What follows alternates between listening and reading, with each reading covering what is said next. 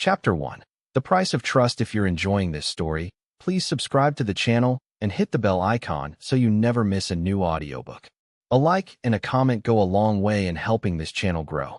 Thank you for your support, and now let's dive in. Shen Yao knelt in the meditation hall of the Jade Cloud Sect, his master's sandaled feet visible at the edge of his peripheral vision. The afternoon light slanted through the paper screens, casting long shadows across the polished stone floor.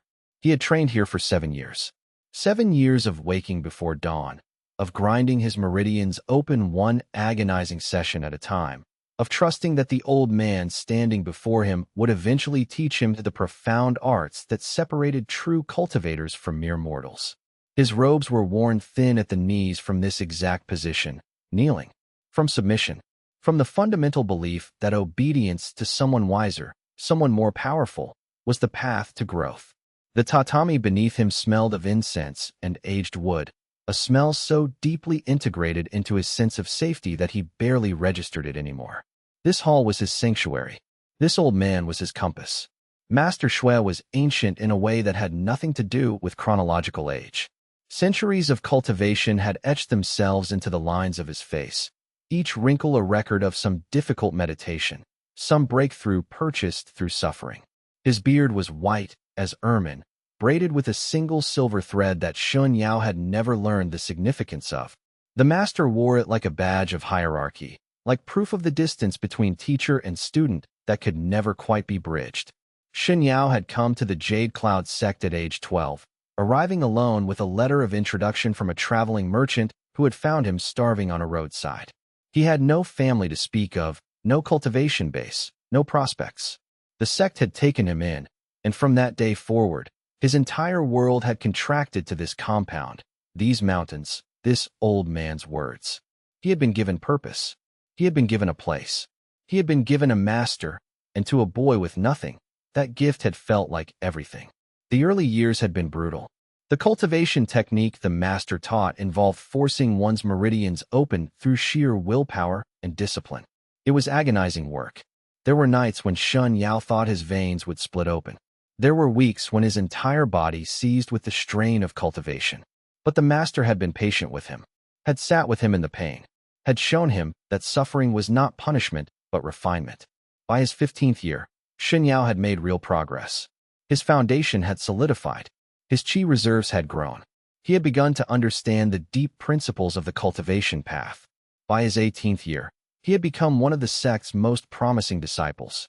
By his 19th year, he had become the master's preferred student, chosen for advanced teachings that the other disciples were not permitted to access.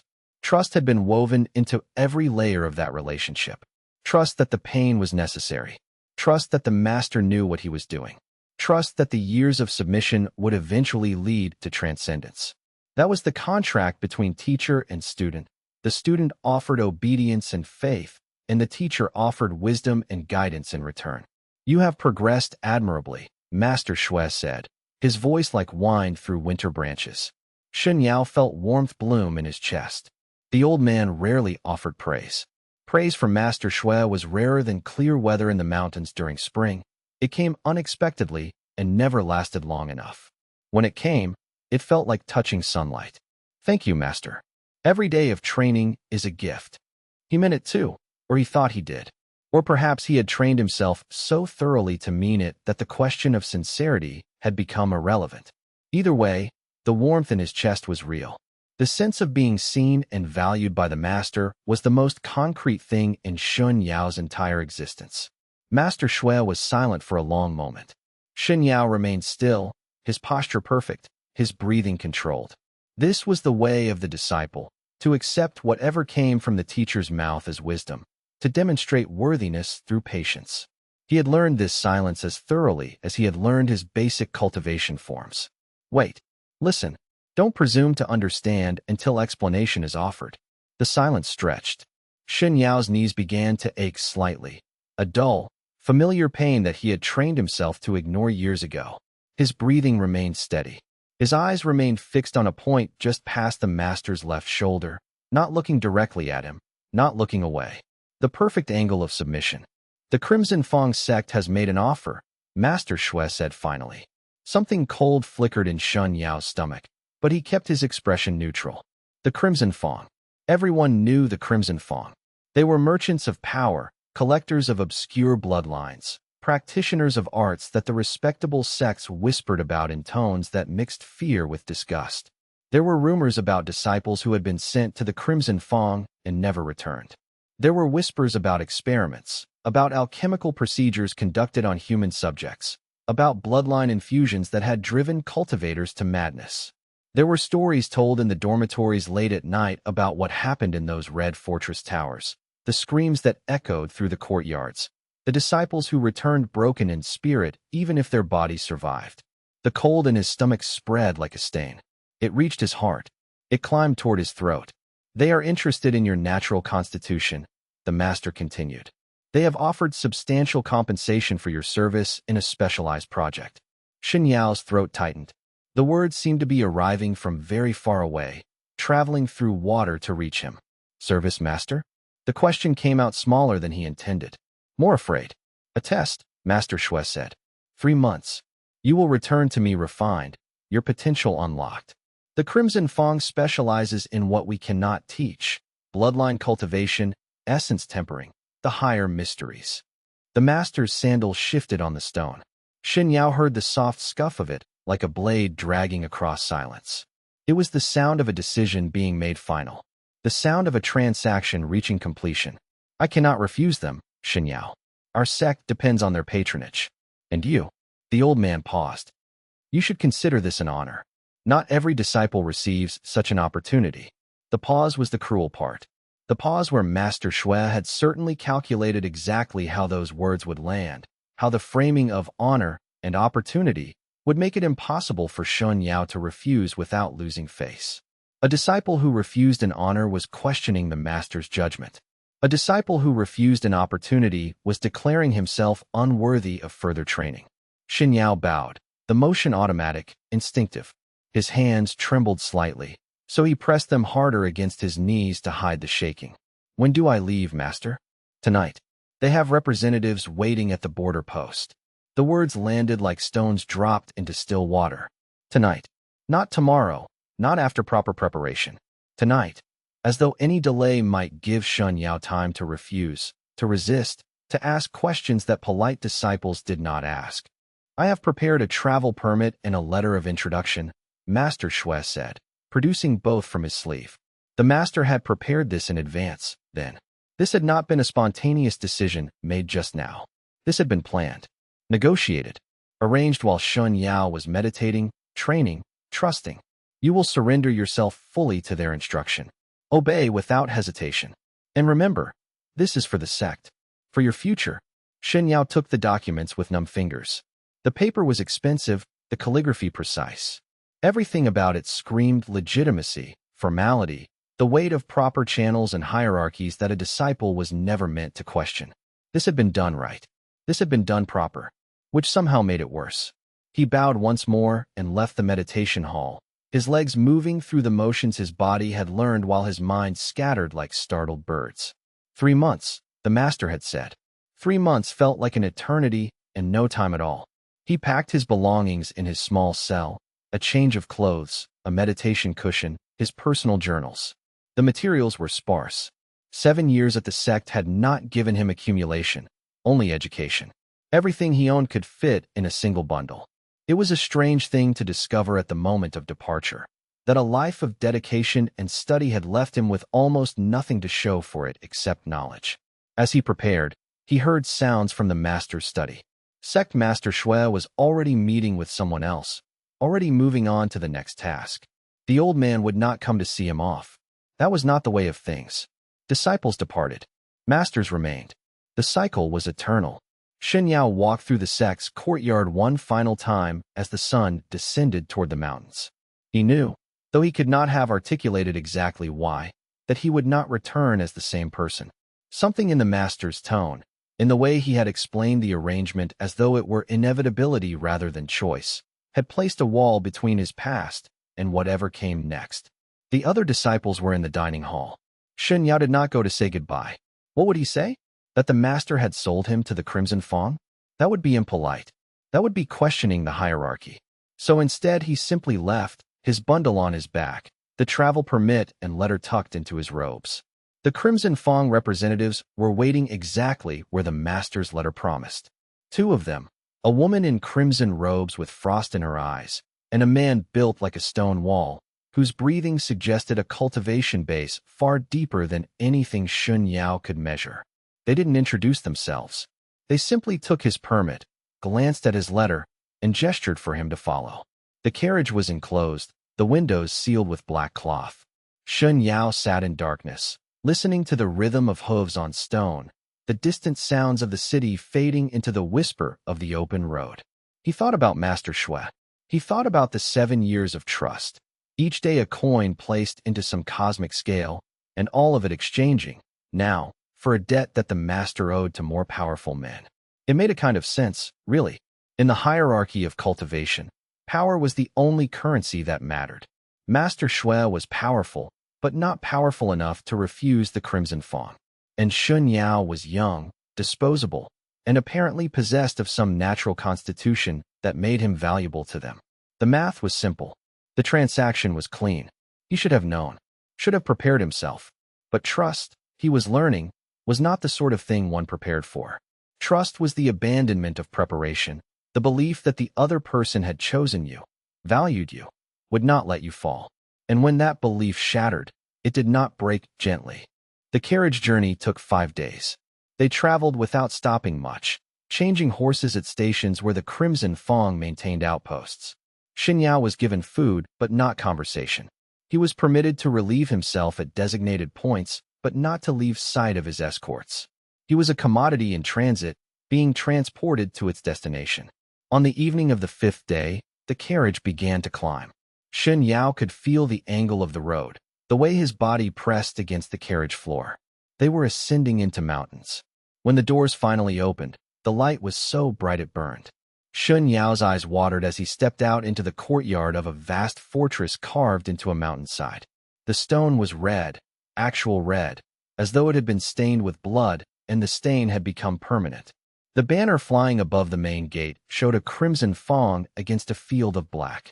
"Welcome," the woman said, her frost-rimmed eyes glinting with something that might have been amusement, "to your 3 months." Her smile did not reach her eyes.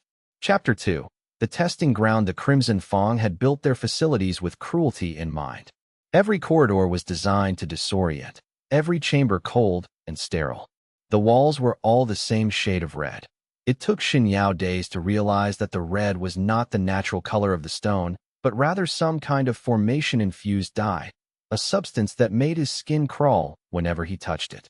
They gave Shen Yao a cell in a tower that overlooked a courtyard where nothing grew. The window bars were carved from a strange silvery metal that made his skin prickle when he touched them, some kind of formation-infused material that disrupted qi flow. He tested it on the 2nd day and felt his cultivation base immediately begin to weaken in proximity to the bars. Whatever the metal was, it was designed to prevent escape. The first week was observation. They kept him isolated, fed him plain rice and brackish water, and watched through observation slots as he slept, meditated, moved. A rotating team of robed figures would peer through the slot at different times, taking notes, recording their observations. They seemed curious about his baseline constitution, his natural meridian clarity, the way his qi circulated through his body. Shen Yao complied with every instruction. He meditated when told, performing the forms he had learned from Master Xue. He answered their questions about his training, his progress, his natural talents. He understood what was happening. At some deep level, they were establishing a baseline. They were measuring what he was so that they could measure what he might become. On the 8th day, they began the tests in earnest. The first one was pain. Simple, crude pain. They brought him to a chamber with a stone table and bound him to it with formations that locked his limbs in place. Then they ran alchemical needles through the meridians in his arms, twisting them slowly to measure his breaking point. Shen Yao screamed. He couldn't help it. Pain had a will of its own, a voice that drowned out thought, that overwhelmed the years of meditation and discipline. But he noticed something strange as the hours wore on. The agony seemed to sharpen his senses rather than dull them. When one of the experimenters moved, he felt it in the air before he saw it. When they prepared the next needle, His body reacted milliseconds before they touched him. It was as though the pain was scrubbing something clean inside him, revealing layers of sensitivity he hadn't known existed. His nerves, tested to their limit, began to adapt. His body began to understand how to survive. They recorded his vitals, his chi fluctuations, the color of his blood where it pooled beneath the needles. The woman, her name was Sect Master Xue, watched from behind a glass partition with something that might have been respect in her expression. She took careful notes. The tests escalated. Poison next, administered slowly, in increasing doses, to measure his body's tolerance and recovery speed. His organs burned. His blood turned dark, almost black. But again, he adapted faster than he should have. His body seemed to reject the poison, to metabolize it, to come out stronger on the other side. Each dose that didn't kill him made him slightly more resistant to the next. Then it was cultivation-based assault. They locked him in a chamber with formations designed to attack his meridians, to jam foreign chi into his channels, to simulate the pressure of fighting enemies far more powerful than himself. The goal, he understood, was to see if he would break, if his foundation would shatter, if his will could sustain him through impossible circumstances. Shen Yao did not break. He bent. He adapted. He survived. And with each survival, something inside him began to change. The framework of his being, tested relentlessly, began to solidify in new ways. He was becoming something different, stronger, more resilient than whatever he had been before. After 3 weeks of this, Sect Master Xue summoned him to her office. It was the first time he had been outside his cell for reasons other than testing. The office was elegant in a way the rest of the fortress was not. Actual furniture, real tea, subtle formations woven into the walls. Xue herself was a woman of indeterminate age, her face smooth but her eyes ancient. She wore the robes of someone of high rank. "Your resilience is remarkable," she said, pouring him tea that probably wasn't poisoned. Shen Yao drank it anyway. The tea was warm and slightly sweet, a taste so normal after weeks of testing that it felt like a kindness. "Your body has adapted to every stimulus we've applied. Your meridians are more flexible than they should be. Your chi regeneration is faster. Most candidates show significant degradation by this point." Shen Yao sipped the tea. It was bitter, and it tasted real. "We're going to accelerate the program," Xue continued. "We believe you're ready for the Bloodline component." Shen Yao set down his cup carefully. His hands were steady. He had learned already how to hide fear. "What does that involve?" "Infusion of condensed ancestral blood essence. We've isolated fragments of a war god's bloodline from ancient texts and artifacts. If your body can tolerate the introduction, you'll develop a bloodline cultivation path. Your potential will multiply. You'll become something more than a simple cultivator. And if my body can't tolerate it," Xue smiled, "then we'll have learned something valuable from the failure." Chapter 3. The Infusion and the Awakening. They waited until the darkest part of the night to begin the infusion. They laid him on a ritual platform, carved with formations that glowed with sickly green light. 4 robed figures stood at cardinal points around him, their hands moving through complex patterns that Shen Yao recognized as binding formations, designed to lock his position, to prevent him from thrashing, to keep him in place for whatever came next. The woman with frost in her eyes, Shen Yao had learned her name was Ling Mei, approached with a crystal vial filled with something that looked like liquid ruby. It seemed to pulse, as though alive, as though something ancient was imprisoned inside it and testing the boundaries of its cage. "This will hurt," Ling Mei said, without inflection. "Scream if you need to." Everyone screams. She inserted a formation-carved needle into his chest, directly over his heart. The vial attached to one end. The needle itself was unlike anything in the testing chambers. It seemed to be made of something that wasn't quite metal, something that existed partially in a different dimension. Shen Yao felt it more as wrongness than as pain, at least at first. Then the contents began to flow into him, and pain arrived like a flood. The pain of the earlier tests was nothing. This was immolation from the inside. It felt as though his blood was boiling, as though something ancient and vast was clawing its way through his veins, something that did not belong in a human body and would burn him down before it could settle. Shen Yao thrashed against the bindings, but the formations held him perfectly in place, spread-eagled and helpless. He screamed until his voice broke into raw gasps. His vision blurred. His meridians, which had seemed so strong after weeks of testing, felt like they were shattering from the inside. This wasn't pressure or poison or pain. This was violation. This was something ancient attempting to rewrite him at his most fundamental level. The robed figures chanted in a language he didn't understand. The formations blazed brighter, and Shen Yao felt something inside him beginning to crack. Not physically, but spiritually, at the core of his being where his sense of self lived. It was like watching the walls of his identity begin to fracture. He remembered Master Xue's face. He remembered the meditation hall, the afternoon light, the sandals shifting on stone. He remembered the moment when trust died, when the person he had placed his faith in revealed that faith was a transaction, that loyalty flowed only in the direction of power. He had been 7 years in that hall, 7 years of absolute trust, and it had been calculated, all of it, from the very beginning. The betrayal crystallized in that moment, perfect and absolute.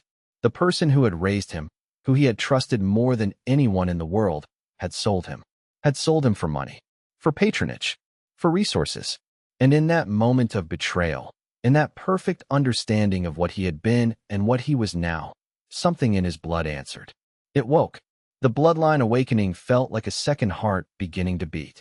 It was smaller, colder, older than his own heartbeat, and it began to consume the agony of the infusion, converting fire into fuel. The ancient war god's power surged through his meridians not in chaos, but in precision, each fragment settling into places in his body where he hadn't known there were empty spaces. His bones seemed to thicken, becoming something harder than bone. His skin hardened. His vision sharpened until he could see the individual expressions on the faces of the robed figures staring down at him, could count the pores on Ling Mei's face, could see the fear in Sect Master Qin's eyes behind her observation glass. The worst part was the clarity. As the awakening completed, as the new power settled into a new equilibrium in his blood, Shen Yao understood with perfect, horrible clarity why he was here. This had never been a favor. This had never been an opportunity. He had been a resource, and his master had sold him to the highest bidder. The master who had taught him, who he had trusted, who had been the center of his world. That man had calculated his value and deemed it worth sacrificing to the Crimson Fang. The betrayal wasn't the physical act of being transported here. The betrayal was that everything before had been a lie. Every meditation session, every word of praise, every moment of connection, all of it had been calculated to build trust so that the final betrayal would be sufficiently profound. And it had made him stronger. Much, much stronger. The infusion left him unconscious for 2 days. When he woke, the world was different. Not transformed. Not in the way the Crimson Fang seemed to expect, but sharpened, clearer, as though someone had cleaned a lens he hadn't known was smudged. He could feel the new bloodline power running through his veins like a second circulatory system. It was dormant now, the awakening subsided, but it was there. A presence, a reserve of strength that he could tap into if he needed it. And it wanted more. It wanted him to cultivate more betrayal, more trust-breaking, more perfect moments of faith destroyed. Sect Master Qin seemed delighted by his survival. She visited him in his recovery chamber 3 days after the infusion, reviewing formation readings with visible satisfaction. "Remarkable," she said. "Your meridians adapted to the ancestral essence far more completely than we predicted. Look here, the foreign blood actually integrated with your natural qi rather than existing as a separate current. Do you understand what that means?" Shen Yao understood exactly what it meant. It meant he was useful. It meant they would want more from him. It meant the Crimson Fang had found a resource worth mining more deeply. It means you're compatible with bloodline cultivation on a level that most practitioners aren't, Qin continued. It means we can conduct further infusions. We can deepen your potential. How many further infusions? Shen Yao asked carefully. As many as you can survive. Your baseline has changed. Your foundation is stronger. If you can tolerate another awakening. She trailed off, but the implication was clear. They would keep pushing him, keep infusing him, keep testing the limits of his blood until either he broke or they discovered the peak of what he could become. It was then that Shen Yao began to piece together the pattern. Not from guessing, but from the texts. The Crimson Fang had extensive archives. Ling Mei, perhaps respecting his resilience or perhaps testing him further, granted him access to certain restricted sections of the library. Most texts were dry, Technical, discussions of essence infusion rates, formation optimization, meridian compatibility thresholds. But buried in a section labeled Rare Bloodline Variants was a single passage that made his blood still. The war god's bloodline responds uniquely to the experience of profound betrayal. Ancient records suggest that cultivators bearing this bloodline found their power deepening proportionally to the severity and emotional weight of acts of trust violation. Whether this is due to symbolic resonance or a metaphysical principle remains unknown. Practitioners are cautioned that excessive awakenings can lead to psychological degradation. There it was. Not speculation. Not a theory. A fact recorded by someone centuries dead. Someone who had studied this bloodline as intimately as Shen Yao was now beginning to study it. The bloodline didn't respond to pain or proximity to death. It responded to betrayal. Specifically, it responded to the violation of trust by someone the bearer had chosen to depend on. His blood deepened with every betrayal. The implications cascaded through his mind like falling dominoes. It meant his master's act of selling him hadn't been a misfortune. It had been the key to unlocking his potential. It meant that the Crimson Fang's cruel infusion hadn't been random cruelty. They had engineered circumstances specifically designed to trigger betrayal, knowing that the betrayal would catalyze the bloodline awakening. It meant that his suffering was not pointless. It was the mechanism by which he would become stronger. And it meant something else, something that crystallized slowly in his mind over the following weeks. He could do this deliberately. He could cultivate trust. He could find people and make himself essential to them. He could nurture their dependence on him. And then, when the moment was right, he could break that trust completely. And each betrayal, perfectly executed, would deepen his bloodline further. The question was not whether this was cruel. The question was whether he had any other choice. Over the following weeks, Shen Yao adapted his internal approach. The Crimson Fang continued their tests, but now he understood what they were measuring. They were calculating the depth of power that betrayal could unlock. They were establishing a baseline for how many times they could betray him and how severe each betrayal needed to be to produce the maximum awakening. He was a resource, but now he understood the shape of that resource. He was a tool designed by ancient gods to transform pain into power, and the pain they inflicted came through broken trust rather than crude violence. He could become the architect of his own awakenings. On the 40th day of his captivity, Sect Master Xue informed him that his time in the Crimson Fang was ending. "You've exceeded our expectations," she said, her frost-rimmed eyes satisfied. "The infusion was successful. Your bloodline is stable. We could continue the tests, but we've gathered the data we need. Your master should be pleased with the results." The words landed strangely. "My master is expecting me." "Of course. We had a contract.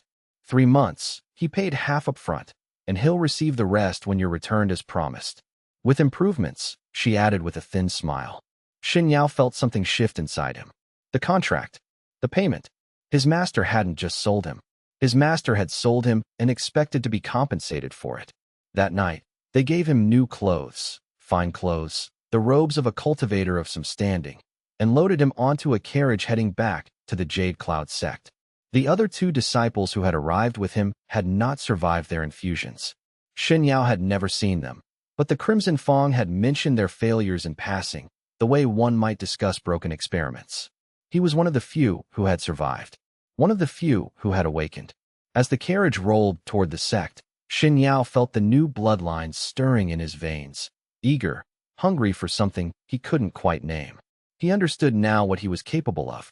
He understood what he was meant to become. All that remained was to begin the real cultivation. Chapter 4. The Return and Recognition. The Jade Cloud Sect looked smaller when he returned. It was a peculiar thing to notice. The walls were the same height. The buildings had not shrunk. But something in his perception had shifted so dramatically that the entire compound seemed to have contracted in his eyes. He had been remade in the Crimson Fang's fortress. The Jade Cloud Sect, which had seemed like the center of the world 7 years ago, was now just a cluster of buildings in the mountains. Master Xue was waiting in the meditation hall. Of course he was. The master knew the exact day he would return. He had known for weeks, negotiating the timeline with the Crimson Fang, arranging for the carriage to arrive on schedule, preparing the reception. "Shen Yao." The old man's voice carried warmth, as though the past 40 days had been a natural separation not a transaction. You have returned improved. I can sense the change in your constitution. The Crimson Fang have done good work. Shen Yao bowed, the motion crisp and perfect, years of training embedded in his muscle memory. Thank you for the opportunity, Master. Come, sit. Tell me about your experience. Shen Yao sat, and he began to speak. He described the tests, the infusion, the awakening. He described the pain and the strange adaptation that had occurred in his body.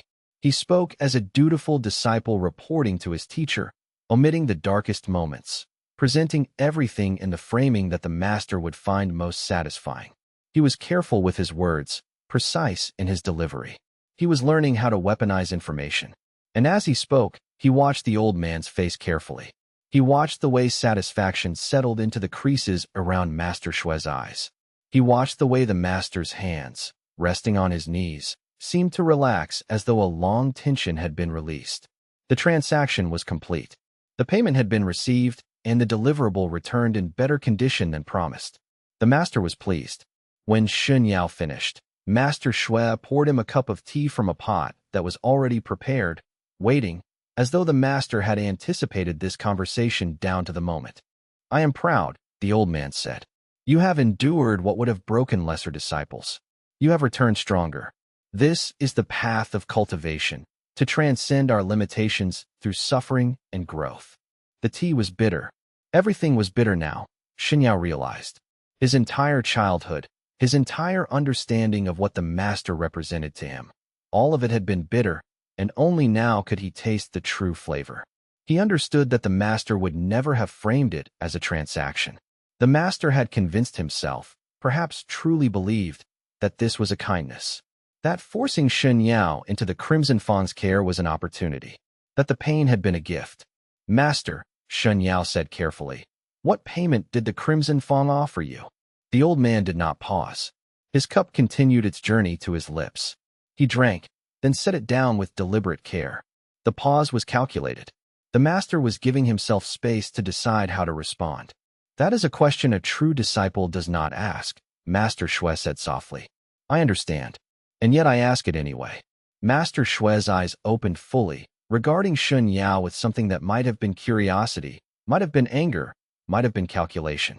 The master was reassessing him. The old man could sense that something had changed. They offered enough to finance the sect's expansion for 3 years. They offered resources that we could not obtain otherwise. They offered power and security for this institution and everyone within it. Including me? You were part of it, yes. But your sacrifice was for something greater than yourself. Shen Yao felt the new bloodline stir. It pressed against the inside of his skin like something caged, hungry for the moment of betrayal to transform into power. But he held it still. Not yet. There were things he needed to understand first. There were patterns he needed to recognize. I see, he said quietly. Thank you for explaining it, Master. Will you meditate with me? Master Xue asked. It was the same invitation he extended every evening. The master sat in the meditation hall in the deepening twilight, and sometimes Shen Yao would join him, their silences synchronized, their qi cycles aligned. It had always felt sacred, but now it felt like the prelude to something else entirely. Of course, Shen Yao said. They sat facing each other, 10 feet apart, their eyes closed, their breathing synchronized. Shen Yao let his new bloodline settle, let his enhanced perception stretch through the meditation hall, let himself feel the shape of the master's qi as it cycled through the old man's meridians. And he understood something that the Crimson Fang texts had not explicitly stated but had implied clearly enough. His bloodline did not just deepen when he was betrayed.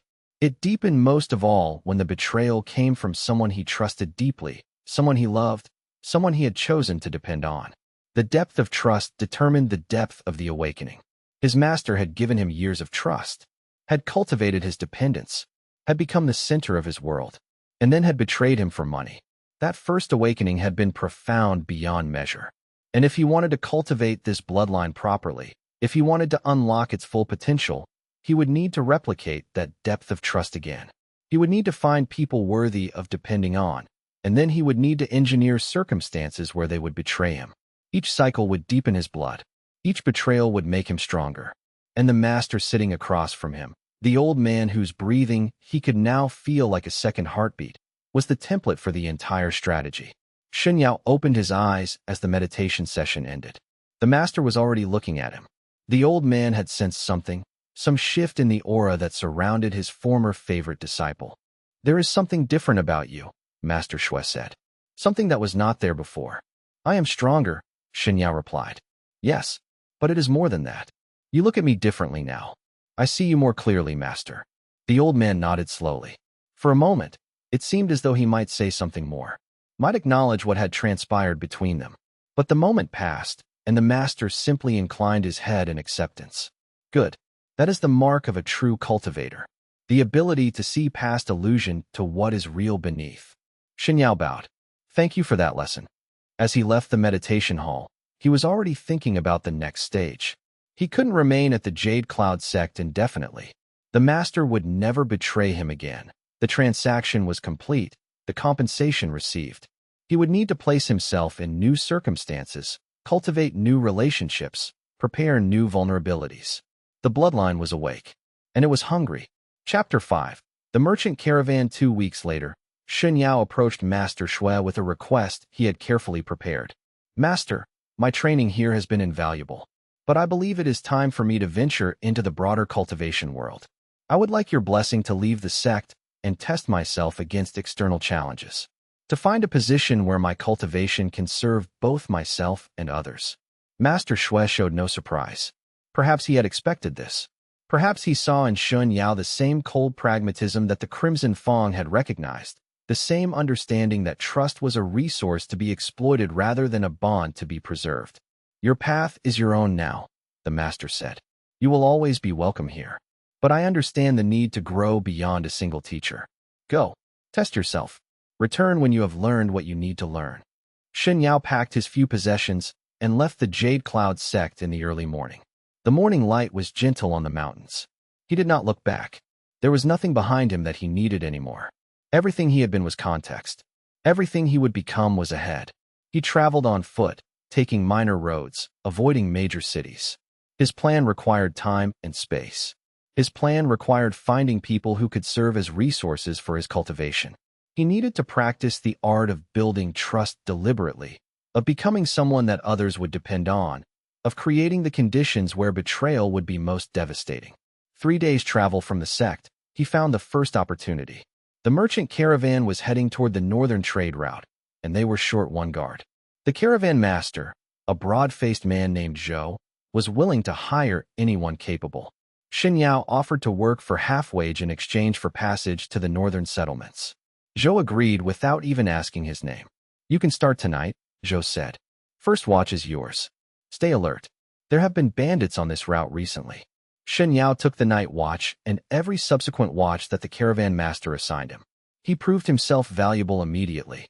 On the second week, he caught an attempted theft in the supplies, a hired thief trying to steal valuable spices. On the third week, he negotiated with a local lord to allow the caravan safe passage through territory that normally charged exorbitant tolls. On the fourth week, he saved one of the other guards from a venomous snake by identifying the venom's antidote from his studies of medicinal texts.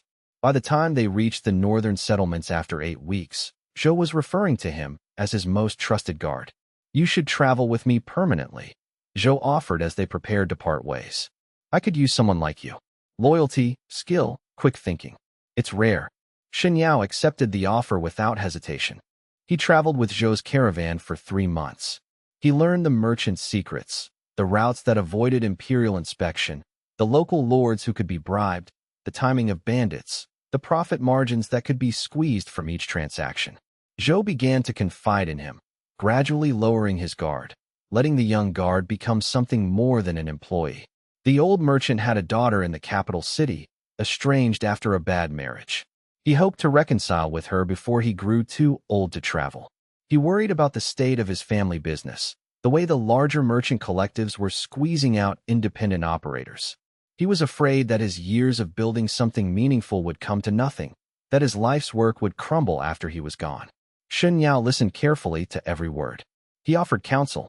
He became the old man's confidant. He became trusted. He became, in a real way, like the son that Zhou had never had. It took 6 months for complete trust to settle. 6 months of consistent kindness, reliable support, and deepening friendship. By the end of that time, Zhou would have given anything for this young man, had offered multiple times to make Shen Yao a partner in his business, to cut him in on the profits, to ensure his future. And Shen Yao had accepted all of it, knowing that this period of cultivation was temporary, knowing that the betrayal would come, knowing that the deeper the trust, the greater the eventual awakening would be. The opportunity arrived on a road outside a settlement called Shadowbrook. They had camped for the night, and Shen Yao was making his rounds when he noticed a stranger approaching the camp through the darkness. A woman in robes that marked her as a cultivator, her eyes glowing faintly with internal power. Shen Yao intercepted her before she reached the merchant's tent. "Why have you come?" he asked. "Zhou merchant carries a shipment of rare alchemical herbs," the woman said flatly. "My employer is interested in acquiring that shipment. I'm authorized to offer compensation or to take it by force if the merchant proves unwilling." Shen Yao processed this quickly. A merchant would have goods worth stealing. A cultivator would have access to cultivation resources. The opportunity was too perfect to be coincidental. It was being offered. It was waiting. And Shen Yao understood, in that moment, that this woman and her employer had perhaps been following the caravan specifically because they sensed the potential value of its contents. "Give me a moment," he said. "Let me speak with the merchant." He returned to the tent and woke Zhou. The old man's eyes went wide as Shen Yao explained the situation. "What do I do?" Zhou asked, his voice trembling. "Should I give her the herbs? Should I negotiate? I don't have the power to fight a cultivator, and my guards can't protect against someone like that. Shen Yao, what should I do?" And in that moment, Shen Yao saw the full extent of the old man's dependence. Zhou had placed all his trust in this young guard, had come to believe that Shen Yao would handle any problem, would make all difficult decisions, would protect him from any threat. "No," Shen Yao said. "I'll handle this." He returned to the cultivator. "The merchant refuses to bargain. He'll fight if you take the herbs." The cultivator's expression didn't change. "Then we'll take them by force." "And you?" "I'll defend him," Shen Yao said. The cultivator smiled. "I was hoping you would say that." She pulled something from her sleeve, a jade token with a serial number engraved on it. The same style as the Crimson Fang tokens Shen Yao had seen during his captivity. "I'm authorized to make offers to promising cultivators," the woman said. "The Crimson Fang would be very interested in what you've become. I've been tracking you since you left the Jade Cloud Sect. If you surrender the merchant to me, I will personally recommend you for a senior position in our organization. You could be far more than a simple guard." Shen Yao felt the bloodline surge. This was the moment. This was the betrayal he had been cultivating, and it was deeper than even the Master's betrayal because it came from someone he had genuinely chosen to trust. Zhou had become real to him over these months. The old merchant's dreams about his estranged daughter had begun to matter. The old man's loneliness, his hope that he might finally have a companion, a friend. Shen Yao had felt all of it. And now Shen Yao was about to destroy all of it. "I'll surrender him," Shen Yao said. The cultivator's smile widened. "Good. I knew you would see reason. You'll begin training next month. We'll need to assess your full potential, of course, but..." "No," Shen Yao interrupted. "You misunderstood me. I'll surrender him to the bandits." He turned and walked back toward the merchant's tent. Behind him, he heard the cultivator laugh, a sharp, bright sound of genuine amusement. "Oh, the Crimson Fang will definitely want you. You're a treasure." Shen Yao entered the tent, and in the flickering lamplight, he saw Zhou's face. Hopeful, terrified, placing all his faith in the young man he had grown to trust absolutely. The old man had risen to his feet, waiting for protection, waiting for salvation. "Run," Shen Yao said gently. "Out the back of the tent. Through the eastern woods. Go. Don't look back." Zhou hesitated for only a moment, confusion and betrayal warring in his expression. Then he understood. Then he moved. The cultivator was on them seconds later. She blocked the tent entrance and looked at Shen Yao with something approaching respect. "You let him go," she said. "Why?" "Because," Shen Yao said, feeling his bones begin to crack as the bloodline awakened, deeper this time than it had been during his infusion, deeper because this betrayal was his own choice and not imposed on him by others, deeper because the trust had been real and earned rather than simply placed blindly in authority. "I needed him to escape to feel the full weight of his betrayal." The woman's expression shifted to something like understanding. Shen Yao's body transformed. His skin hardened. His vision sharpened to an inhuman clarity. The second awakening had arrived, and this time there was no agony in it. Only cold, perfect strength. The power flooded through him smoothly, integrally, becoming part of him rather than something imported from outside. He did not kill the cultivator. He simply incapacitated her, rendered her unable to pursue. Then he walked away from the caravan, away from Zhou, away from the merchant's voice calling his name in the darkness. He had used the old man. He had cultivated his trust.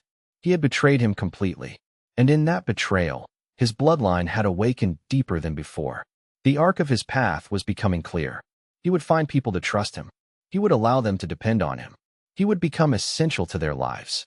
And then he would destroy that trust in the most complete way possible.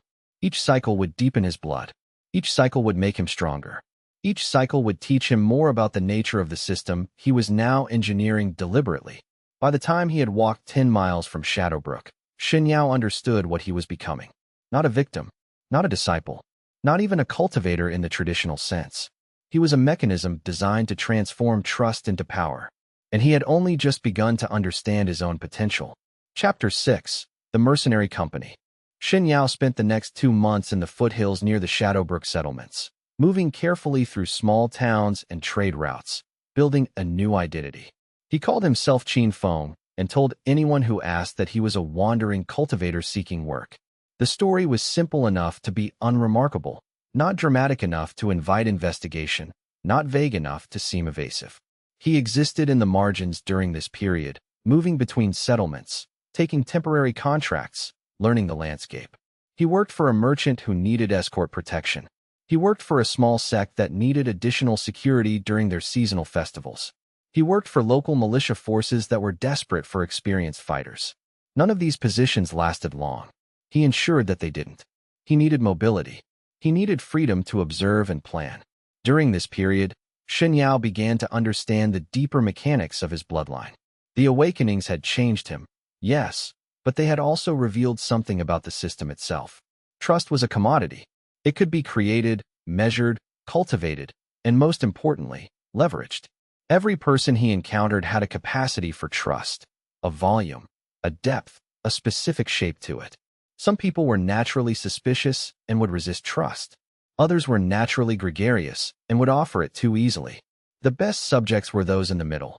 People like Zhou and Yin Fei, who wanted to trust but had also learned through experience to be cautious.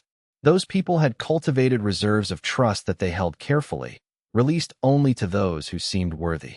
When they finally opened those reserves completely, when they allowed themselves to believe in someone utterly, that was the moment of maximum power. The opportunity in Westmark presented itself in the form of a notice posted in a garrison town's administrative office. The local lord of Westmark, seeking to improve security along the major trade routes, was recruiting independent cultivators for long-term garrison service. The positions offered steady wages, housing, advancement opportunities, and most importantly, the chance to be part of an actual organization rather than freelancing. Shen Yao arrived in Westmark on a morning thick with fog and found the recruitment office without difficulty. The garrison was already substantial, perhaps 200 soldiers and 30 cultivators, organized into a military hierarchy. It was exactly the kind of environment where his methods could be most effectively deployed. The commander of the garrison, a woman named Yin Fei, was more thorough in her hiring process than Zhou Merchant had been. She tested applicants through combat scenarios, measuring not just their strength but their decision-making under pressure. She had them interact with existing soldiers to assess how they handled hierarchy and community. She asked detailed questions about their backgrounds, their motivations, their understanding of discipline. Shen Yao understood that she was looking for reliability, not just strength. She was building something that was meant to last, which meant she needed people she could trust to function within a system rather than just individuals capable of violence. He presented himself as a cultivator from a minor sect, specific enough to seem authentic, vague enough that she couldn't verify the details easily. He claimed to have trained for 15 years, which would have made him approximately 28 years old, an age that suggested both experience and moldability. He expressed interest in stable work and organizational advancement. When it came time for the combat test, he performed competently but not spectacularly. He won his matches clearly, but not dominatingly. He made good tactical decisions, but wasn't reckless. He demonstrated solid foundation work, but wasn't attempting anything advanced. Everything about his performance suggested someone who was serious about cultivation but not desperately ambitious. Someone who could be trusted to remain stable and follow orders rather than pursue power at any cost.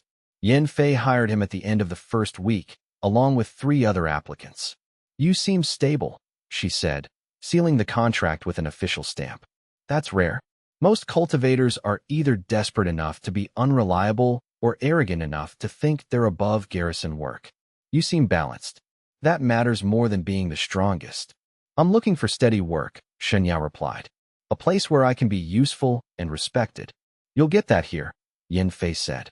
She was a woman in her early 40s, with the bearing of someone who had earned her position through competence rather than inheritance. Her hair was streaked with gray, and there were deep lines around her eyes that suggested she slept poorly and carried heavy responsibilities. "My people come first. If you can prove that you understand that, you'll advance quickly." Shen Yao understood her completely in that moment. She was someone who had built something from nothing, who had cultivated a meritocratic organization in a world that traditionally operated on patronage and family connections. She was proud of what she had built, and she was terrified of losing it. She was exactly the kind of person whose trust would deepen most profoundly once given, because she was extremely selective about who she offered it to. Over the following weeks, Shen Yao proved that he understood exactly what she needed. He organized the patrol routes for maximum efficiency, discovering redundancies that other soldiers had overlooked. He trained the less experienced guards in basic cultivation techniques without condescension, always framing his knowledge as something they could certainly learn rather than something he was graciously bestowing. He took on additional duties without complaint, never asking for recognition or advancement, simply contributing to the mission. But he was also building something else, something invisible but crucial. He was building a network of dependence. He became the person that the younger guards came to with problems, not just tactical problems, but personal ones. A guard worried about being strong enough. Shen Yao would offer training. A guard struggling with homesickness? Shen Yao would sit with them and listen. A guard having conflicts with their unit mates? Shen Yao would facilitate resolution. He became the bridge between the commanders and the regular soldiers. He became the one who understood how to translate orders into actual implementation. He became the one who could explain to a doubting recruit why the garrison's meritocratic approach was superior to the traditional hierarchy-based systems used elsewhere. By the 3rd month of his service, Shen Yao had become indispensable, not in the way of someone who was irreplaceable because of superior strength, but in the way of someone who was woven into the actual functioning of the organization. He had become the place where tensions resolved, where information flowed between levels, where the garrison's culture was maintained and transmitted. Yan Fei began consulting him on major decisions. She asked his opinion on strategy, on personnel matters, on how to handle delicate negotiations with merchants' guilds who operated on the trade routes and bandits' leaders who might negotiate rather than fight. She trusted him in a way that went beyond professional respect. She began to treat him as a peer in ways that were inappropriate to his rank, discussing her own insecurities with him in late-night conversations over tea. And Shen Yao cultivated that trust like a gardener cultivating a rare and precious plant. He was patient with her doubts. He was nurturing toward her ambitions. He was building something beautiful and intricate, knowing with perfect certainty that he would eventually reduce it to ash. It was during the 4th month that the complication arrived. A merchant caravan pulling through Westmark with valuable cargo. A merchant caravan arrived at Westmark carrying a shipment of particularly valuable goods, rare alchemical components that were difficult to synthesize, cultivation texts that had been out of circulation for decades, high-grade weapons from a master smith 2 provinces over. The local lord had commissioned the caravan specifically, paying premium prices to bring these resources into the garrison, intending to use them to bolster his military advantage. The caravan master seemed nervous, edgy, constantly checking his surroundings for threats. Shen Yao observed this immediately and understood that the man carried trauma. There was something in his posture, in the way he moved, that suggested he had suffered and survived something significant. The reason became clear during the first evening the caravan spent in Westmark. The caravan master requested a private meeting with Shen Yao. He knew something. He had recognized something. "I know who you are," the man said once they were alone. His face was pale, and his hands trembled slightly. "I know what you did." Shen Yao's bloodline stirred. Recognition. Potential threat. But he kept his expression neutral and open, creating space for the man to explain himself. "I'm not sure I understand." The merchant Zhou, the caravan master, pressed.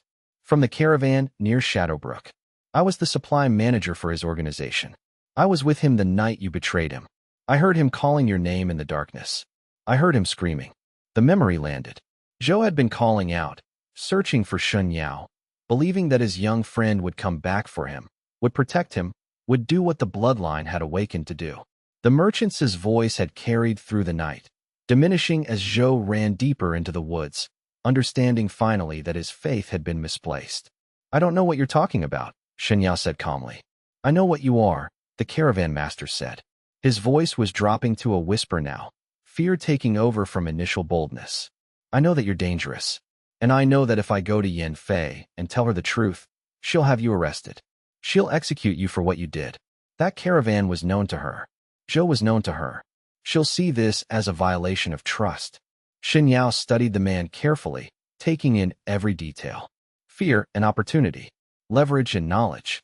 The situation was precarious, but it was also exactly the kind of problem that taught the most valuable lessons about cultivation and the management of power. "What do you want?" Shen Yao asked directly. "Protection," the caravan master said. "I want you to ensure that I survive this contract, that I get out of Westmark with my cargo and my life intact. I want you to promise that nothing will happen to me here, that my presence won't be remarked upon, that I'll be invisible to any investigation that might threaten me. If you do that, I'll keep your secret. If you don't, you'll tell Yan Fei the truth. Yes, I'll describe the incident. I'll tell her that you've been here from the start as some kind of infiltrator. I'll destroy you." Shen Yao could have killed him. The man was no cultivator. It would have taken seconds, would have felt effortless. He could have made it look like an accident or even a suicide.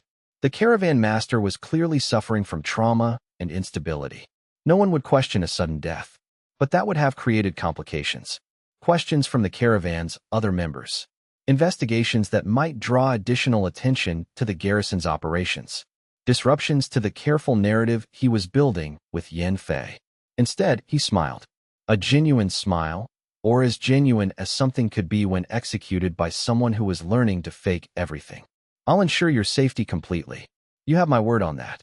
You'll be protected, respected, and invisible. I give you my solemn commitment." The caravan master left the meeting visibly relieved. He didn't understand what Shen Yao had just agreed to. He didn't understand that in asking for protection, he had made himself into exactly what Shen Yao needed him to be, a dependent who would eventually understand the depth of his dependence. Over the next month, Shen Yao became the caravan master's shadow. He ensured the man had the best accommodations within the garrison. He protected him from the rough elements of garrison life, the soldiers who might otherwise take advantage of a soft-looking merchant. He became his refuge and his defender. He became, once again, someone to depend on completely. The caravan master was grateful, visibly grateful. And gratitude, Shen Yao was learning, was one of the most reliable foundations for trust. The caravan master began to understand that Shen Yao wasn't just keeping him safe out of fear of blackmail. The young guard was actually looking out for his welfare, was actually invested in his survival and comfort. By the end of a month, the caravan master had fully internalized his dependence.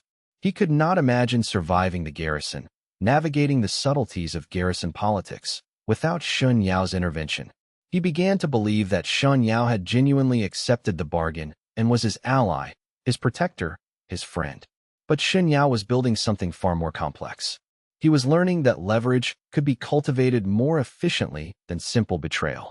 He was learning that the threat of betrayal could be just as useful as the act itself, because it created a perpetual state of dependence, the person never knowing if the protection would continue, never being able to trust that safety would be guaranteed tomorrow. The caravan left Westmark 5 weeks later. It passed through the garrison checkpoint without incident. The caravan master departed with gratitude and a promise to speak well of Shen Yao to anyone he encountered in future travels. He never revealed the secret. He kept his word. But in keeping his word, he remained eternally dependent on Shen Yao's continued benevolence. And Shen Yao understood that this was its own form of awakening, not the violent eruption of power that came from breaking trust, but a subtler deepening that came from mastering its management. Chapter 7. Yin Fei's favor with the caravan master gone. Shen Yao turned his full attention back to Yin Fei and the garrison. The garrison commander had begun to give him more responsibility. She was constructing a special unit, an elite force that would handle the most dangerous bandit threats, the ones that required not just martial skill, but strategic thinking and the ability to operate independently in circumstances where soldiers would normally fall back on hierarchy and chain of command. She wanted Shen Yao at the head of it. "You understand how these organizations work," she told him one evening as they reviewed patrol routes and training schedules in her private quarters. "Most cultivators are brilliant but undisciplined. They're strong, yes, but they think individually. You think about systems. You think about how individual actions affect larger patterns. I need that. I need you." Shen Yao accepted the position with appropriate humility. He downplayed his own capabilities while accepting the responsibility. He asked what challenges Yin Fei most wanted the elite unit to address, demonstrating genuine interest in her vision rather than just his own advancement. Over the following 2 months, Shen Yao trained the elite unit, selecting candidates who had demonstrated not just martial skill, but psychological stability. He looked for people who could follow orders, but also think independently when circumstances required it. He built them into a formidable force, and more importantly, he built them into people who respected him, who trusted his judgment, who would follow his lead even in ambiguous circumstances. But even more importantly, he became the bridge between Yin Fei's strategic vision and the actual execution of her plans. Every major operation that the garrison undertook, Shen Yao had a hand in organizing. Every tactical deployment that succeeded did so because of planning that Shen Yao had contributed to. Every success reflected positively on Yin Fei's command, but it also revealed that her competence depended on Shen Yao's contributions. What Yin Fei didn't yet realize was that Shen Yao was also gradually shifting the decision-making structure. He was subtly encouraging her to consult him before making major decisions.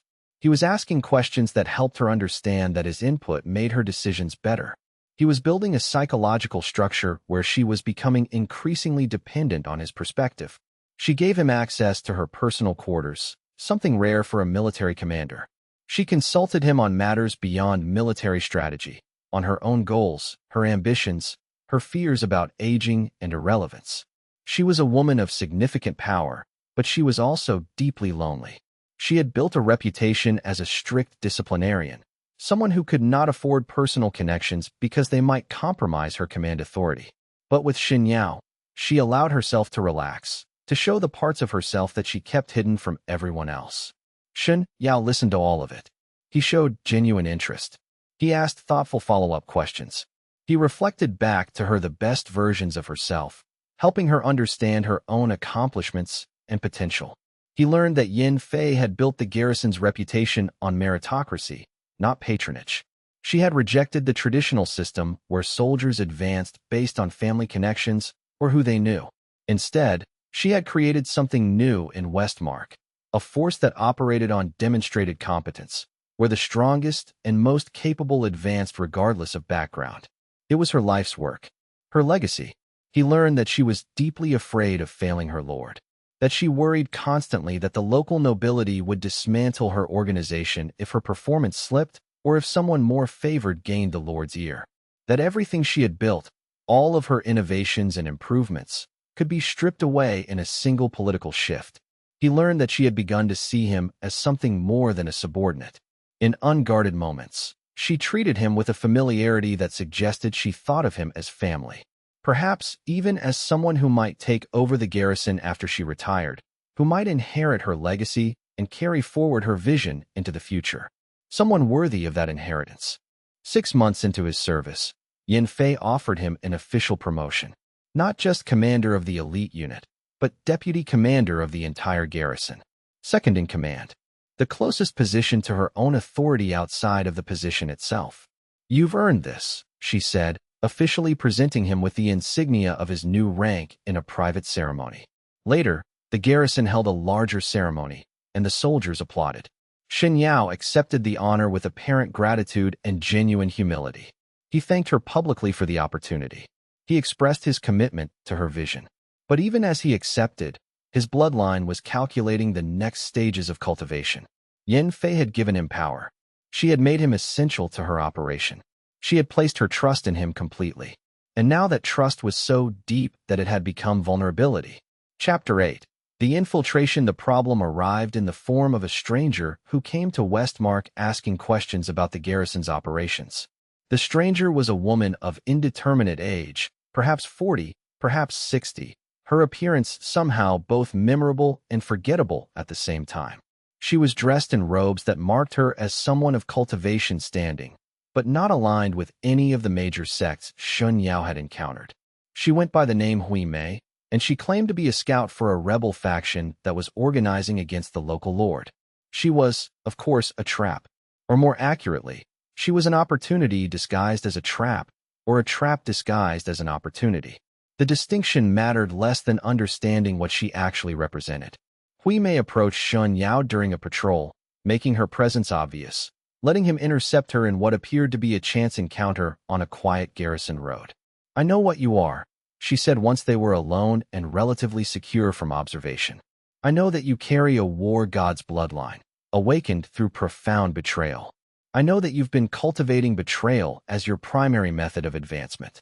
And I know that Yin Fei is your current project, your current subject for whatever you're building."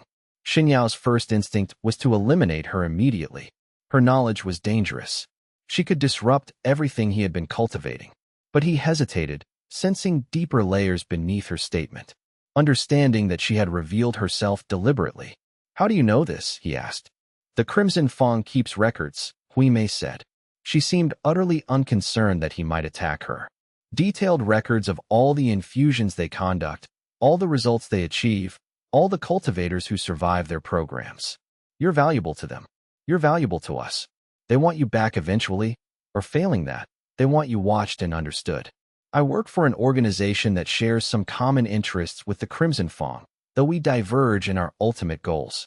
We also want to know what you'll do with your bloodline once you've finished playing with the garrison commander." "And what do you want from me?" "Nothing," Hui Mei said. "Nothing that you haven't already decided to do.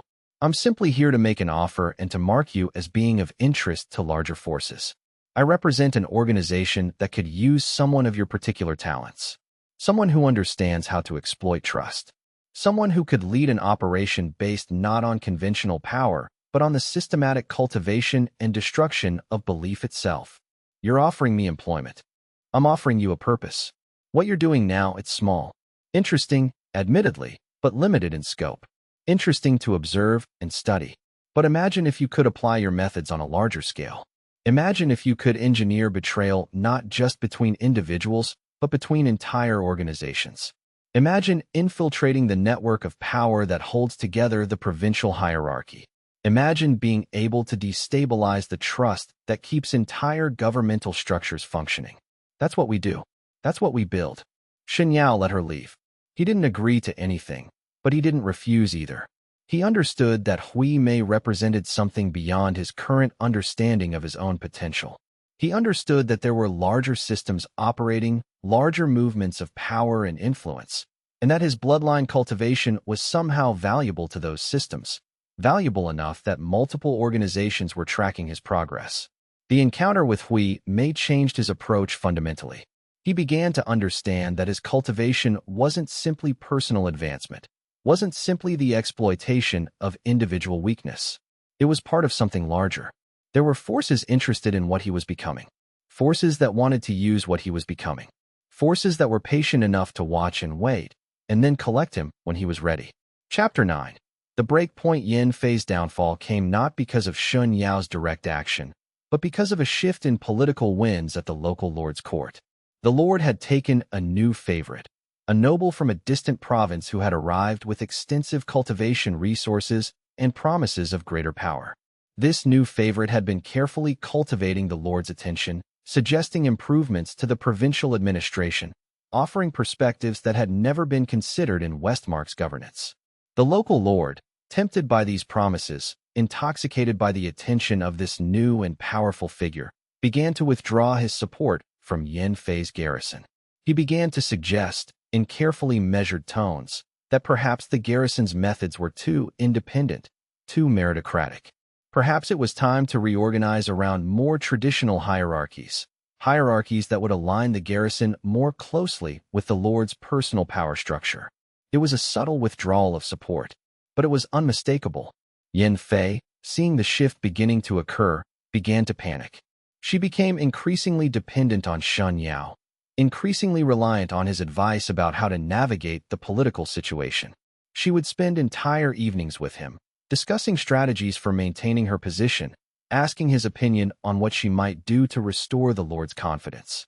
She began to confide in him about her deepest fears, that her life's work would be dismantled, that everything she had built would be stripped away and replaced with something inferior, that her legacy would be destroyed by political maneuvering that had nothing to do with actual competence or performance. And Shen Yao, with perfect compassion, with apparent genuine concern for her welfare, offered to help her navigate the crisis. "We need to demonstrate that the garrison is indispensable," he said during one late-night conversation. "We need a situation where your superior capabilities become obvious, where the Lord sees that you are more valuable than the new favorite." Yan Fei trusted his analysis completely. She began to implement his suggestions. She began to orchestrate situations where the garrison's efficiency could be displayed prominently. She began to create scenarios where her personal leadership would shine, where her innovations would be undeniable. But the scenarios that Shen Yao suggested were subtly designed to create instability in the garrison itself. They required the garrison to stretch its resources to the limit. They required Yan Fei to make difficult and sometimes questionable decisions about priorities. They required her to trust Shen Yao's judgment absolutely, because he was the one feeding her the information she needed to make those decisions, information that only he had access to. What Yan Fei didn't realize was that Shen Yao was simultaneously, carefully, feeding information to the Lord's new favorite. Information about the garrison's current weaknesses. Information about inefficiencies in Yan Fei's command structure. Information about cost overruns and tactical failures, presented in ways that suggested systemic problems rather than temporary issues. The two streams of information were carefully balanced.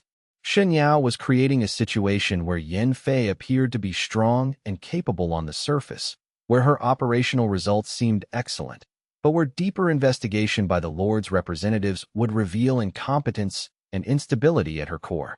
It took 2 months for the trap to close completely. The Lord summoned Yan Fei and demanded a full accounting of her operations. He had heard, he said, about significant and troubling problems with the garrison's management.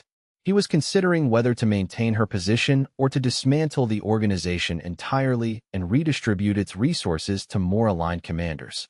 Yan Fei brought Shen Yao with her to the Lord's court. She wanted his support, his presence, his judgment close by. She wanted to show her lord that she had identified and cultivated the best leadership in the garrison. She wanted to demonstrate her value through the quality of those she had trained and mentored. The interrogation lasted 12 hours. The Lord's investigators, primed by the new favorite's careful suggestions, went through the garrison's records, questioned the soldiers, examined the financial accounts in minute detail. And everywhere they looked, they found exactly what Shen Yao had arranged for them to find. Evidence of Yan Fei's mismanagement. Evidence of her inappropriate favoritism toward Shen Yao. Evidence of her failure to maintain strict discipline. Financial records that could be interpreted as indicating corruption. By the end of the interrogation, the narrative was completely clear. Yan Fei had lost control of her organization. She had become emotionally compromised by her relationship with her deputy commander. She was no longer capable of maintaining the garrison's reputation or serving the Lord's interests effectively. The Lord removed her from command immediately. Yan Fei was devastated beyond measure. Her life's work, her legacy, her identity, all of it was stripped away in a single morning. She left the Lord's court in shock, barely understanding what had happened, barely able to comprehend the transition from being valued commander to being cast aside. And when she looked at Shen Yao, in that moment before she departed the court, there was a flicker of understanding. She knew. In that final moment, she understood what he had done. not in the detailed mechanics of it, but in essence. She understood that she had been betrayed by the person she trusted most, that her faith in him, her reliance on his judgment, had been the mechanism of her own destruction.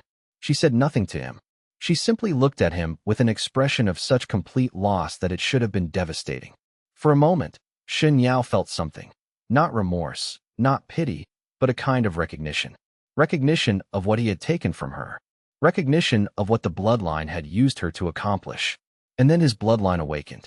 It was the third awakening, and it was deeper than either of the previous two. The pain of it dropped him to his knees there in the Lord's court. His bones cracked, restructuring themselves at a fundamental level. His blood boiled, converting itself into something else entirely. His meridians screamed as the war god's power deepened, spreading into channels that hadn't existed before, filling new depths of his being that seemed to have been waiting for this exact infusion. The awakening lasted for hours. Shen Yao spent the remainder of the day in agony, barely able to move, his body transforming, his strength multiplying. When dawn came the next morning, he was different in ways he could barely articulate. He had moved beyond what he had been. He had become something that the Crimson Fang had only theorized about, a cultivator whose bloodline had been deepened 3 times by profound betrayal, each awakening more complete than the last, each one taking him further from his original humanity. He was stronger, faster, more resilient. His meridians were deeper, more complex, branching in new patterns. His chi reserves were larger, able to sustain more complex formations and higher-level cultivation techniques. His cultivation base was more stable, less vulnerable to disruption or degradation. But more than that, he had changed psychologically.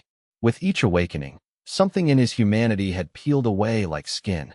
He could still feel emotions, but they were distant, muted, viewed from behind layers of separation. He could still remember why Yin Fei's destruction mattered, but he no longer cared about it in the way he once might have cared. She was simply a resource that had been harvested, and the harvest was complete. Chapter 10. The departure. Shen Yao left Westmark within a week of Yin Fei's removal. He requested a transfer to another garrison, citing a desire for new challenges and broader experience. The new commander, a political appointee without Yin Fei's capabilities or vision, approved the transfer without question. To him, Shen Yao was just a capable soldier moving on. Before he left, he visited Yin Fei one final time. He owed her that much, or at least that's what the remaining human part of him believed. She was living in a small house on the outskirts of the garrison town, trying to rebuild some semblance of a life from the wreckage of her former position. She had not sought revenge. She had not even attempted to expose him.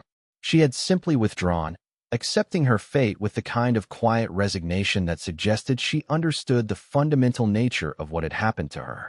When she saw him at her door, her face went hard. "I don't want to see you," she said. "I don't want to speak to you. You've done enough." "I know," Shen Yao replied. There was no point in denying it, and she would sense dishonesty immediately. "But there are things you should understand about what happened." "I understand perfectly," Yin Fei said. She was thinner than she had been, worn down by stress and loss of purpose. "You used me. You manipulated me deliberately. You destroyed me completely, and you did it all with my cooperation. You made me destroy myself, and I let you do it because I trusted you." "Yes," Shen Yao said. There was no point in false modesty or denial. "That's exactly what happened." "Why?" The word came out like a wound, like she was lancing an abscess that had been festering inside her since the moment she understood the betrayal. "What could you possibly gain from destroying someone like me?" Shen Yao considered how much truth to offer. In the end, he decided to tell her most of it. "My bloodline deepens with every betrayal," he said. "Specifically, with the betrayal of people I've cultivated trust with. The deeper the trust, the more profound the betrayal can be, the more my bloodline deepens. You made yourself valuable to me by being someone truly worth betraying. Your trust made me strong." Yin Fei's expression cycled through shock, understanding, and finally, a kind of bitter resignation. "So I was useful to you," she said. "Your tool for your own advancement." "Yes. And if I had been different? If I had been someone less capable, less worthy of trust, then I would have found someone else. But you were perfect. You offered exactly what I needed to deepen my cultivation further." Yin Fei turned away from him. She walked to the window of her house and looked out at the town that she had once governed. "Get out of my house." Shen Yao bowed to her, departing back, and left. He did not see her again. As he walked away from the garrison town, toward whatever came next, toward the next phase of his cultivation, Shen Yao felt the depth of his bloodline power settling into a new equilibrium. 3 awakenings. 3 major betrayals.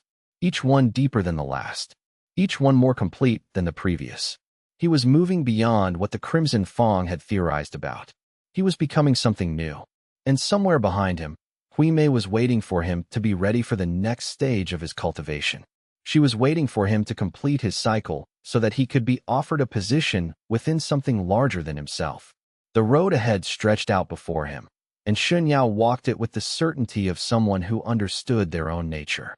He had learned the mechanics of cultivating trust. He had learned how to read people, how to identify their deepest needs and vulnerabilities, how to position himself as the answer to those needs. He had learned how to transition from being helpful to being essential to being irreplaceable. And he had learned how to break that reliance in ways that were most devastating. Yan Fei had lost not just her position, but her sense of purpose. She had lost the meaning that she had built for herself across decades of work. She had lost her belief in her own judgment. She had lost everything except her life, and in losing everything else, she had been diminished beyond recovery. This was what the bloodline cultivated. Not simple vengeance, not mere destruction, but the complete annihilation of someone's sense of self through the weaponization of their own trust.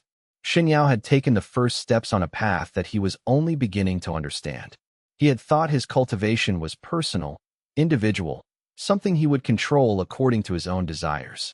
But the appearance of Hui Mei, the revelation that larger organizations were tracking him, watching him, waiting for him to ripen like a fruit on a tree, this suggested something else entirely.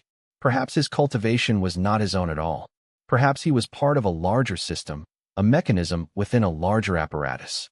Perhaps his betrayals were not his individual choices, but rather the execution of a design that had been created long ago by forces he had not yet encountered. The thought should have troubled him. Instead, it comforted him. If his path was already laid out, if others were guiding him towards some predetermined end, then he did not need to wrestle with the question of whether what he was doing was right or wrong. He could simply walk the path, trust in the system, and see where it led. Trust. Even now, even after everything he had learned about its use as a weapon, he found himself returning to trust. Trusting in Hui Mei's promises. Trusting that there was a purpose to all of this. Trusting that the larger organizations that were watching him had plans that would eventually exceed his individual ambitions.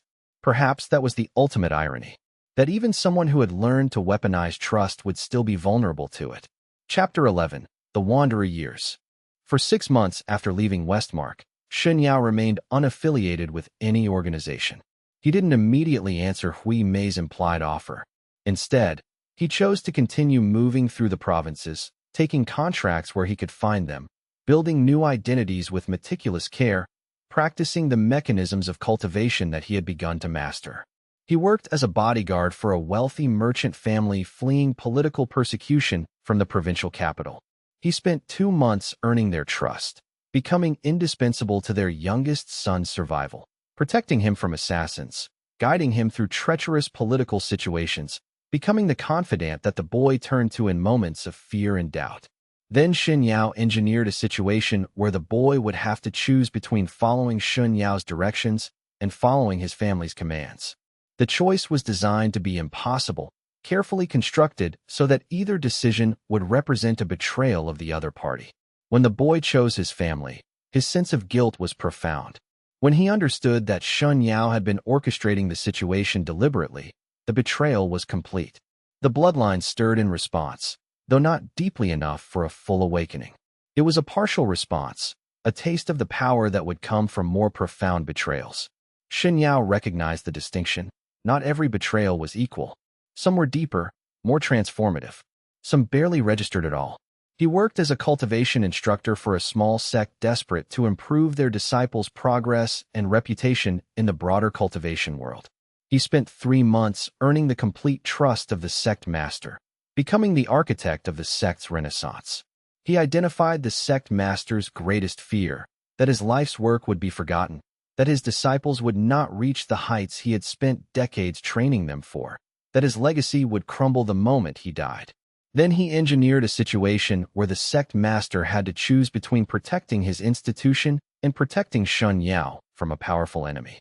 When the master failed to support him, when institutional loyalty proved stronger than personal loyalty to someone who had essentially saved his sect, Shen Yao ensured that the consequences would be felt throughout the organization. He arranged for certain disciples to learn of the sect master's supposed betrayal. He encouraged them to question the master's commitment to them. He subtly shifted power dynamics within the sect until the institution began to fracture from internal conflict. The sect master's reputation was damaged. His disciples lost faith in his leadership.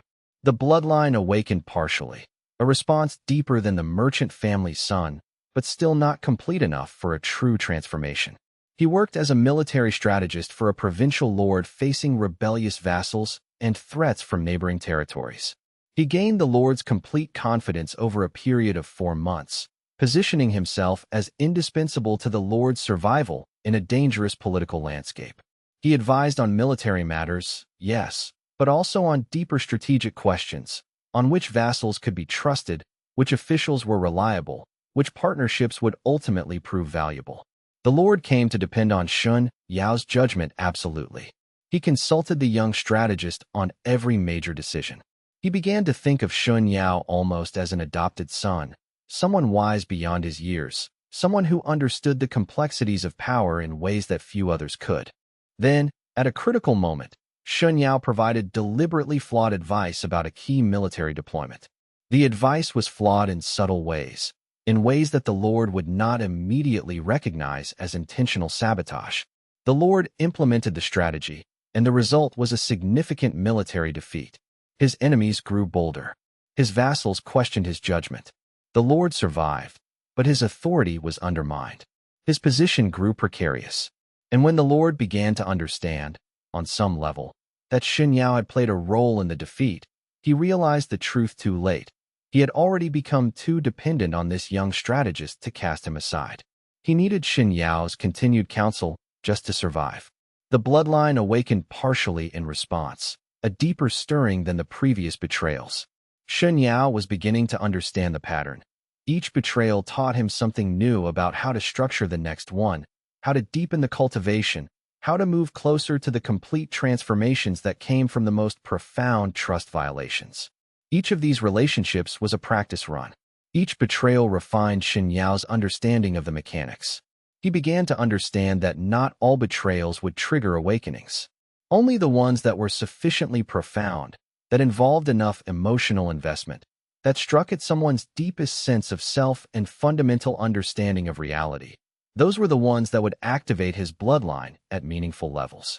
He began to see the world differently. Everyone he met became a potential subject for cultivation, a potential source of deep trust that could eventually be harvested. He would evaluate people automatically upon meeting them, assessing their capacity for trust, their vulnerabilities, the depth at which they could potentially become dependent on him, the areas where their sense of identity was most fragile. The calculation became second nature. He would speak to someone, and his mind would already be categorizing them, arranging them into mental hierarchies of usefulness. This one has deep insecurities about their competence. This one is desperate for familial connection.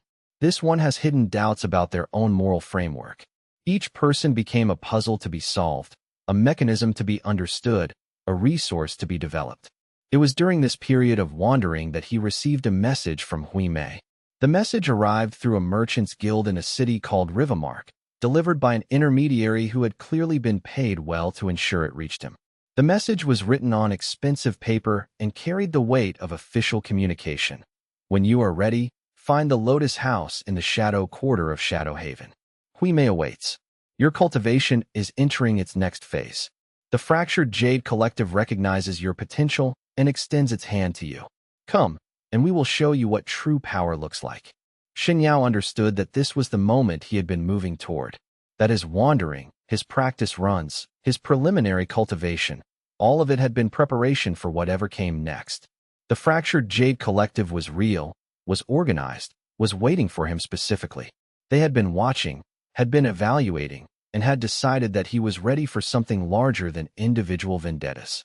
Chapter 12. Shadowhaven and the Lotus House. Shadowhaven was a city built on the edges of civilization, a sprawling urban center where the provincial hierarchies were weaker, where cultivators and merchants and criminals operated with less oversight from the traditional power structures. It was the kind of city where someone like Shen Yao could disappear completely if they wanted to, or find a place within the underground networks that connected all the lesser-known sects and independent operators. The city had a reputation as a place of opportunity and danger in equal measure. It was where failed cultivators could rebuild themselves. It was where merchants could engage in business practices that wouldn't be tolerated elsewhere. It was where secrets could be kept because there were enough other secrets that one more barely mattered. The Lotus House was located in the Shadow Quarter, exactly where Hui Mei's message had promised. Shen Yao found it after 3 days of searching through increasingly narrow streets and hidden alleyways. Not because it was truly hidden, but because it was designed to be found only by people actively looking for it with genuine intent. The exterior of the Lotus House was unmarked, a simple stone building that gave no indication of its purpose or importance. The interior was guarded by a woman who tested Shen Yao's credentials in complete silence, using a combination of observation and subtle cultivation probing to assess whether he posed any threat. When Shen Yao finally entered the main chamber, he found Hui Mei waiting in the center of a large room lined with books, documents, and maps. The woman looked exactly as she had during their encounter in Westmark, which meant either that she aged very slowly, possessed cultivation techniques that slowed physical aging, or that the encounter had been much more recent than Shen Yao had calculated. She was surrounded by documents and scrolls detailing what appeared to be strategic information, maps of sect territories, records of cultivator movements, detailed dossiers on important figures throughout the provinces. "You've progressed well," Hui Mei said, without preamble or greeting. "For partial awakenings since Westmark." The sect master's betrayal was particularly elegant, using his own disciples against him, systematically undermining his authority through the very people he had trained to be loyal to him. Beautiful work. Sophisticated. Exactly the kind of understanding we need. Shen Yao understood that she had been watching him throughout his wanderer years. That every contract he had taken, every relationship he had cultivated and destroyed, had been observed and evaluated by the collective's agents. They had been testing him, assessing his capability, monitoring his development. "What is this place?" he asked, looking around at the organized chaos of information. "This is where we cultivate talent like yours," Hui Mei said, gesturing for him to sit. The Lotus House is one of several such facilities operated by the fractured Jade Collective. We identify individuals with exceptional capabilities and potential, and we provide them with the training, resources, and targets necessary to refine those capabilities into weapons. Shen Yao sat, and Hui Mei began to speak about the nature of the organization she represented. She described it in detail, explaining its purpose, its methods, its ultimate goals. It was called the Fractured Jade Collective, named after an ancient artifact that had supposedly been shattered into 1,000 pieces, each piece containing a fragment of the original power. The collective operated on principles that were antithetical to traditional sect structure. Where traditional sects operated on hierarchy and authority, on the assumption that power concentrated at the top was safer and more stable, the collective operated on systematic destabilization. Where traditional sects built power through accumulation and alliance, through the slow process of gathering more resources and more followers, the collective built power through infiltration and betrayal. They identified vulnerable organizations, sects that had become too rigid, merchant guilds that depended too heavily on trust networks, governmental bodies whose authority rested on outdated assumptions, military forces whose structure was brittle beneath their apparent strength, and then they infiltrated them from within. They placed people like Shen Yao at strategic points, individuals who could cultivate deep trust and then destroy it in ways that would cause maximum systemic damage. These agents would remain dormant within target organizations for months, sometimes years, building their positions, establishing their credibility, becoming so essential to the organization's functioning that the organization would begin to revolve around them. And then, at the appropriate moment, they would act. They would trigger the betrayal. And the system, already fragile beneath its surface of strength, would begin to collapse from within. The goal, Hui Mei explained, her voice carrying the weight of ideology and purpose, is not mere personal advancement, though that is certainly a beneficial side effect. The goal is the dissolution of the systems that hold the provinces together. The hierarchical power structures that currently dominate our world are brittle, you see. They depend on trust, trust in authority, trust in leadership, trust in the integrity of institutions and the people who lead them. If you remove that trust systematically, if you engineer betrayals at every level of the hierarchy, the entire structure begins to collapse. And what purpose does that serve? Shen Yao asked. What comes after the collapse? That is a question the philosophers debate, Hui Mei said with what might have been a smile. The practical agents simply focus on the destruction. Freedom, according to the visionaries. Or chaos, according to the cynics. The destruction of rigid hierarchies allows for something new to emerge. It allows for systems that are more flexible, more responsive, less prone to the kind of corruption that comes from unchecked power. Whether that actually happens is less important than the fact that we are willing to do the work of destruction. Whether the result is better or worse is a question for future generations to answer. And where do I fit into this? Shen Yao asked. You are a weapon of unprecedented capability, Hui Mei said. Your bloodline cultivation allows you to become more powerful precisely as you betray more deeply. You can infiltrate systems in ways that other cultivators cannot. You can destroy them from within. And you can do this without needing to build large organizations or gather large numbers of followers. A single person with your capabilities, properly deployed, can destabilize an entire province. Hui Mei laid out the plan in meticulous detail, showing him maps and dossiers and strategic analyses. Chapter 13. Training at the Lotus House. Shen Yao spent 3 months at the Lotus House undergoing training more intensive than anything he had experienced even at the Crimson Fang. The Crimson Fang had focused on deepening his bloodline through infusion and external trauma, on the assumption that pain and proximity to death would trigger the bloodline's defensive responses. The Lotus House focused on something more sophisticated, on refining his understanding of manipulation, on deepening his capacity to construct psychological frameworks within other people's minds. He was taught psychology in detail, how human minds worked, what cognitive biases everyone possessed, how to exploit those biases to shape perception and behavior. He was taught how to read people's unconscious microexpressions, how to interpret body language, how to sense the emotional undercurrents that flowed beneath surface interactions. He was taught how to modulate his own behavior with precision, how to trigger specific responses in specific people, how to position himself as the solution to problems that he had himself created. He was taught the history of organizations and the structural weaknesses that existed in all hierarchical systems, the points at which resistance would develop, the cascading failures that would occur once certain key relationships were severed. But most importantly, he was taught how to cultivate his own bloodline deliberately, how to structure situations and relationships in ways that would guarantee the most profound betrayals. The infusions at the Lotus House were different from the ones at the Crimson Fang. Instead of overwhelming his system with foreign power in an attempt to see what his body could survive, they were designed with surgical precision. They were smaller, more carefully calibrated, designed to enhance what was already there, to deepen the channels that his bloodline had already created, to expand the capacity of his meridians to channel the war god's power. And with each infusion came a new understanding. His bloodline wasn't simply responding to any betrayal. It was responding to a specific type of betrayal, one that involved the violation of the deepest kind of trust, the kind of trust that people built with the people closest to them, the kind of trust that formed the foundation of their understanding of themselves and their place in the world. The deeper the relationship, the more fundamental the trust, the more all-encompassing the dependence, the more profound the awakening would be. This was the principle that the fractured Jade Collective had understood. This was why Shen Yao was so valuable to them. He was also assigned subjects during this training period. 3 of them, young people who had been selected by the collective as appropriate subjects for his cultivation, as practice material through which he could refine his techniques.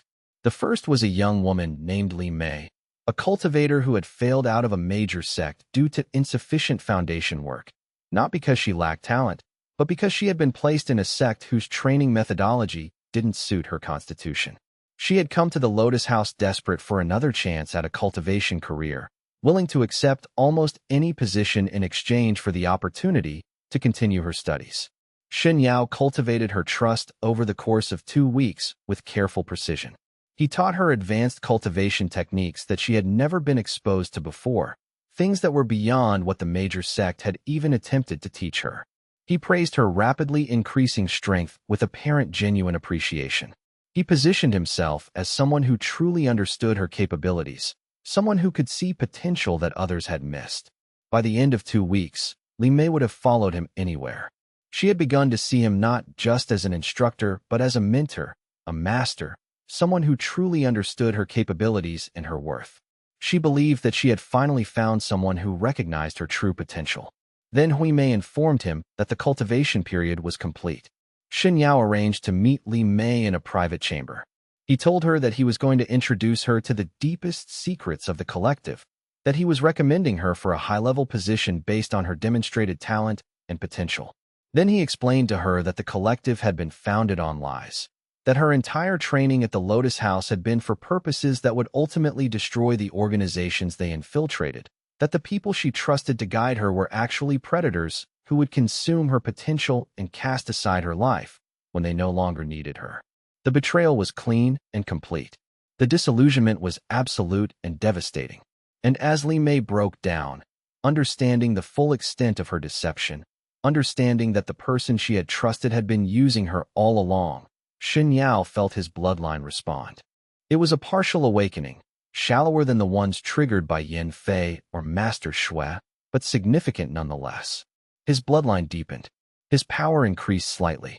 His meridians expanded in subtle ways. And he understood that this was how the collective intended to use him, as a mechanism for cultivating betrayal on a systematic basis, moving from subject to subject, deepening his power with each cycle. The second subject was a young man named Chris, a merchant's son who had come to the Lotus House seeking cultivation training to increase his status and authority within his family business. Shen Yao followed the same pattern with methodical precision, building trust, creating dependence, establishing himself as the person Chris most needed in his life, then destroying both trust and dependence completely.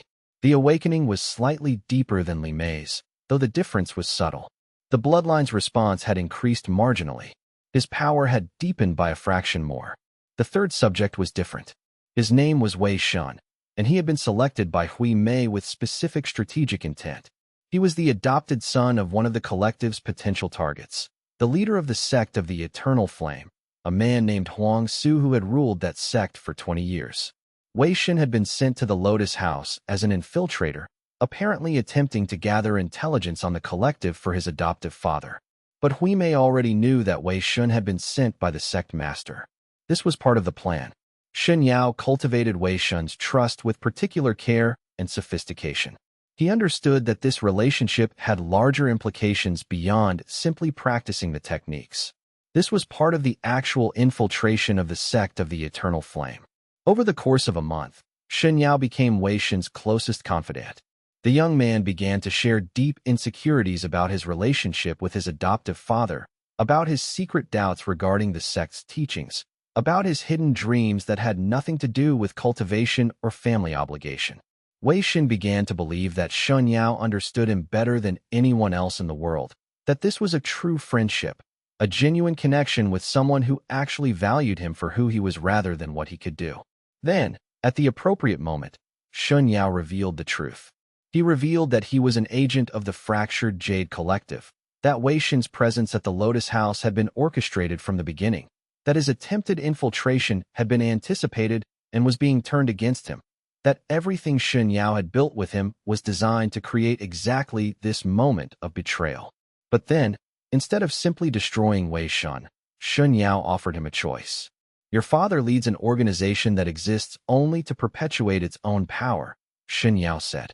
The sect of the Eternal Flame is brittle beneath its surface of strength. It will collapse eventually under its own rigidity.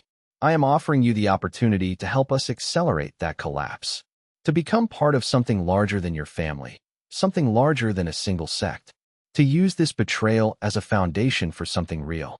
Join the collective, and you will become something more than an adopted heir to an aging sect master. And Wei Shun, broken and devastated, understanding on some level that his father had sent him to die or to be destroyed, agreeing that his adoptive family had never truly valued him for his own sake, agreed. The fourth awakening came as Shen Yao and Wei Shen stood together in a ritual chamber of the Lotus House. Wei Shen's loyalty to his father shattered completely, his entire sense of identity rebuilt around his new alliance with Shen Yao and the fractured Jade Collective. The awakening was the deepest yet. For a moment, Shen Yao's body transformed completely.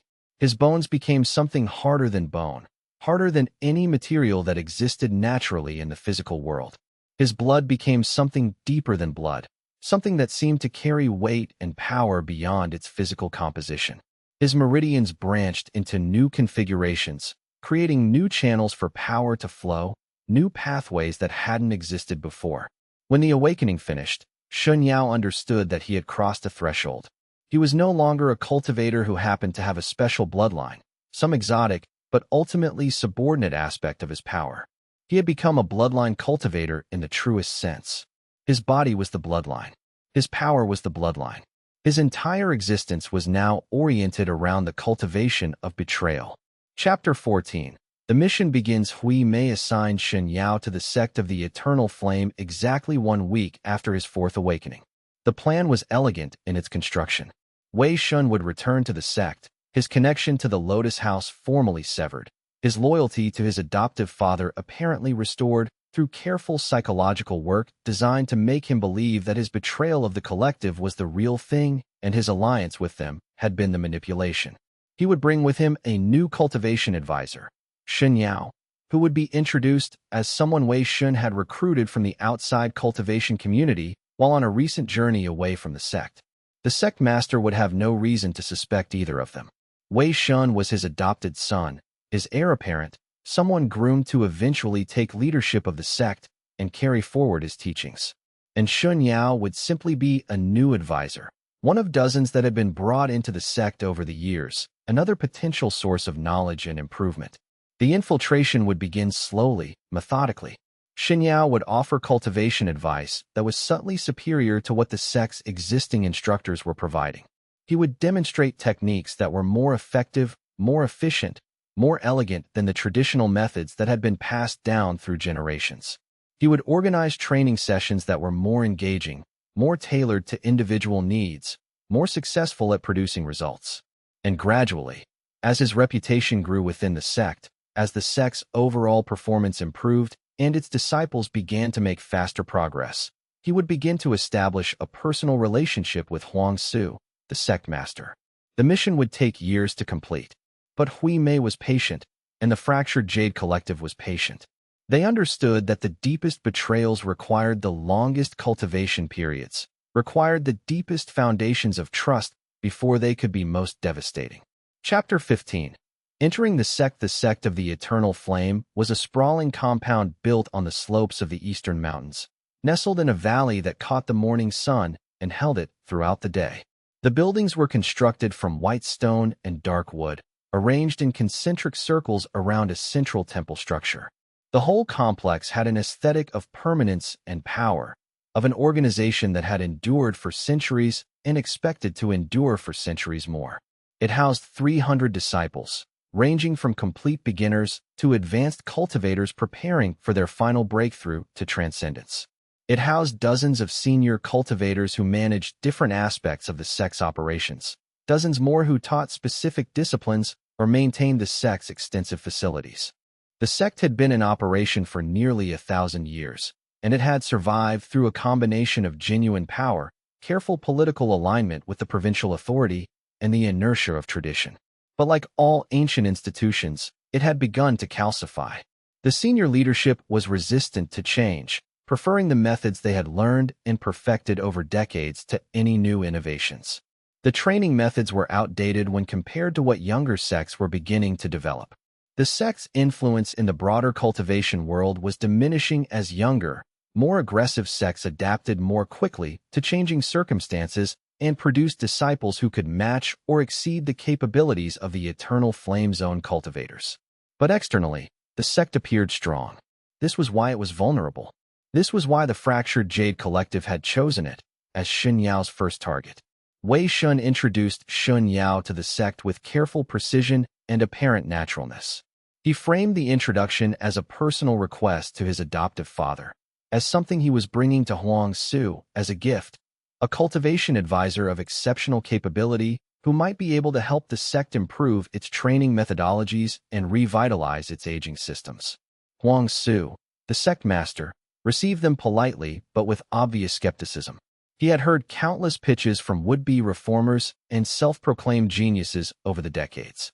Most of them offered nothing genuinely new, just variations on existing techniques or claims that couldn't be substantiated. But Shen Yao had prepared carefully. He didn't launch immediately into suggestions and recommendations. Instead, he asked questions. He spent his first week simply observing the sect's operations, attending training sessions, speaking with instructors and disciples, walking the grounds, and understanding the physical layout. He asked questions about the reasoning behind specific training methods. He asked about the sect's long-term vision for its disciples. He asked about the challenges the sect was facing in maintaining its power and influence. He asked about the relationships between senior instructors, the factional divisions within the leadership, the succession plans for the future. And he listened carefully to the answers.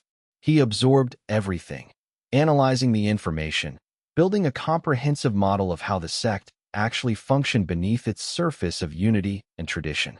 By the end of the first week, he had understood the sect's entire structure, its genuine strengths, its hidden weaknesses, the divisions between different factions within the leadership, the insecurities of individual instructors about their relative status and authority.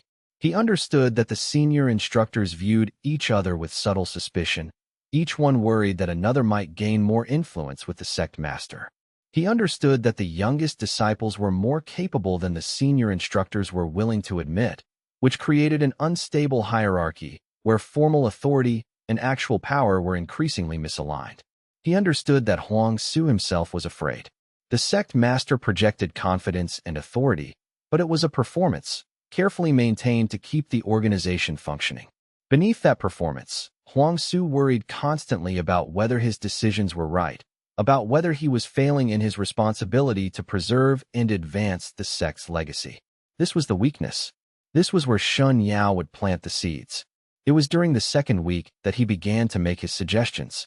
He approached the head instructor, a man named Fang Hai who had served the sect for 40 years and was becoming increasingly frustrated with how his expertise was being ignored in favor of traditional methods. Shen Yao suggested a modification to the foundational cultivation technique that would improve meridian flexibility without requiring practitioners to rebuild their entire foundation. Fang Hai was skeptical at first, but Shen Yao offered to lead a trial training session with a small group of promising disciples, offered to demonstrate the technique's effectiveness in a controlled environment where Fang Hai could verify the results personally. The trial session was a clear success. The disciples learned more in a single session with Shen Yao than they typically did in a week of training with traditional methods. Their meridian clarity improved. Their chi control became more precise. The improvement was measurable and undeniable. Word of the success spread quickly through the sect. By the end of the second session, disciples were requesting Shen Yao's instruction specifically. Fang Hai began to defer to him on matters of foundational training. He approached another instructor and offered to collaborate on a new advanced training curriculum, one that would address specific weaknesses that Shen Yao had identified in the existing program. The curriculum would be designed not to replace existing methods, but to supplement them, to provide additional pathways for disciples to deepen their cultivation. The collaboration was a success. The new curriculum doubled the rate at which advanced disciples progressed toward breakthrough levels. Disciples who had been stuck, unable to move beyond their current cultivation level, suddenly found themselves making rapid progress. Their gratitude toward Shen Yao and the instructor who had collaborated with him was profound. Within 3 weeks, Shen Yao had become known throughout the sect as a remarkably capable advisor, someone with genuine innovations to offer, someone whose methods actually worked. Disciples sought out his instruction. Senior instructors began to consult with him on matters that exceeded their own understanding. By the end of the 4th week, Shen Yao had become functionally indispensable to the sect's daily operations. The sect's overall performance had improved noticeably. The disciples were progressing faster. The training was more efficient. The results were undeniable. And it was during this period of success that Huang Su himself began to request private consultations with Shen Yao. It was during one of these consultations that Shen Yao found himself beginning to recognize familiar patterns repeating. Huang Su was lonely. Despite being surrounded by hundreds of people who depended on him, who respected his authority, who would follow his commands without question, the sect master was afraid of failing the legacy that had been passed down to him by his predecessors. He was uncertain about decisions he needed to make regarding the sect's future direction. And he was beginning to see Shen Yao as someone who understood him, someone who could guide him through his uncertainties without judgment, someone who valued him as a person rather than simply as a title or position. Shen Yao cultivated that seed carefully. He was patient. He understood that this mission would take years, that the betrayal he was building would need to be sufficiently profound to trigger the deepest possible awakening. An awakening that would demonstrate to the fractured Jade Collective that he was ready for even larger operations. But he also understood that he was exactly where he needed to be. The next phase of his cultivation was beginning, and with it would come the deepest test of his understanding of trust and betrayal. Huang Su had spent 40 years building the sect of the Eternal Flame into what it was. He had sacrificed personal relationships, romantic connections, the possibility of family. He had devoted his entire existence to this institution, and now Shen Yao was moving into position to destroy it completely. The knowledge of what was coming didn't trouble Shen Yao. If anything, it clarified his purpose. His bloodline had awakened 4 times through betrayal. Each awakening had moved him further from his original humanity, further toward becoming something else entirely. He was no longer a person cultivating a bloodline. He was becoming the bloodline itself, a living manifestation of the principle of trust violated. He understood that his mission here at the sect of the Eternal Flame would likely trigger his 5th awakening. And he understood that the 5th awakening would change him in ways that even he couldn't yet predict. But that was in the future. For now, his role was to infiltrate, to understand, to build trust, to position himself at the center of the sect master's decision-making process, to become so essential that Huang Su's sense of the sect's future would revolve entirely around Shen Yao's guidance. And then, when the moment came, when the foundation of trust was deep enough and strong enough and profound enough, he would execute the betrayal that would shatter everything Huang Su had built. Wei Shen had warned him that this would be difficult. The young man had begun to feel genuine remorse about his role in his adoptive father's eventual destruction. Shen Yao had taught him to reframe that remorse as understanding. What they were doing was necessary. The rigid hierarchies that the sect of the Eternal Flame represented had to be destroyed for genuine freedom to emerge. Wei Shen's role in that destruction was a gift to the world, whether he could see it that way now or not. But Shen Yao also recognized in Wei Shen's remorse something important. The young man had possessed genuine feelings for his adoptive father, genuine gratitude despite all the ways in which their relationship had been compromised. That made his betrayal more profound. That made the eventual impact more devastating. The bloodline understood these nuances. The bloodline responded to sincerity, to genuine connection, to real trust.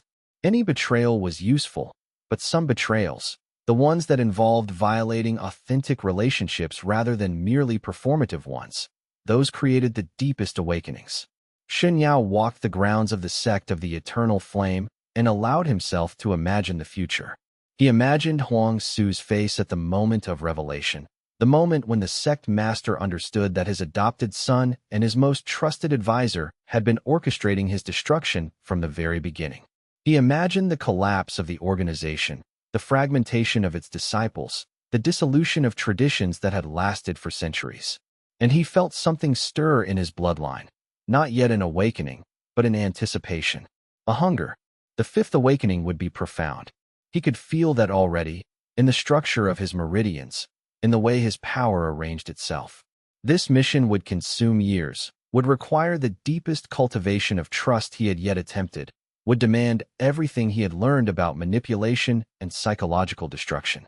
And when it was complete, he would be something else entirely. The bloodline had chosen him, or perhaps he had chosen it.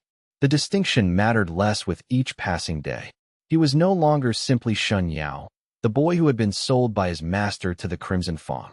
He was the mechanism through which the fractured Jade Collective would begin to fracture the provinces themselves.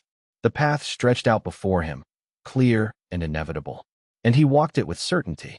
Chapter 16. The first month at the sect, the Whitestone Courtyard. The morning Shen Yao was formally introduced to the sect, Huang Su arranged a ceremony in the sect's central courtyard.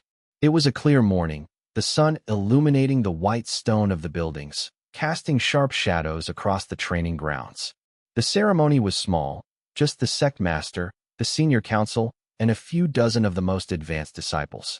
Huang Su spoke briefly about Shen Yao's background, about the young man's impressive cultivation base and innovative approaches to training methodology.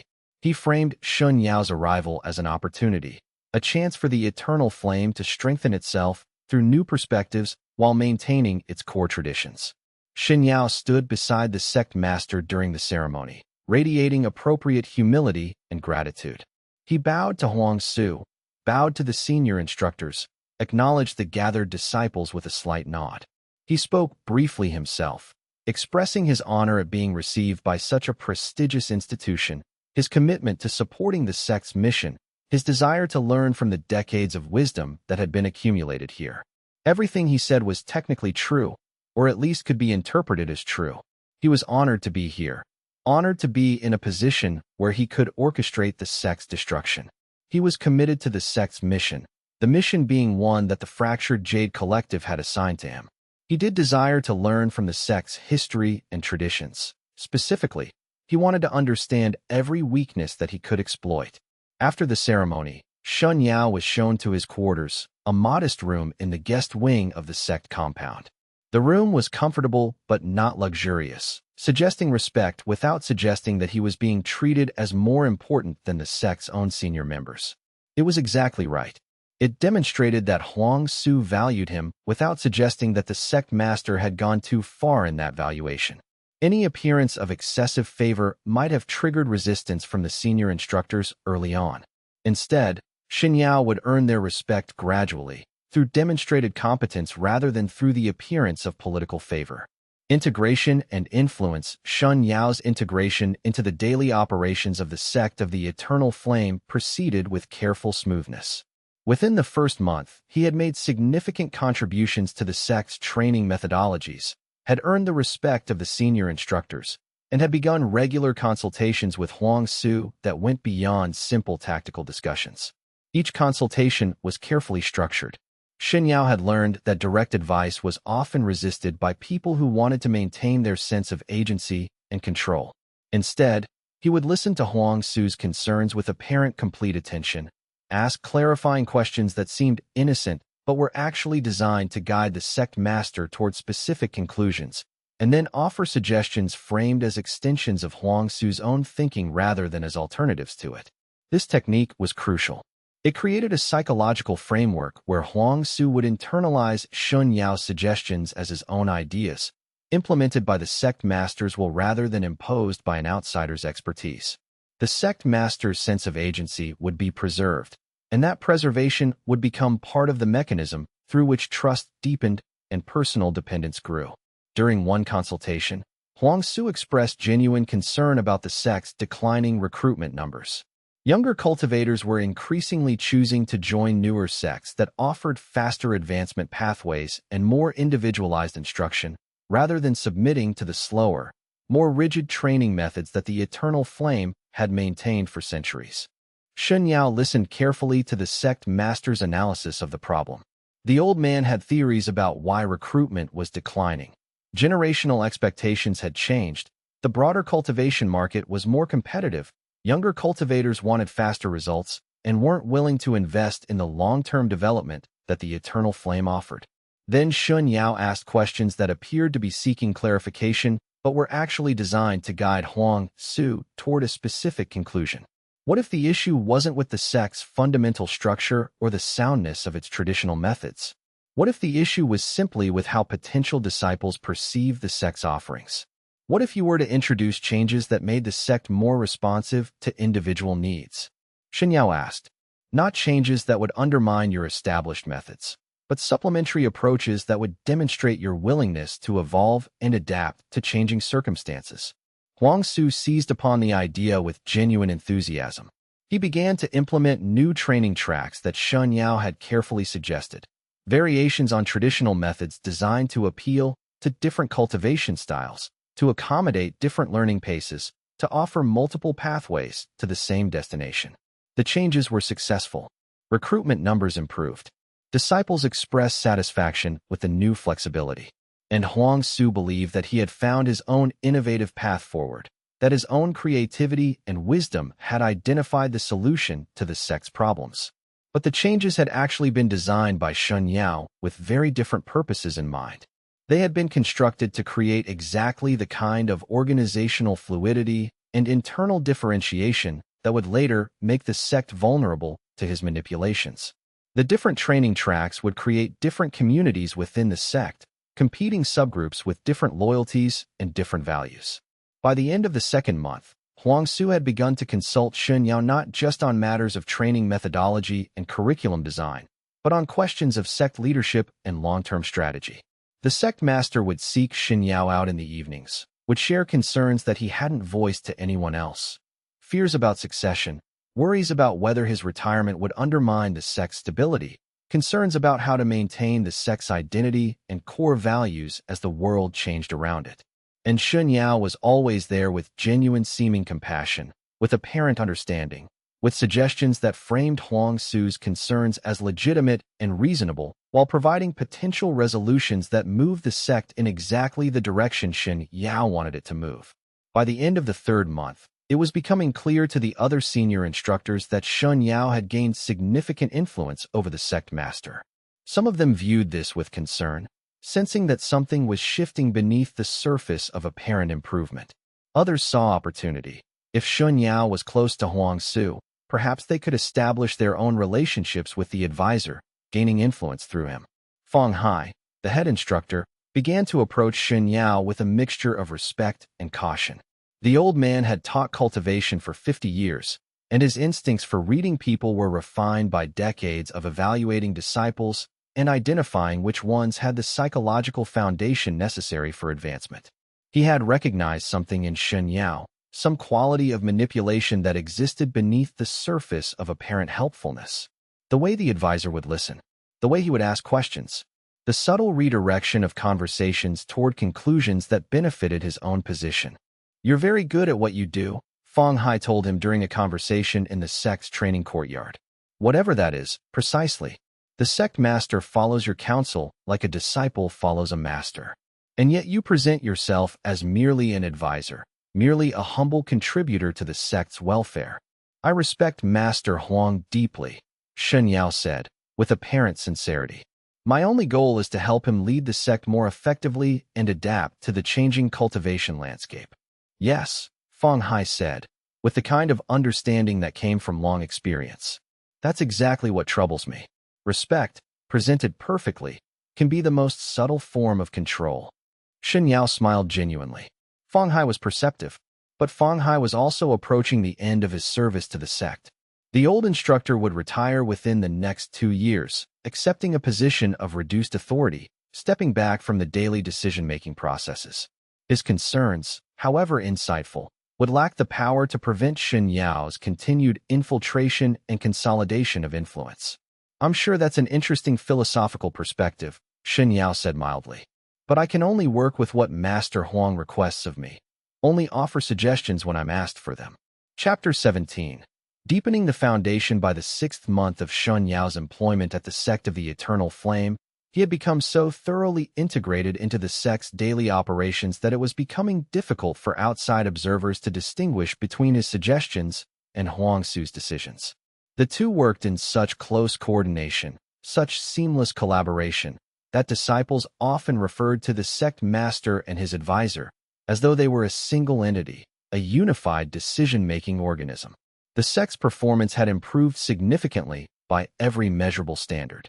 The disciples were progressing faster through their cultivation stages. The senior instructors were implementing new methodologies that Shen Yao had suggested, each one carefully designed to be marginally better than traditional approaches, while simultaneously introducing subtle instabilities into the sect's organizational structure. For example, Shen Yao had recommended creating specialized advancement tracks for disciples with different cultivation affinities. This seemed like a reasonable and progressive improvement. Why force all disciples to follow the same standardized path when individual needs were so clearly different? Why not accommodate different cultivation styles, different learning speeds, different natural talents? But the effect of the specialized tracks was to fragment the sect's traditional sense of unified community. It created distinct factions among the disciples, students grouped by affinity type rather than by cohort. This fragmentation created internal competition between different tracks, with each specialization claiming superiority over the others. It made it easier for Shen Yao to identify potential allies and potential vulnerabilities within the sect structure. He had recommended restructuring the sect's leadership hierarchy, flattening the command structure to increase responsiveness and reduce bureaucratic delays in decision-making. This improved efficiency, yes, and disciples did receive faster responses to their requests. But it also meant that fewer people had direct oversight of any particular decision-making process. It reduced the sect's institutional memory and created opportunities for manipulation at multiple levels of the hierarchy. He had suggested reforming the sect's financial structure, creating a more transparent system of resource allocation based on documented performance metrics.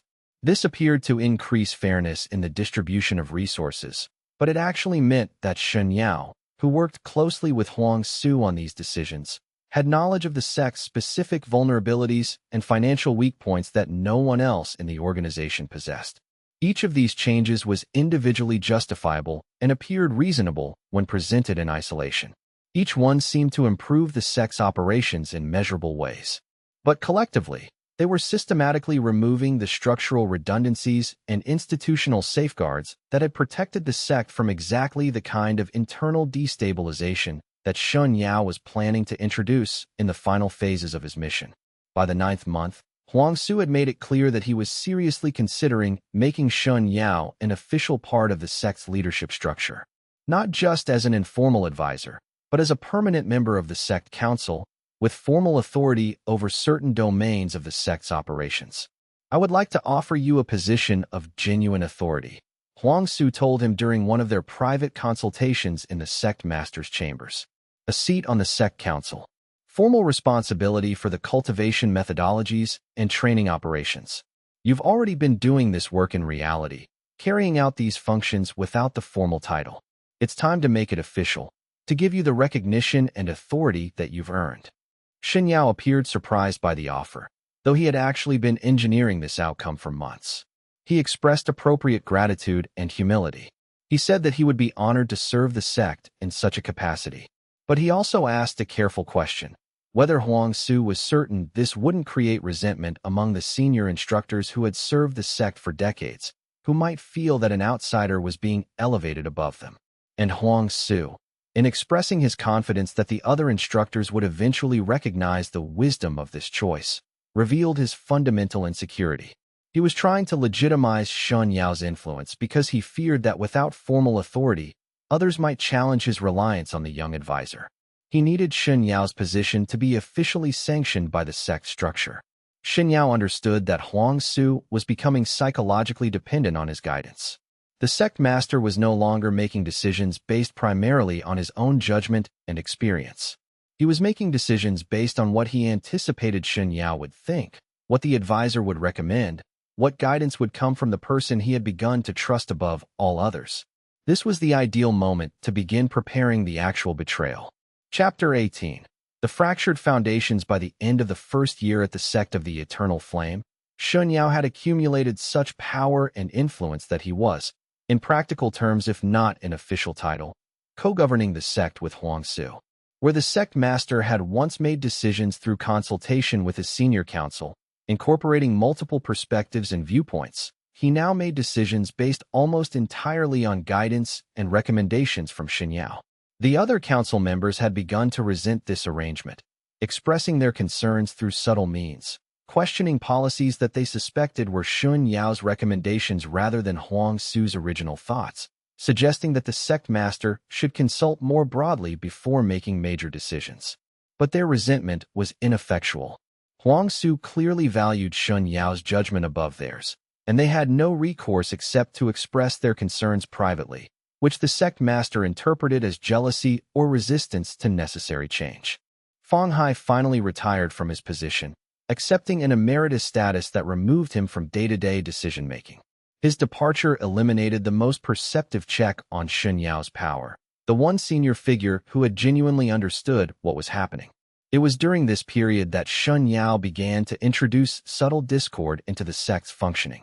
He recommended that the sect implement stricter standards for advancement to higher cultivation levels, arguing that the recent improvements in training efficiency meant that only the most capable disciples should be promoted to advanced levels. This would, he suggested, maintain the quality of the sect's cultivators and ensure that only truly worthy individuals reached positions of authority. Huangsu agreed enthusiastically, viewing this as quality control and institutional excellence. But the effect was to create significant frustration among disciples who had been expecting advancement. These disappointed disciples began to question the fairness of the selection process. Some questioned whether the new standards were being applied consistently. Others left the sect entirely, believing that their talents weren't being properly recognized. Shen Yao then recommended that the sect implement formal performance evaluations for all instructors, arguing that measuring the actual impact of different teaching methods would help them identify the most effective approaches. He suggested that this would be objective, fair, and data-driven. Huangsu agreed, viewing this as rational management and enlightened administration. But the effect was to create competition and paranoia among the senior instructors. They began to view each other with suspicion, each one worried that the performance evaluations would reflect negatively on their teaching methods. They stopped collaborating, stopped sharing knowledge and techniques, stopped functioning as a unified institution. The sect's culture shifted from a collaborative community to a competitive environment where every instructor was focused on demonstrating their individual value. Shen Yao was systematically dismantling the sect from within, disassembling the careful balance of trust and cooperation that had held it together for centuries, but doing so gradually and subtly that Huangsu still believed that he was making genuine improvements to the sect's operations. By the 18th month, the sect was beginning to show increasing signs of strain. The unified community that had existed before Shen Yao's arrival was fragmenting visibly. Disciples were leaving the sect with increasing frequency. Senior instructors were growing increasingly resentful of the constant evaluations and changes. The sense of institutional continuity and shared purpose was breaking down. But Huangsu attributed all of this to external factors. The competition from other sects was increasing. Younger cultivators had different expectations than previous generations. The world was changing, and it was natural for institutions to face challenges during periods of transition. And throughout all of this, Huangsu relied on Shen Yao for reassurance, for guidance, for confirmation that the changes they were implementing were correct and wise. Chapter 19. The breaking point approaches during the 24th month at the Sect of the Eternal Flame. Shen Yao began the final phase of his infiltration mission. Wei Shun, his official collaborator within the sect, had been working quietly over the months to identify which disciples and instructors might be positioned to challenge Huangsu's authority. Together, they had created detailed dossiers on the most ambitious disciples, the instructors with the strongest followings among the lower ranks, the senior cultivators who might harbor secret dreams of leadership. Shen Yao's strategy for the final betrayal was elegant in its psychological precision. He would engineer a situation where Huangsu would have to make a decision that would betray the fundamental expectations of a significant portion of the sect's population. The betrayal would be framed as necessary and wise, as the only reasonable course of action, but it would nonetheless undermine the sect master's authority and credibility among those who valued the sect's traditions. The opportunity arrived when the sect received a formal delegation from a rival sect offering a collaboration agreement. The agreement would have been genuinely beneficial to both sects, offering shared resources, collaborative research opportunities, and mutual defense arrangements. But accepting the agreement would require the Sect of the Eternal Flame to modify some of its most fundamental practices, practices and traditions that had defined the sect's identity for centuries, that were core to what it meant to be a member of the Eternal Flame. Huang Su was genuinely uncertain about the decision. The agreement offered obvious benefits, but it also required significant compromise to the sect's identity and values. Shen Yao presented him with detailed analyses arguing that the agreement was worth accepting, that the benefits far outweighed the costs of moderate modification to some practices. The argument was sophisticated and appeared compelling from every angle. But Shen Yao deliberately excluded from his analysis certain information that would have led Huang Su to the opposite conclusion. Huang Su, relying almost entirely on Shen Yao's analysis, decided to accept the agreement. The reaction from the senior instructors and traditional disciples was immediate and negative. They felt that Huang Su was betraying the sect's fundamental values, that he was prioritizing short-term benefits over the sect's long-term identity and continuity. They challenged the decision publicly, questioning the sect master's judgment in a way that had not happened in decades. Huang Su, feeling attacked and unsupported, defended the decision by making it clear that this had been Shen Yao's recommendation, that the advisor had provided the analysis supporting the agreement. He essentially made it clear that Shen Yao's guidance had been responsible for the decision. But the senior instructors interpreted this differently than Huang Su intended. They saw it not as the sect master taking responsibility while accepting expert input, but as Huang Su abdicating responsibility, hiding behind Shen Yao's authority rather than exercising his own judgment as a leader. They saw it as a sect master who no longer trusted his own decision-making ability, who had become dependent on an outsider for validation. The challenge to Huang Su's authority became increasingly open and organized. A faction of instructors began to openly question his competence and fitness for leadership. Disciples picked up on the discord and began to lose faith in the sect master's ability to guide them. The unified direction that had characterized the sect was dissolving into confusion and competing loyalties. And Huang Su, looking around for support among the people he had trusted for decades, found them withdrawing from him. The only person who still demonstrated complete confidence in the sect master, the only person who still offered reassurance and unwavering support, was Shen Yao. The isolation was becoming complete. Chapter 20. The approach of awakening. As Shen Yao entered the final weeks of his formal mission at the sect of the Eternal Flame, he could feel his bloodline stirring more intensely than it had since the fourth awakening in his training at the Lotus House. The groundwork for the final betrayal was almost complete. Wei Shun had positioned himself to take over the loyalty of certain disciples who were currently devoted to Huang Su. Shen Yao had ensured that the most perceptive of the senior instructors had been sidelined through retirement or assignment to less influential positions. The sect was now so dependent on Huang Su's leadership for its sense of identity that any loss of authority would trigger catastrophic collapse from within. And Huang Su was so dependent on Shen Yao's guidance that the sect master could no longer function effectively without the advisor's constant input and reassurance. The final betrayal would be devastating beyond measure. Shen Yao had already drafted the plan in collaboration with Hui Mei and the fractured Jade Collective. At the appropriate moment, he would arrange for evidence to emerge that Huang Su had made a series of financial decisions that had significantly damaged the sect's resources and left them vulnerable. The evidence would be false, constructed with care and precision by Shen Yao himself, but it would be convincing, built from selective facts and careful presentation by someone who understood the sect's finances as well as Shen Yao did. Huang Su would be confronted with this evidence by multiple people. He would attempt to explain his decisions, to defend his judgment. But Shen Yao would withdraw his support at the crucial moment, would express doubt about the sect master's judgment publicly, would suggest to the other instructors that perhaps Huang Su was no longer capable of leading the sect effectively, that perhaps it was time for new leadership to take over. And the sect would fracture completely. The disciples would lose faith in their master. The senior instructors would move to remove him from leadership, would see no other option. The institutional continuity that had defined the sect for 1,000 years would shatter like glass under the weight of internal conflict.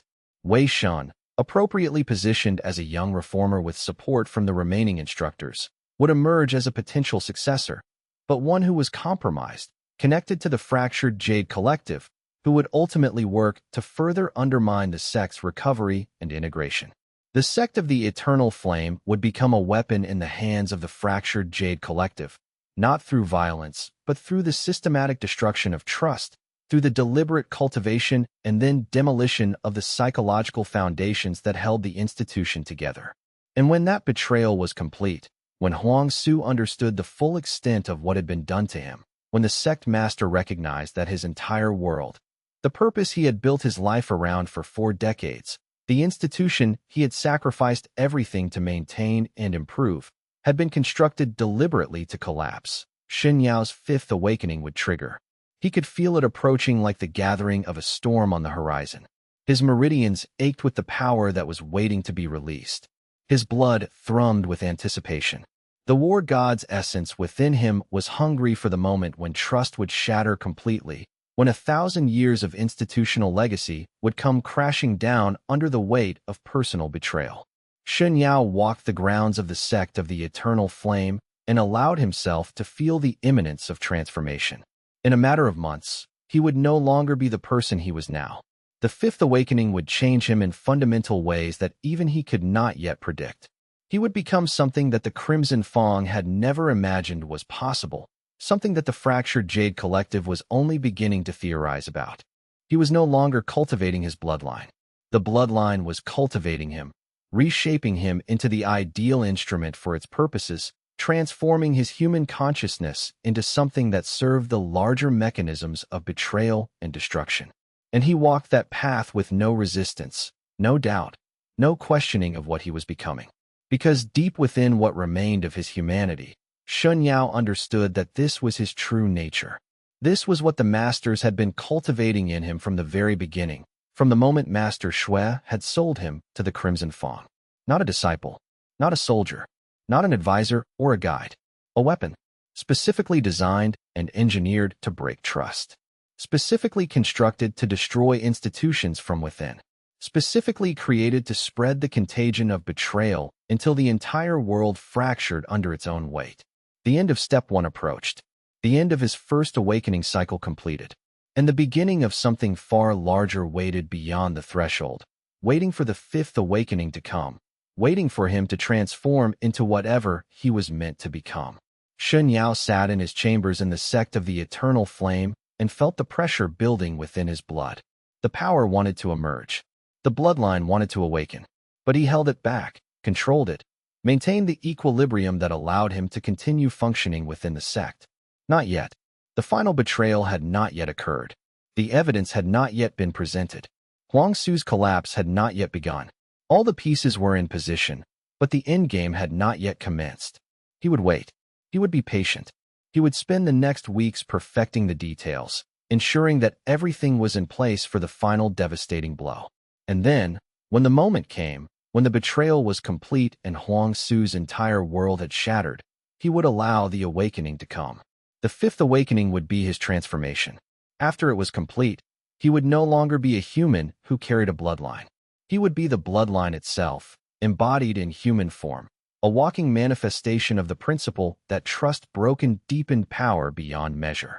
Huime had told him that the 5th awakening would mark his transition from being a tool of the fractured Jade Collective to being something more, something that might eventually rival the collective itself in power and influence.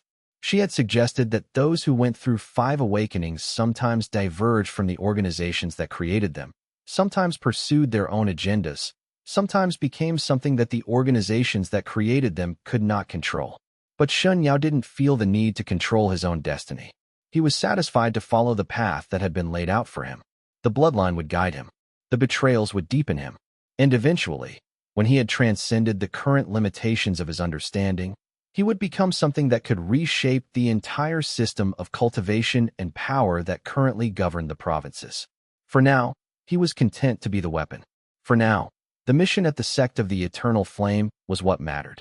For now, the approaching betrayal of Huang Su and the collapse of a 1,000-year-old institution was the entirety of his concern.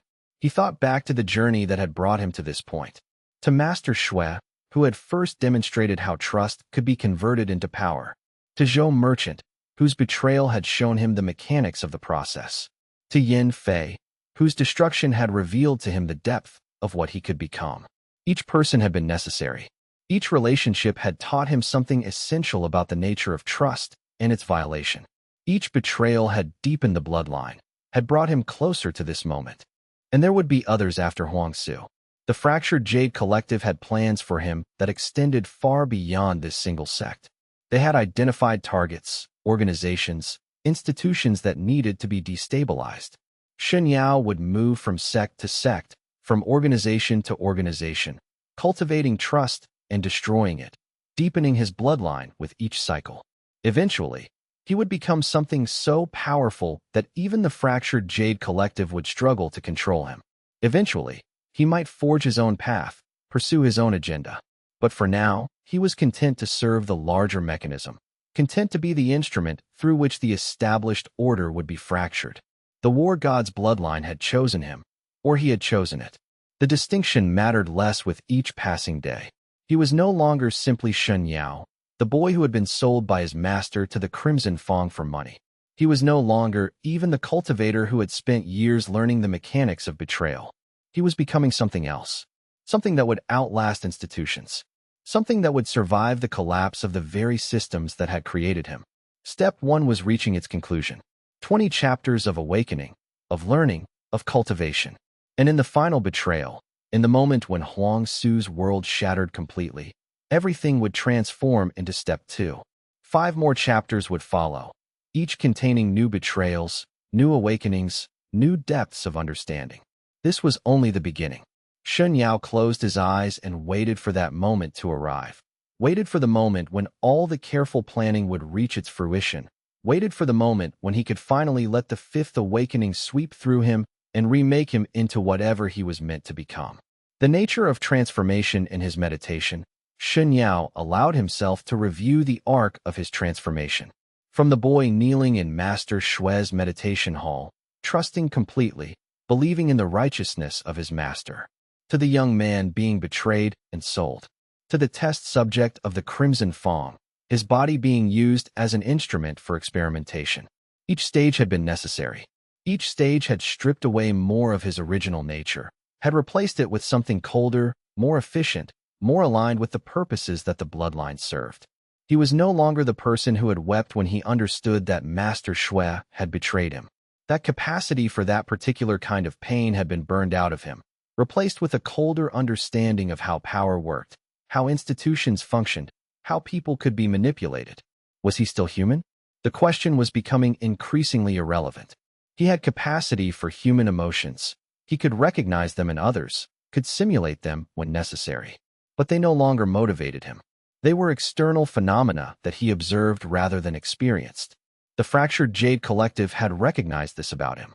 They had understood that the most effective agents of destruction were those who had transcended the emotional frameworks that bound ordinary humans to moral constraints.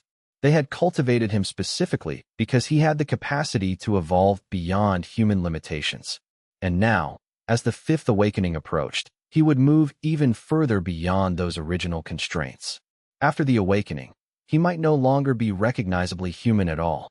He might become something that operated according to principles that humans wouldn't understand, motivations that transcended the ordinary categories of desire and purpose.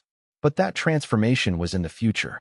For now, he was still capable of functioning within human society, still able to maintain the appearance of being a reasonable person with normal motivations and reasonable goals. The final betrayal of Huang Su would be the gateway to that transformation.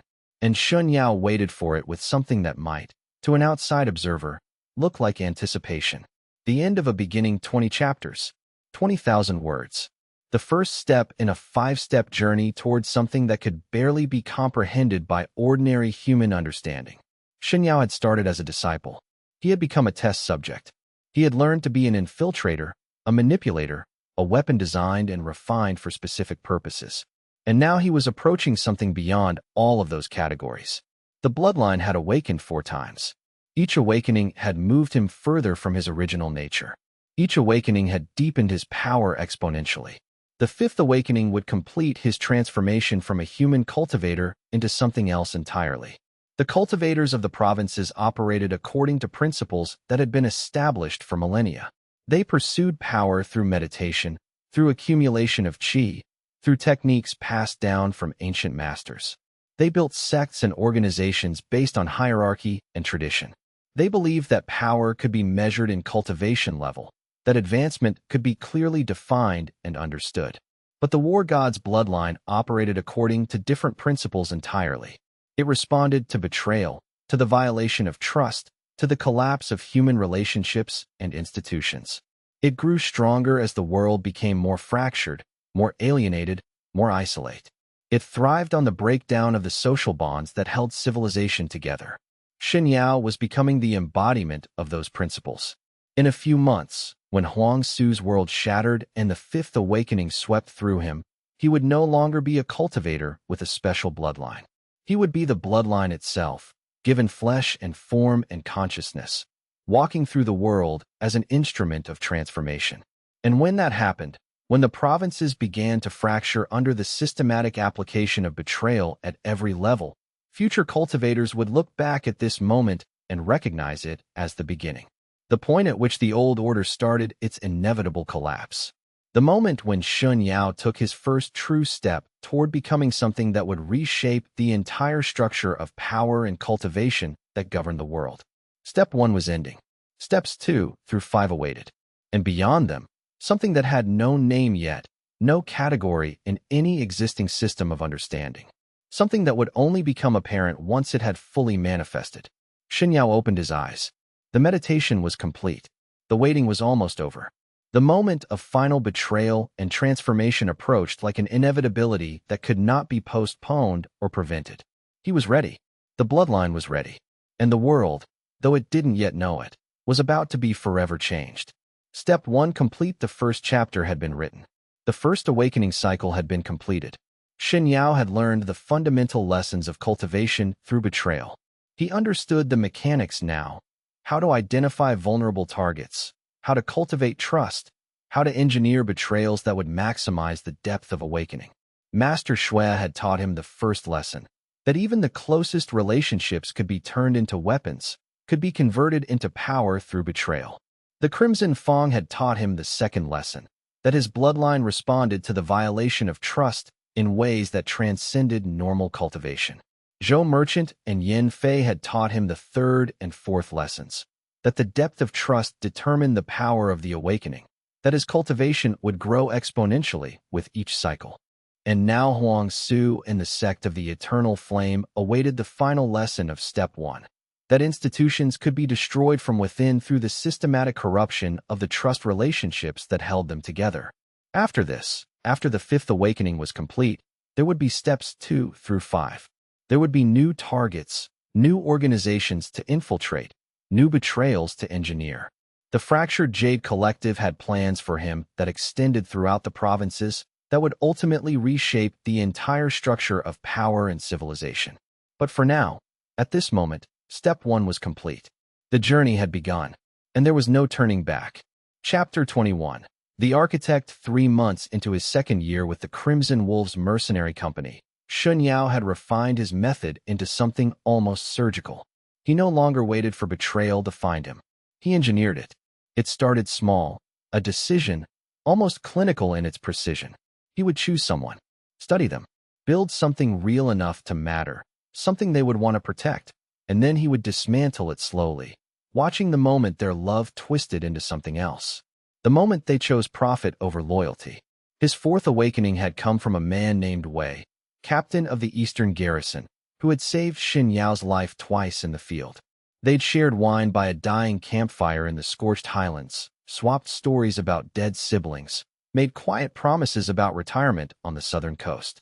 Shen Yao had even meant it, in the way you mean things at 3 in the morning when you're too tired to lie. Wei had kept the promise for exactly 73 days. When the Obsidian Throne's bounty hunter came calling, 20,000 gold for Shen Yao alive, or 5 for proof of death. It took Wei only an hour to decide. Shen Yao watched the calculation happen behind his eyes like watching a door slam shut. Not anger, not desperation, just math. Wei had debts. Wei had a daughter in the provincial academy. Wei had made the rational choice. The awakening had burned through Shen Yao's body like molten copper. His foundation cracked open, and something new poured in. Not strength exactly, but a kind of terrible clarity. As Wei's blade came down, Shen Yao saw him not as a man, but as a tapestry of intentions, each thread of betrayal glowing faintly in the half-dark. He could see it now, the way a person was woven, where they would break. He dodged the killing blow, counterattacked with perfect economy, and left Wei to the mountainside. The pain of the awakening had blinded him for hours, but when it faded, the gift remained, a faint aura around every living thing, a spectrum that told him how likely they were to betray him. Most people glowed faintly, dim oranges and yellows, theoretical betrayals they might commit under the right pressure. But some few, rare ones, burned bright. Crimson, ready. Wei had been a hot, pulsing red. Since then, Shen Yao had become something like an artist. He would identify the red ones first, men and women whose capacity for betrayal was vivid enough to sense. Then he would reverse engineer the conditions that would activate it. He'd learn their debts, their hunger, their fractures. He'd befriend them, let them matter to him in a way that would make the loss real. He'd wait for the perfect moment when their need became impossible to ignore, and then he would feel them break like ice. It was efficient, clinical, controlled. The awakenings came regular as clockwork now, each one pushing him further up the cultivation ranks. He was core formation adjacent, hovering just below the threshold, each betrayal a rung on a ladder he could see stretching toward the horizon. His current target was a woman named Run, a quartermaster in the company, and she had been difficult to read at first. Her aura had a strange quality, a kind of translucence that made it hard to judge her potential. But Shen Yao had patience now. He'd started with the small kindnesses, offering to buy her drink after inventory shifts, mentioning it casually when her brother fell ill, once leaving a package of medicine at her quarters with no note. He watched her guard come down in increments, like snow melting in spring. Rin was starting to trust him. The plan was already in motion. He'd learned that her family had fallen into debt with a loan-sharking outfit run by the Violet Sect. Bad people, the kind who broke fingers as conversation starters. He'd seeded rumors that Shen Yao's unit was being transferred to the capital, that he'd be gone within months. He'd let her begin to imagine a world where she had leverage over him, where the strong mercenary with secrets was actually vulnerable. Then, at the right moment, a Violet Sect agent would approach her with an offer, turn Shen Yao in, and they'd forgive her family's debt. Simple. Perfect. The awakening would come, Ren would burn bright with betrayal, and Shen Yao would move on to the next. Except he hadn't counted on how much he would begin to like her. It happened gradually, the way these things do. Ren had a laugh like breaking glass, genuine and unexpected. She talked about her brother's poetry and the gardens she wanted to build someday. One night, while they sat on the garrison roof watching the twin moons rise, she turned to him and said, "You know you're the first person here who's ever asked me what I wanted?" And Shen Yao, who had asked her specifically to build this foundation, felt something shift in his chest. Something dangerous. It was a problem. Plans depended on clean emotional accounting. Shen Yao cultivated people like a farmer tending crops, and farmers didn't question the harvest. But as the weeks passed and the Violet Sect agent's arrival date approached, he found himself hesitating. He'd trace Ren's aura with his new gift, searching for that bright betrayal-ready glow, and instead find something pale and steady, almost kind. Something in him rebelled against the plan. The rebellion horrified him. He was supposed to be beyond this, beyond the soft, human part of himself that wanted things like trust and simplicity. He'd sacrificed that on the altar of power, accepted that every relationship was a tool and every feeling was just practice. The man he'd become didn't hesitate. The man he'd become understood that Ren's innocence, her actual, terrifying lack of betrayal potential, made her less useful, not more. So he told himself he would wait for a better opportunity, that he simply hadn't found the perfect moment yet. But he knew it was a lie. He was sitting in the garrison courtyard, pretending to sharpen a blade he didn't need sharpened, when a rider came through the gates. Dust-covered, panicked. He was shouting for the quartermaster before his horse had properly stopped. Shen Yao's hand stilled on the whetstone. The rider's message was simple and catastrophic. The Violet Sect had grown impatient. They were moving on Ren's family directly. Her brother was in their custody. They wanted her to come voluntarily, or they'd start returning pieces. Shen Yao watched Ren's face as she heard it. Watched the calculus happen behind her eyes, the same math Wei had done on that mountainside. Except this time, Shen Yao realized with absolute clarity he couldn't bear to watch it. He didn't want to see her break. He didn't want the awakening that would come from her desperation. He didn't want to be right about her. He wanted something else entirely. "I'll come with you," he heard himself say, "to get your brother back."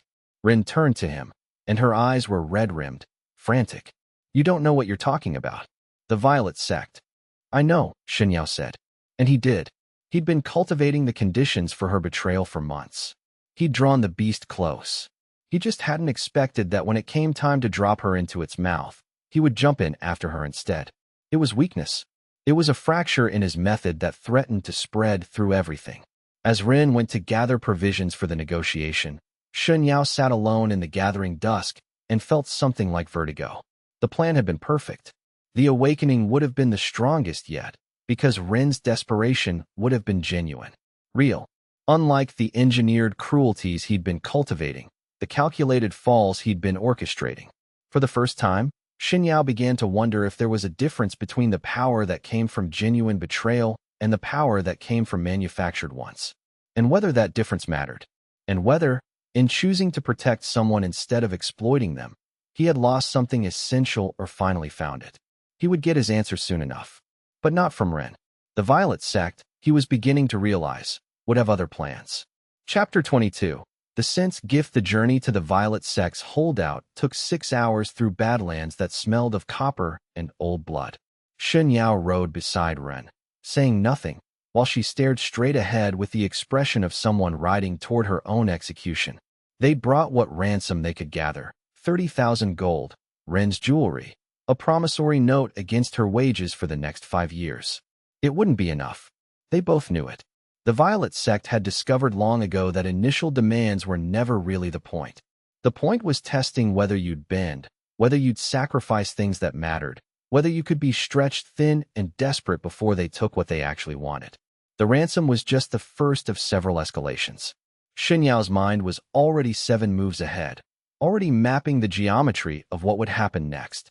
The negotiation. The moment they'd refuse to release Ren's brother until she remained with them as collateral.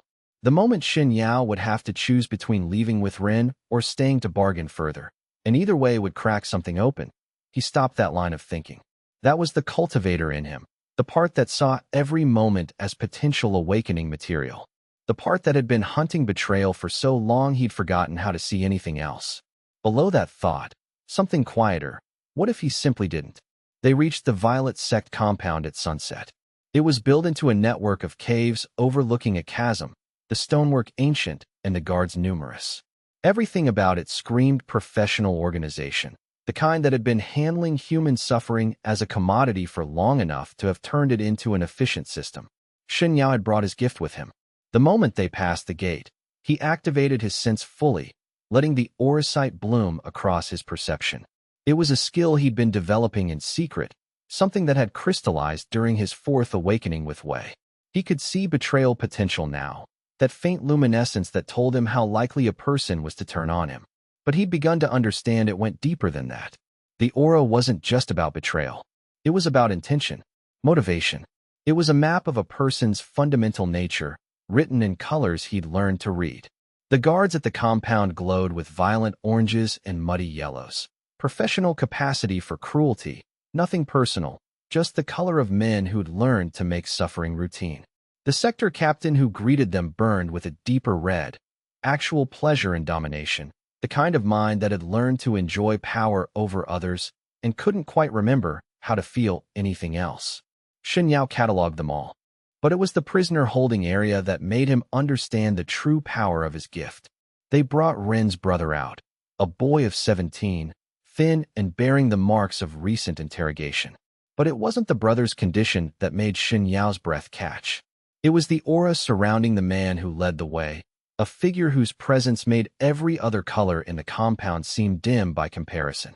This man burned crimson. Deep, intelligent, utterly certain. A betrayal prime. Someone whose capacity for harm was so complete, so intrinsic to their nature, that it seemed to come from something other than choice. This was a person who would betray not because circumstances pressed him, but because betrayal was the only language he spoke. The commander of the Violet Sect, Master Xue. He was older, maybe 50, with scar tissue running down one side of his face and eyes that had seen exactly as much violence as his hands had committed. He studied Shen Yao with an interest that felt dangerous, and Shen Yao realized in that moment that his gift was not a one-way street. Yin was looking at him the same way a connoisseur looks at a blade, evaluating its edge.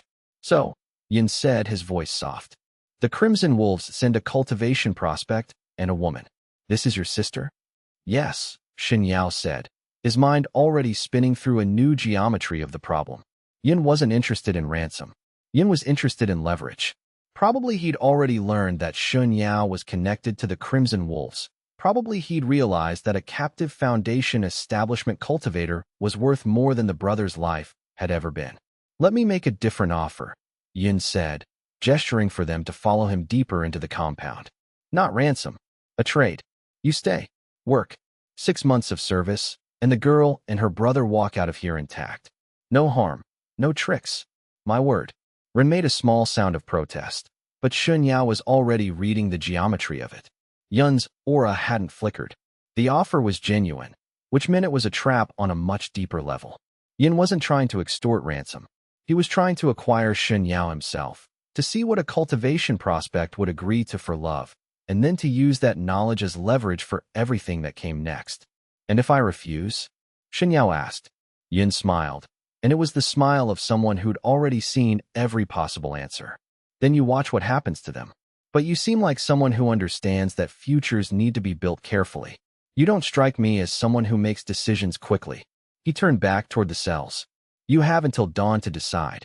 They were housed in separate holding areas. Shen Yao locked into a reinforced cell overlooking the chasm, while Rin and her brother were kept closer to the administrative center.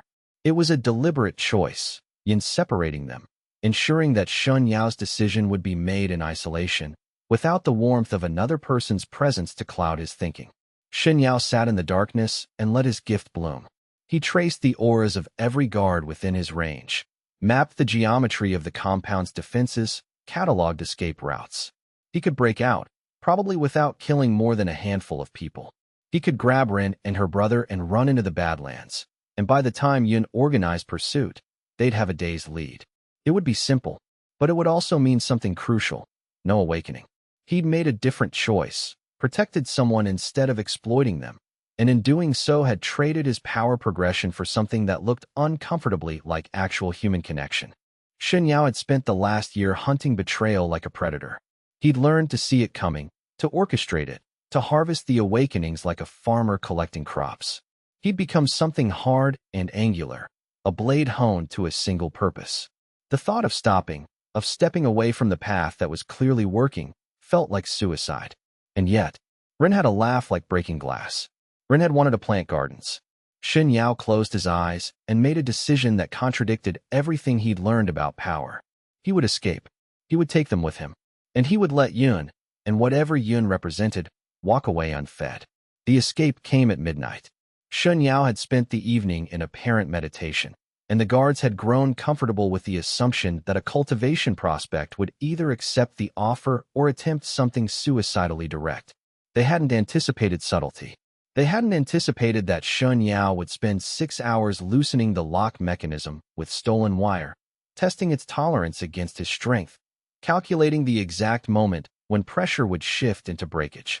When he moved without warning. The lock gave with a snap that he swallowed with a muffled sound, and then he was flowing through the corridors with the economy of motion he'd learned in a year of combat. He could see the guards' auras even in the darkness, could track their positions by the faint colors that leaked from their forms. It was like fighting with the lights on. 3 guards died. 2 more he left unconscious. By the time he reached Ren's holding area, he'd cleared a path and had maybe 10 minutes before someone realized the cells were open.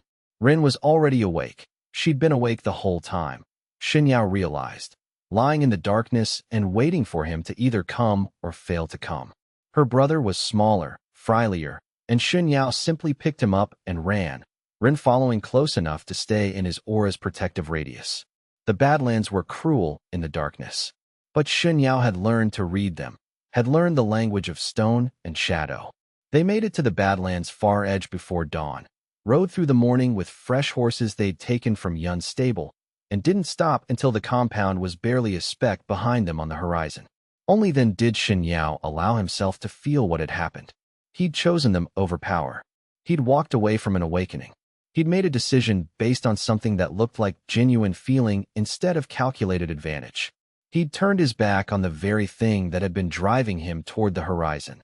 The certainty that betrayal was the source of all strength, that cruelty was just another name for clarity.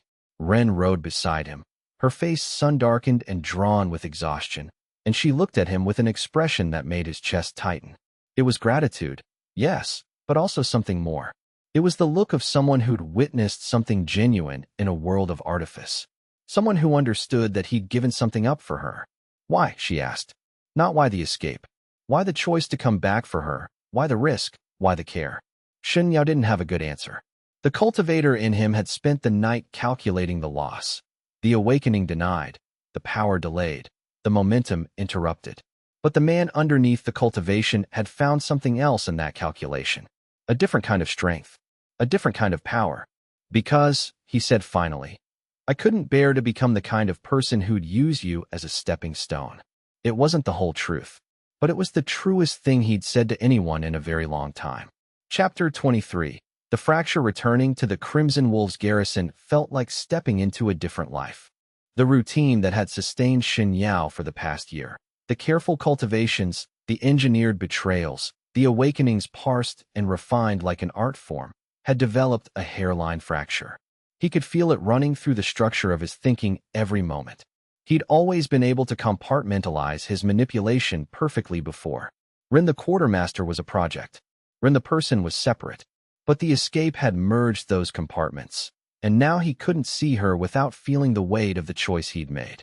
It made him dangerous in a new way. 3 weeks after returning, Shen Yao sat in the garrison's underground training chamber and tried to meditate. The air here was thick with spiritual residue from years of cultivators pushing their foundations to the limit, and it should have been easy to sink into cultivation state. Should have been. Instead, all he could see was Ren's face in the darkness of Yun's holding cell. All he could feel was the specific vertigo of having chosen something other than power. You're distracted, a voice said from the chamber's entrance. Shen Yao's eyes opened. It was Lian, the garrison's senior cultivation advisor, a woman of indeterminate age whose name was whispered with respect in combat circles. She was core formation herself, and her aura, when Shen Yao's gift touched it, was a strange mixed color, oranges and yellows and pale greens, like someone who'd lived long enough to have complicated reasons for everything. I'm fine, Shen Yao said. Lian smiled. It was not a kind smile. You're at the edge of breakthrough. Core formation is right there, just beyond your reach, and you can't seem to push into it. She came down the stone stairs with the careful grace of someone who'd learned to move without announcing herself. That's interesting. Most cultivators at your level are desperate to advance. They'll do anything for an awakening. It's what drives the early years. You push yourself to the edge of death, and the brush with annihilation opens new pathways. You were doing it perfectly, and then something happened. Shen Yao said nothing. His gift was suddenly very active, trying to read Lian's underlying motivations.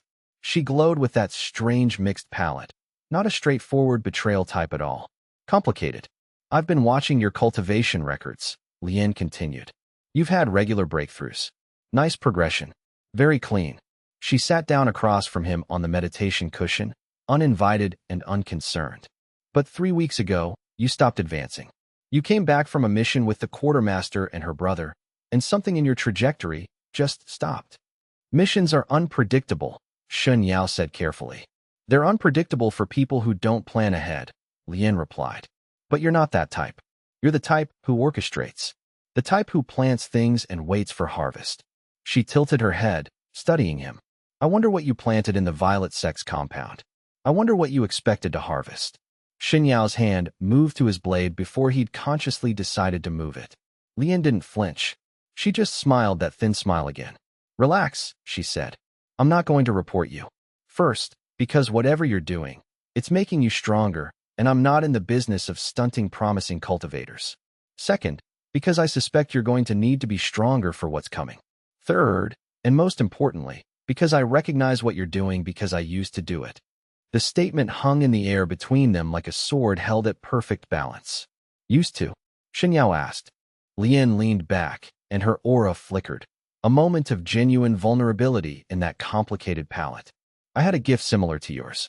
Not quite the same, but similar enough. I could see people's breaking points. See the fractures in them that would eventually cause them to shatter. And I learned that I could deepen those fractures, could orchestrate the shattering, could use the chaos of other people's collapse to push my own cultivation forward. She paused, and in that pause, Shen Yao understood something fundamental. You stopped, he said. I stopped, Lien confirmed. And I've regretted it for 20 years. You regretted it because it was weak, Shen Yao said, testing the words. No, Lien said. I regretted it because I realized that every awakening I harvested from someone else's despair was weaker than the awakenings I could generate from genuine courage. From real stakes. From situations where I was actually vulnerable. She leaned forward, and now her eyes held something fierce. You're learning that now, at your edge of breakthrough. The power that comes from engineering betrayal is reliable, but it has a ceiling. The power that comes from genuine connection, from real stakes, from being willing to lose something. That's the power that reaches all the way to the ascendant realm and beyond. Shen Yao felt something in his chest tighten. Why are you telling me this? Because in 6 months, the Violet Sect is going to launch a reprisal, Lien said bluntly. Yin doesn't forgive escapes. He doesn't forgive insults. He probably has seers who've already told him you're going to get stronger, and he's going to want to leverage that. He's going to come for you, and when he does, the only power that will carry you through is the power that comes from something real, from people who matter to you, from having something to lose. She stood, and Shen Yao realized that she was offering him something dangerous, proof that another path existed, that a cultivator could choose vulnerability and survive it, could choose connection and still become strong. What do you want from me? He asked. Nothing, Lien said. I want you to stay broken for a little while longer. Let the fracture run deep. The day you can hold that fracture and still be whole, that's the day you'll push into core formation, and the day after that, you'll start understanding what real power looks like. She left before he could respond. Shen Yao sat alone in the training chamber and felt the geometry of his world shift. Everything he'd built, all the careful orchestrations and engineered betrayals, suddenly looked like the juvenile scrawlings of someone who'd mistaken control for strength. And the choice he'd made in Yun's compound, walking away from an awakening to protect Ren, suddenly looked less like weakness and more like the only real courage he'd ever shown. That night, he sought out Ren. She was in the quartermaster's office, hands deep in inventory ledgers, and she looked up at him with that expression that had become familiar, a kind of cautious joy, like someone who'd learned to hope but wasn't quite sure the hope would hold. I need to tell you something, Shen Yao said, and it's going to be difficult to hear. Ren set down her stylus. All right. I cultivated you deliberately. For months, I set out to build your trust, to learn your vulnerabilities, to set you up for a betrayal that would have triggered an awakening. I had every intention of letting you fall. He watched her face, watched the hurt and betrayal bloom there. But then I couldn't. And I'm telling you now because you deserve to know what almost happened, and because I want.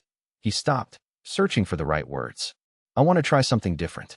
I want to know what happens if I don't orchestrate. If I just exist in relationship with someone without waiting for them to break. Ren's eyes were wet. That's insane. I know, Shen Yao agreed. You risked everything at the Violet Sect because you couldn't go through with it. Yes. And now you're giving up the power that comes from betrayal because of me. Yes, Shen Yao said. I am. Ren stood, and for a moment he thought she would leave. Instead, she crossed the space between them and hit him, not hard, but with the weight of all the trust she'd placed in him and all the danger she'd walked into because she believed he was someone worth following. You're an idiot, she said. But you're my idiot now. Don't you dare go back to the betrayal cultivation. If you're going to do this, you do it all the way. You don't keep one foot in the old path as an escape route. Shen Yao found himself smiling. All the way, Ren confirmed. That night, for the first time in years, Shen Yao dreamed of being whole instead of sharp. Chapter 24. The Reflection. A month passed in a strange kind of peace. Shen Yao trained, ran missions with the Crimson Wolves, and spent his evenings with Ren in a way that felt almost normal. No orchestration. No cultivation of betrayal potential. No careful management of emotions as leverage. Just two people learning what it meant to exist together without one of them hunting the other's weaknesses. It was terrifying. The cultivator in him screamed that he was wasting time, squandering the momentum of his power progression, allowing himself to become soft and vulnerable. But underneath that voice, something new had grown. A capacity for stillness. A willingness to exist without constantly plotting the next advancement. His gift, the ability to see betrayal potential in others, had begun to change without him requesting it. Where once he'd seen only the betrayal auras, now he was beginning to perceive something deeper, not just what people would do to him, but what they were capable of at their core. The true architecture of their character, rather than just the fractures. It was like learning to see a new color, or learning to hear a second melody running underneath the first. The senior cultivators at the garrison had begun to notice his change. One evening, after a particularly grueling training session, Shen Yao found himself alone in the garrison's observation tower with Master Xue, the weapons keeper, and one of the few Foundation establishment cultivators who'd been kind to him when he first arrived. Master Xue was elderly, with the bearing of someone who'd survived wars through competence rather than brilliance. Her hands were scarred, and her movements contained the kind of economy that came from 40 years of practice. "You've gone quiet," she observed, handing him a cloth to wipe the sweat from his face. "Introspection," Shen Yao replied. "Guilt," Master Xue corrected gently. "I recognize the shape of it. I carried the same weight for a decade after the Eastern Wars. You do terrible things in combat, and then you step back and realize you've changed, and the old you is suddenly a stranger you don't recognize." She settled herself on the bench beside him. Sometimes that stranger was better at survival. Sometimes worse. "How do you know which one you'll become?" Shen Yao asked. Master Xue smiled. "You don't. You just make the best choice you can at each moment, and you live with the weight of the choices you made before you knew better. The question isn't whether you'll regret the old path. The question is whether you'll keep walking it once you understand where it leads." It was similar to what Lian had said, but with a crucial difference. Lian had spoken as someone who'd made a conscious choice to break from her cultivation method. Master Xue was speaking as someone who lived with the consequences of actions she couldn't undo. "I was going to hurt someone," Shen Yao said quietly. "Someone I care about. I was going to engineer their betrayal to trigger an awakening. And I only stopped because I realized I couldn't do it without destroying something in myself." "You did stop, though," Master Xue said. "That's the part that matters. But I could do it again. I could fall back into the pattern." "Yes," Master Xue agreed. "You could. We all could do terrible things again if the pressure got high enough, if the opportunity was perfect enough. The choice isn't about being incapable of evil. It's about deciding what kind of person you want to be when evil is possible." She stood slowly, her knees cracking. The monks teach that cultivation is about transcendence, about moving beyond human weakness. But the best cultivators I've known understood something different. Transcendence comes from accepting your weakness, understanding it fully, and choosing to move forward anyway. She left him alone in the tower, and Shen Yao sat watching the city lights flicker to life below, feeling the strange paradox of his situation. He was weaker than he'd been before. His power progression had stalled. His awakening rate had dropped to 0. And yet, something in him felt stronger. Not the kind of strength that came from cutting things sharp, but the kind that came from holding something precious without crushing it. 2 weeks later, the first sign of danger came from an unexpected direction. A runner arrived from the capital bearing sealed letters for the garrison command. Shen Yao watched from the courtyard as officers opened the correspondence, watched their faces shift from routine interest to something like alarm. Within an hour, the garrison was in organized chaos, soldiers being assembled, supplies being gathered, something escalating quickly into preparation for active conflict. Shen Yao sought out Commander Kes, the garrison's leader, who was reviewing maps in the strategy chamber. "The Violet Sect?" Shen Yao asked directly. Kes looked up, surprised. "How did you educated guess? They don't forgive escapes." The commander's jaw tightened. "Yun has declared formal opposition to the Crimson Wolves. He's allied with the Obsidian Throne's Eastern faction, and they're mobilizing a joint force. We're expecting an attack within the month, potentially sooner. The capital is sending reinforcements, but..." Kes trailed off, looking at his maps like they were corpses. "We're going to be understaffed for the first 2 weeks. We'll have maybe half strength when they arrive. Shen Yao understood the calculation immediately. This wasn't just Yin settling a personal score. This was a political move, a way to leverage Shen Yao's presence into a larger conflict. The Violet Sect would hit the garrison, target Shen Yao specifically, and in the chaos, the Obsidian Throne would eliminate a potential rival to their power in the region, which meant everyone at the garrison was now in danger, which meant Ren was in danger. And for the first time, Shen Yao realized exactly what he'd gained by choosing vulnerability. He had something to lose. He had people he actually cared about. He had stakes. Lian had been right. The coming challenge would require more than the careful orchestrations of engineered betrayal. It would require the kind of strength that came from defending something real. That night, Shen Yao felt something shift in his cultivation. Not an awakening, not yet, but a deepening, a settling of his power into new foundations. He was moving toward core formation not through the trauma of betrayal, but through the pressure of genuine connection. Yin was coming. The Violet Sect was coming. And Shen Yao would be ready. But not because he'd learned to hunt betrayal better. Because he'd learned to protect something worth protecting. Chapter 25. The breaking point. The siege began in the pre-dawn darkness of the 23rd day. Shen Yao had been preparing for it constantly, coordinating defenses with Commander Kess, training the garrison's mid-level fighters, working with the smiths to forge reinforced weapons. He'd also, with Lian's help, begun something he'd never attempted before, cultivating not for personal advancement, but for the strength of the entire garrison. It was draining in ways the solo cultivation had never been. But it worked. The first assault came at the garrison's east gate, a probe to test the defenses. Shen Yao was positioned on the walls, and he watched as the Violet Sect's shock troops came surging forward with the practiced efficiency of a unit that had spent years breaking into fortifications. Behind them, he could see the spiritual auras of their cultivators, a mix of foundation establishment and early core formation fighters, led by a presence so deeply crimson and alive with potential betrayal that it could only be Master Xue himself. Shen Yao's gift had grown to show him more than just betrayal potential now. It showed him the precise structure of each fighter's strength, the points where their cultivation was weak, the geometry of how they would move. He'd become, without quite meaning to, a perfect strategist. The defense held. Barely. 3 garrison fighters died, young soldiers with families in the city below. Shen Yao found their bodies afterward and felt the weight of it. This was the difference between his old cultivation method and this new path. The engineered betrayals had never carried the weight of actual consequence. Real combat, real stakes, real death. These things changed everything. But they also concentrated his power into something almost unbearable. That night, sitting alone in the garrison's back courtyard, Shen Yao felt the pressure inside his cultivation finally become too much.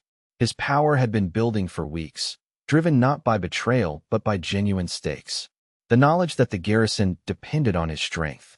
The knowledge that Ren was in danger. The knowledge that he would have to choose, at some point, to stand against Yun with everything he had. The breakthrough came violently. His foundation cracked open, and instead of the sharp, crystalline awakenings that had characterized the betrayal-based cultivations, this awakening was sudden and total.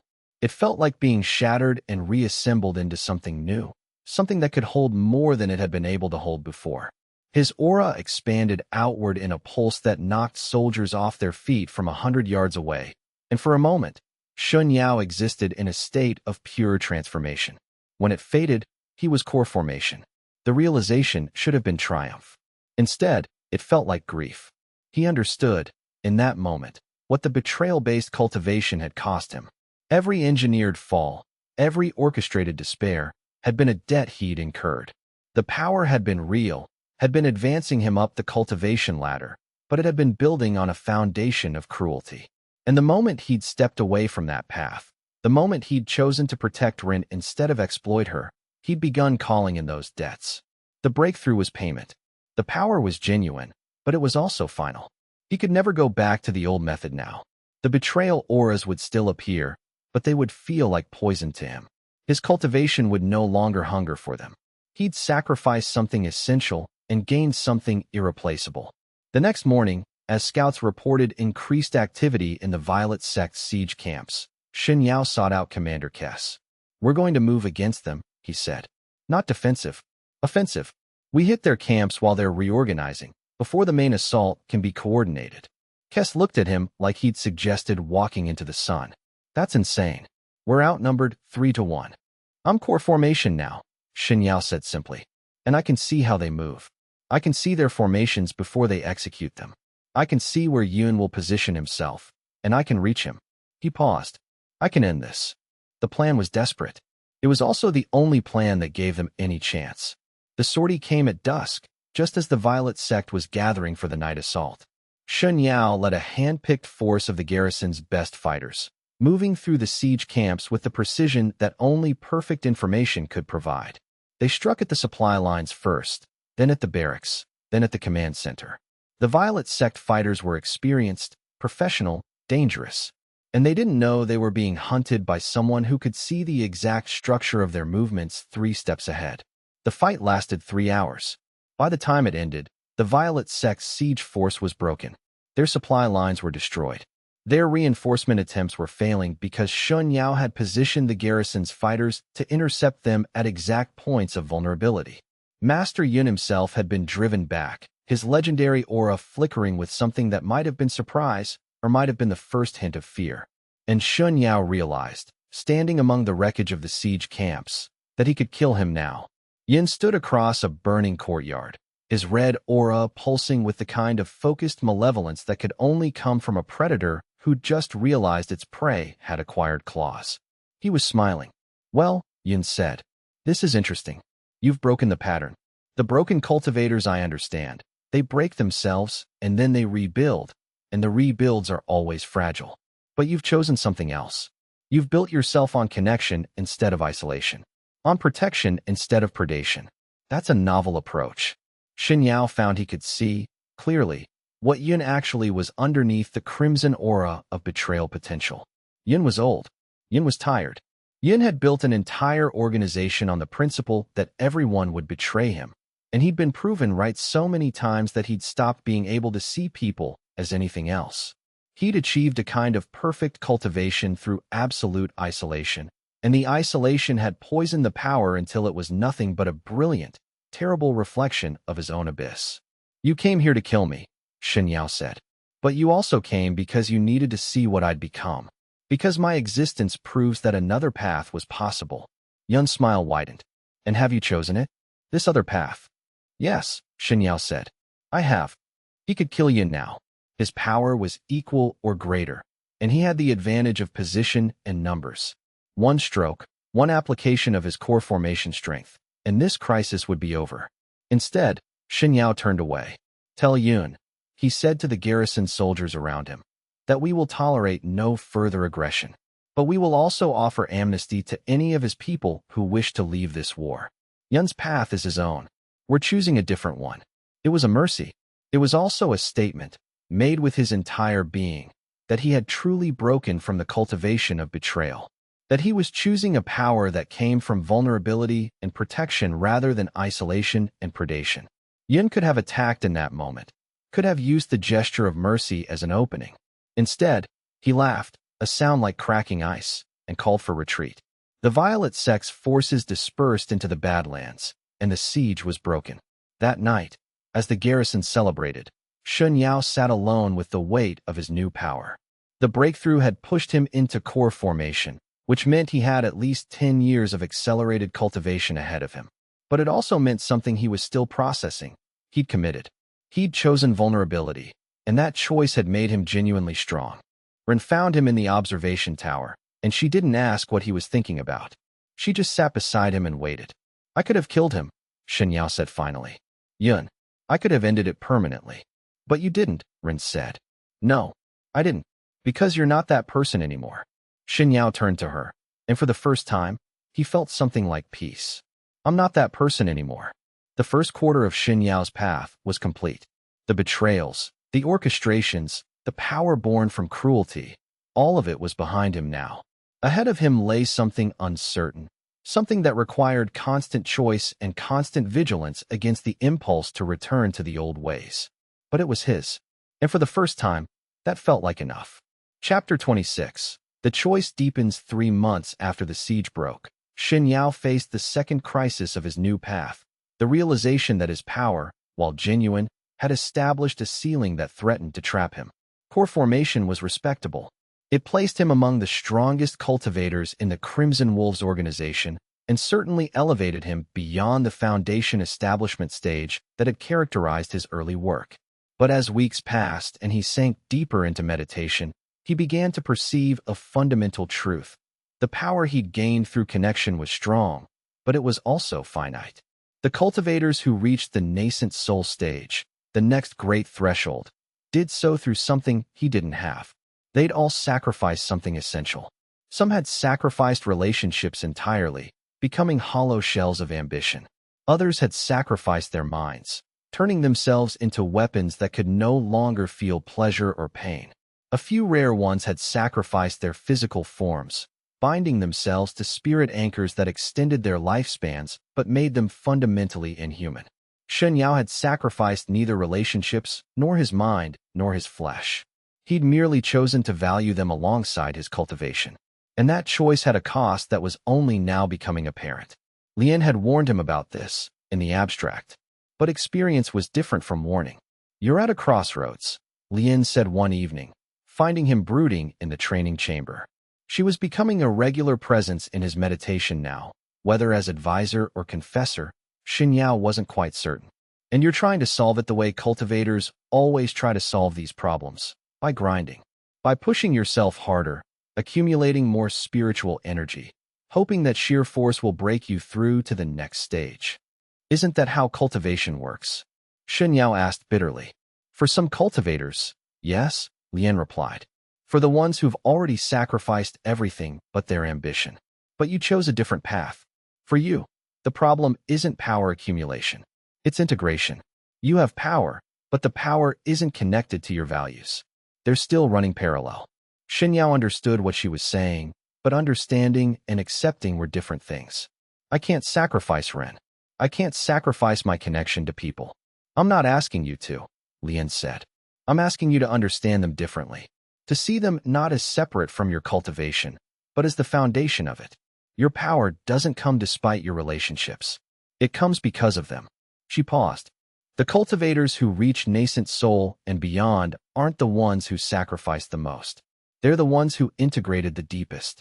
They found the thing that was worth more than survival, more than advancement, and they let that become their cultivation."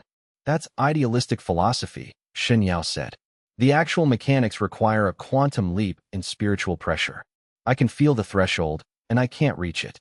"Then maybe you're approaching it wrong," Lien replied. "Maybe the threshold isn't something you reach by climbing. Maybe it's something you reach by changing direction entirely." She left him with that cryptic guidance, and Shen Yao sat alone in the chamber, feeling the frustration of power that had nowhere to go. The answer came, as these things often do, from an unexpected source. Rin came to him one evening with a proposal that made his blood go cold. "I want to join the garrison's formal cultivation program," she said without preamble. "I want to begin my foundation training. I want to become a fighter instead of just support staff." Shen Yao's immediate response was a flat refusal. "Absolutely not. That's not your decision," Rin replied calmly. "I've already approached the commanders. They've approved it, pending your assessment of whether I have the capability." "Run." He stood, pacing. "You'll be in danger. You'll be pushing your body past limits that I might exceed," Rin interrupted. "Look, I've watched you fight. I've watched you grow stronger. And I've realized something. I don't want to be the person you protect. I want to be the person standing beside you." She stepped forward, and her expression was absolutely resolute. "Teach me. Help me build my foundation. But don't tell me I'm not allowed to try." It was, Shen Yao realized, the moment where his new path would either prove itself or collapse entirely. The old Shen Yao would have protected her, would have kept her safe, kept her dependent, kept her as the thing he was protecting so that he would always have a reason to survive. It was a form of control, justified by love, but still control. The new Shen Yao had to choose. Did he trust her to be capable? Did he believe in her strength enough to let her find it? "All right," he said finally. "But you'll train harder than anyone else in the garrison. Because if you're going to do this, you're going to do it right." Rin smiled, and it was the smile of someone who'd just been given permission to become themselves. The next 6 weeks were among the most difficult of Shen Yao's life. He trained Ren using every technique he'd learned from his own cultivation journey, but adapted for someone beginning from scratch rather than from a position of traumatic awakening. She was gifted, strong baseline, quick learning capacity, good instincts. But she was also terrified, pushing past pain thresholds that made her hands shake, fighting through the spiritual exhaustion that made her see double. Shen Yao watched her cultivate through these barriers, and he felt something in his own power structure shift. The threshold that had been blocking him, the gap between core formation and nascent soul, began to feel less like a wall and more like a conversation. Every time Ren pushed through a limitation, every time she chose growth over comfort, Shen Yao felt his own capacity expand. It wasn't that she was fueling his cultivation directly. Rather, the act of helping her cultivate was teaching him something essential, that the boundaries between people, between cultivators in relationship, were not limits, but potential. 7 weeks into Ren's training, she completed her foundation establishment, a process that usually took months, but which happened in weeks under Shen Yao's focused guidance. The awakening that marked the establishment was not as violent as Shen Yao's had been. Hers was clean, almost crystalline, and as it completed, Shen Yao felt something move inside his own power. The threshold broke. It wasn't a sudden explosion of energy like the previous awakenings. It was something quieter but more profound. His cultivation shifted at a fundamental level, and he suddenly understood what Lian had been trying to tell him. The leap to nascent soul wasn't about accumulating more power. It was about recognizing that the power was always there, in every moment of choice, in every instance of choosing connection over isolation, in every decision to value someone else's growth as much as your own. He emerged into early nascent soul stage without pain, without trauma, without needing to orchestrate anyone's destruction to fuel the breakthrough. Ren, in the moment after her foundation establishment completed, opened her eyes and felt the change in his aura. "You did it," she said, sitting up despite the exhaustion that made her movements sluggish. "We did it," Shen Yao corrected. Together. It was, he realized, the truest thing he'd ever said. The old cultivation method had been predicated on isolation, on creating breaks between himself and others so that he could harvest the power of those breaks. But this new method was predicated on something fundamentally different, the recognition that separation was the problem, not the solution. Over the following weeks, as Shen Yao settled into his new cultivation level, he began to understand the true shape of his power. He could still see the betrayal auras, still perceive how people would break under pressure. But now those perceptions came with something else, the capacity to strengthen people instead of exploit them, to help them transcend their breaking points rather than engineering their fall. It was a reversal so fundamental that it rewired his entire approach to combat and cultivation. Commander Kess began to notice the change in garrison dynamics. Shen Yao had shifted from being the garrison's primary combat asset to being something more like a cultivator teacher. He took on several of the junior fighters as students, working with them to help establish their foundations, to work through their limitations, to turn their trauma into strength the way he'd learned to do his own. The garrison's power increased not because Shen Yao became stronger, but because Shen Yao created an environment where others could become strong. "This is dangerous," Lian observed one evening. "You're building something here. Something that has the potential to outlast you, to persist even if something happens to you. That kind of legacy is what frightens the major powers." "Let it frighten them," Shen Yao replied. But even as he said it, he understood what she meant. The Crimson Wolves were a mercenary organization, interested in profit and power. What Shen Yao was building, a group of cultivators bound by genuine connection rather than contract, was something that transcended the organization's original purpose. It was something the powers above them would eventually want to control or destroy. The real trial, Shen Yao began to understand, wouldn't come from Yun or the Violet Sect. It would come from the moment when his values and the organization's values diverged irreparably.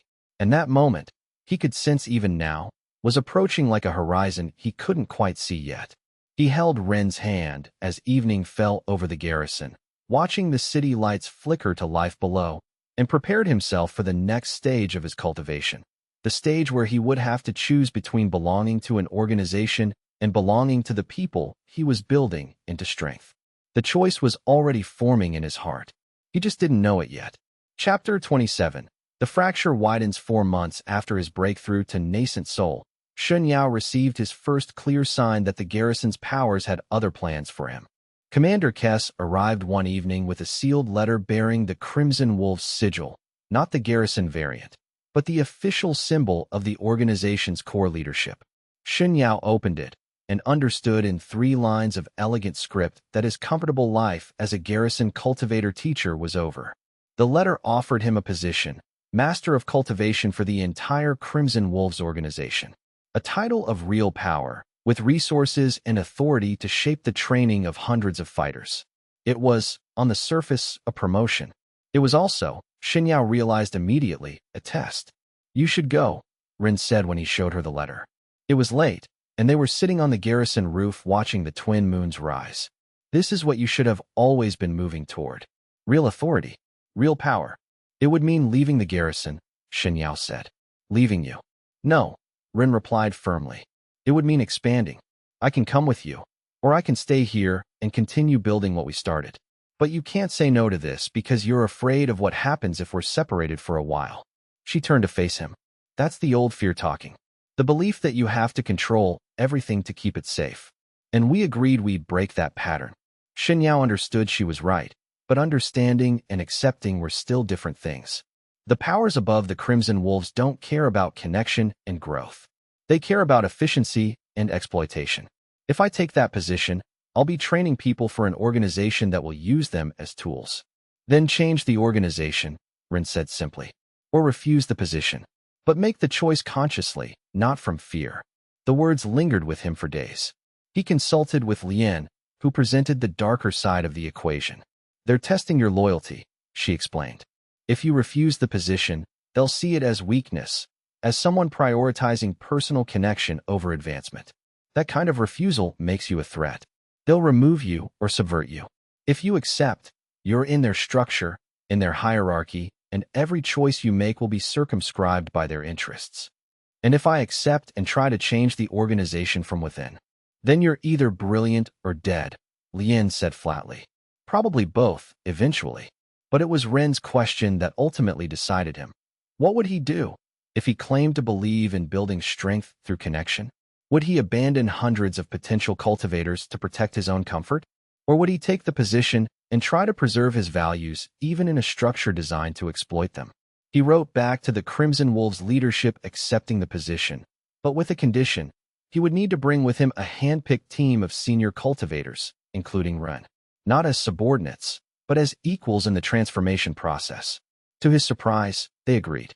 The capital was a sprawling city of cultivators and politics, where power moved through layers of hierarchy, and every conversation was a negotiation. Shen Yao found himself navigating social structures he'd never had to think about in the garrison. Factions within the Crimson Wolves, competing interests among different regional commanders, and most crucially, a level of political sophistication that made the guild's outward mercenary simplicity look like a careful facade. His new position came with an office in the Wolves' primary compound, a tower overlooking the administrative center. It also came with an immediate crisis.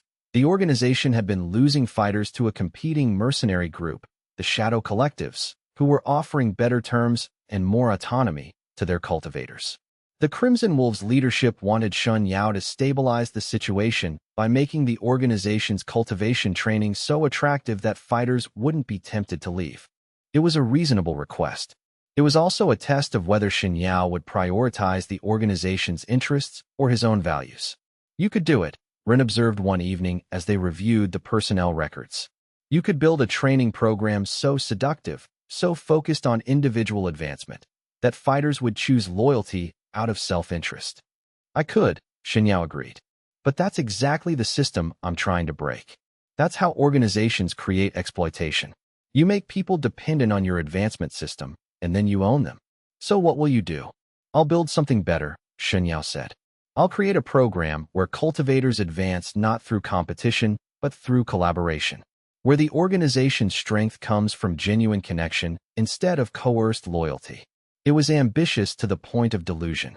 It was also, Shen Yao was beginning to realize, the only move he had left that wasn't a compromise.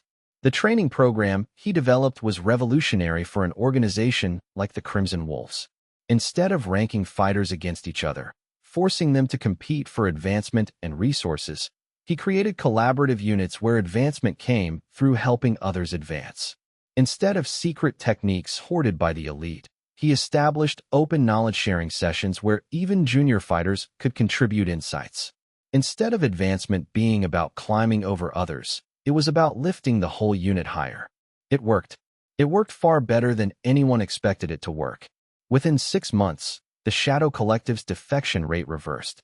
Fighters who'd been considering leaving found that the Crimson Wolves offered something more valuable than autonomy. It offered genuine community. And Shen Yao's unit began to develop a reputation that spread through the cultivation world, not as the most powerful fighters, but as the most effective ones, because their power came from genuine coordination. But success created a problem even more difficult than failure would have been. The organization's core leadership began to realize that Shen Yao's methods weren't just effective for cultivation. They were transformative in a way that threatened the entire hierarchical structure of the Crimson Wolves. If fighters could advance through collaboration instead of competition, if they could find community within the organization instead of being isolated atoms, then they didn't need the leadership to maintain order through fear and coercion. They would maintain it through choice. And that was something the leadership couldn't allow. The summons came via Master Xue, the organization's oldest core member and the one who'd originally sent the letter offering Shen Yao his position.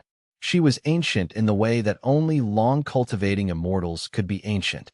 Her face was perfect, her body was ageless, but her eyes held the weight of centuries. "You've created something remarkable," she said without preamble. "But you've also created something dangerous." They were sitting in her office, high in the Crimson Wolves' central tower. The view showed the entire city below, a landscape of power and politics that suddenly felt very small. "What's dangerous about helping people become stronger?" Shen Yao asked. "Nothing, if the strength serves the organization. But your strength serves something else. Your cultivators are loyal to you, to the idea of community you've created, not to the Crimson Wolves itself. That's a fracture." Xue leaned forward.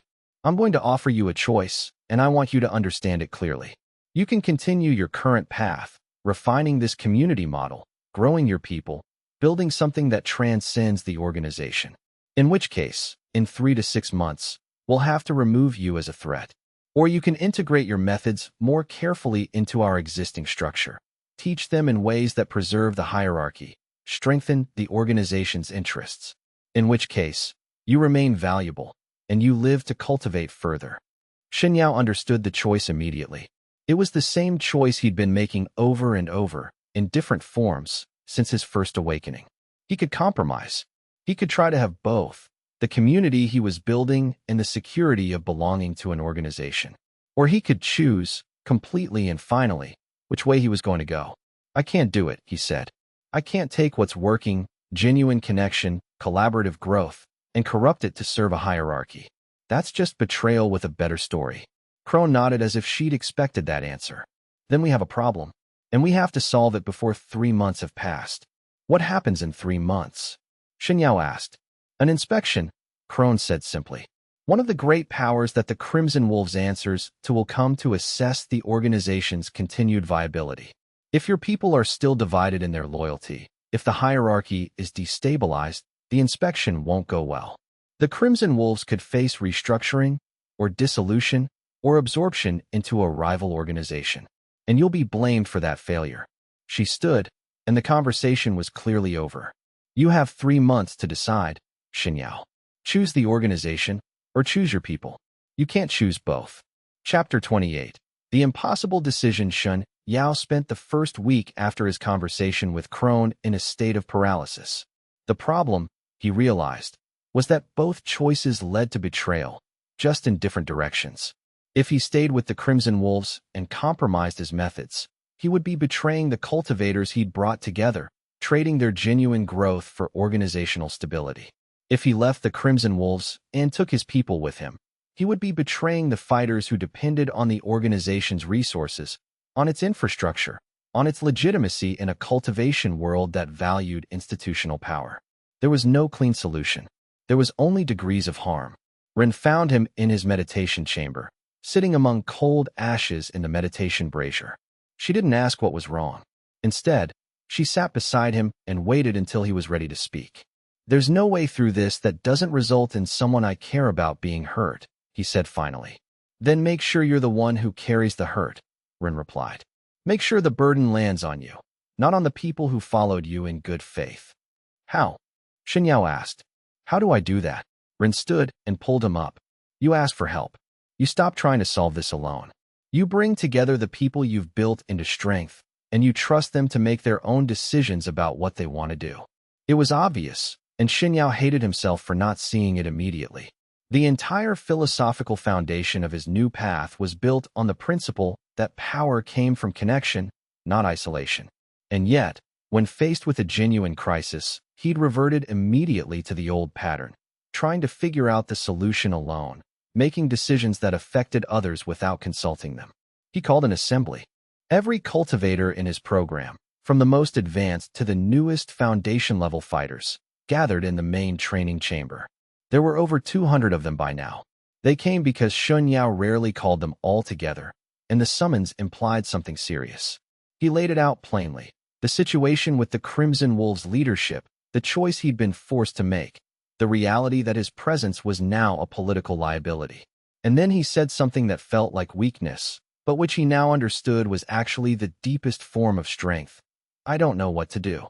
I can see the edges of several different paths, but I can't see all the way through any of them. I need your input. I need your wisdom. I need to know what you want to do, and I need to trust that you know better than I do what's right for you."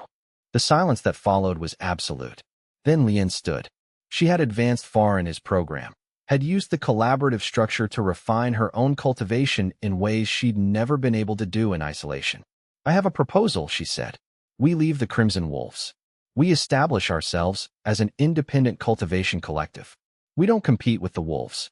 We don't undermine them. We simply exist as an alternative, proof that another way is possible." "That's dissolution," someone said from the back. "We'd lose the organization's protection. We'd be targets." "We're already targets," Lien replied. "We're targets because we're different, because we've created something that the powers above fear. At least if we're targets for existing as ourselves, we're not targets for being compromised versions of what we could be." The debate went on for hours. Some cultivators wanted to stay with the Crimson Wolves. They had families who depended on the organization's pay. They had aspirations that required institutional backing. Some wanted to leave immediately and establish something new. Some wanted to try negotiating with Crone one more time, to see if there was a middle ground that hadn't been explored. And slowly, through the conversation, something emerged. There were actually 3 separate groups with 3 separate needs, and Shen Yao had been treating them as one monolithic unit. "Then we split," he said suddenly. "Not as failure, but as maturation. Some of you will stay with the Crimson Wolves, and I'll ensure that your path to advancement is still honored. Some of you will come with me, and we'll build something new. And some of you might be between, and that's all right too. You get to choose." It took another week of conversation, consultation, and careful planning. But slowly, the groups separated into distinct paths. 130 cultivators chose to stay with the Crimson Wolves, but with a new understanding. They would remain to preserve the methods Shen Yao had established, to be internal advocates for a different way of thinking about cultivation and advancement. 65 cultivators chose to leave with Shen Yao and establish something independent. 10 cultivators remained undecided, and Shen Yao created a pathway for them to choose later without penalty. Ren, of course, chose to leave with him. The conversation with Crone was surprisingly cordial, given the circumstances. The old master seemed almost relieved to have the decision made for her. "You're removing yourself from the equation," she observed. "That's intelligent. It means the leadership can blame the schism on your ambition rather than on systemic failure." "I'm not doing this to give you a convenient narrative," Shen Yao replied. "I'm doing it because it's the right thing." "I know," Crone said. "That's why I'm being kind about it. The organization can survive your departure much more easily than it could survive your internal revolution. You've actually solved our problem by leaving." She paused. "Where will you go?" "South," Shen Yao said. "There are territories that aren't yet claimed by the major powers. We'll build something there." "It won't last," Crone warned. "Eventually the powers will come for you. will want to assimilate or destroy what you've built. You understand that? Yes, Shen Yao said, but it will last long enough. And in that time, we'll prove that it's possible to cultivate without exploitation. That's all I'm trying to do, prove that another way exists. 2 weeks later, Shen Yao and his 65 cultivators left the capital, heading south toward territories still wild, still unclaimed, still holding the possibility of something genuinely new. Rin rode beside him, and the landscape they were moving through was beautiful in a way that reminded him why he'd started this journey in the first place. Not to become strong, but to become whole, to build something that would last, to create a world where cultivation and genuine connection weren't mutually exclusive. They made camp on the third night, in a river valley that none of the great powers had quite gotten around to claiming yet. The cultivators spread out, establishing perimeters, starting fires, beginning the slow work of creating a settlement. Shen Yao sat by the river and felt the weight of what he'd begun. This wasn't a group held together by contracts or hierarchy. It was a group held together by choice, by genuine connection, by the shared belief that there was a better way to cultivate. And he had no idea if it would work. But for the first time in his cultivation journey, he realized that not knowing was all right. The uncertainty was part of what made it real. Chapter 29. The rival awakening. The settlement they established took the name Sanfeng Vale, after the river that ran through it and the 3 peaks that rose around it like guardian mountains. For the first 3 months, it was barely a settlement at all, just cultivators and tents, training grounds cleared from the forest, crude meditation chambers carved into the hillside. But it grew with purpose.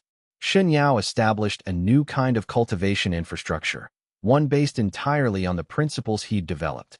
No ranking hierarchy, no secrets, no advancement through competition. Instead, cultivators formed into collaborative units, and the unit's advancement became the individual's advancement. A rising tide that lifted all boats, as Rin liked to say. It worked. The growth rate of the cultivators in Sanfeng Vale outpaced anything Shen Yao had seen in the Crimson Wolves, not because of individual genius, but because of genuine coordination.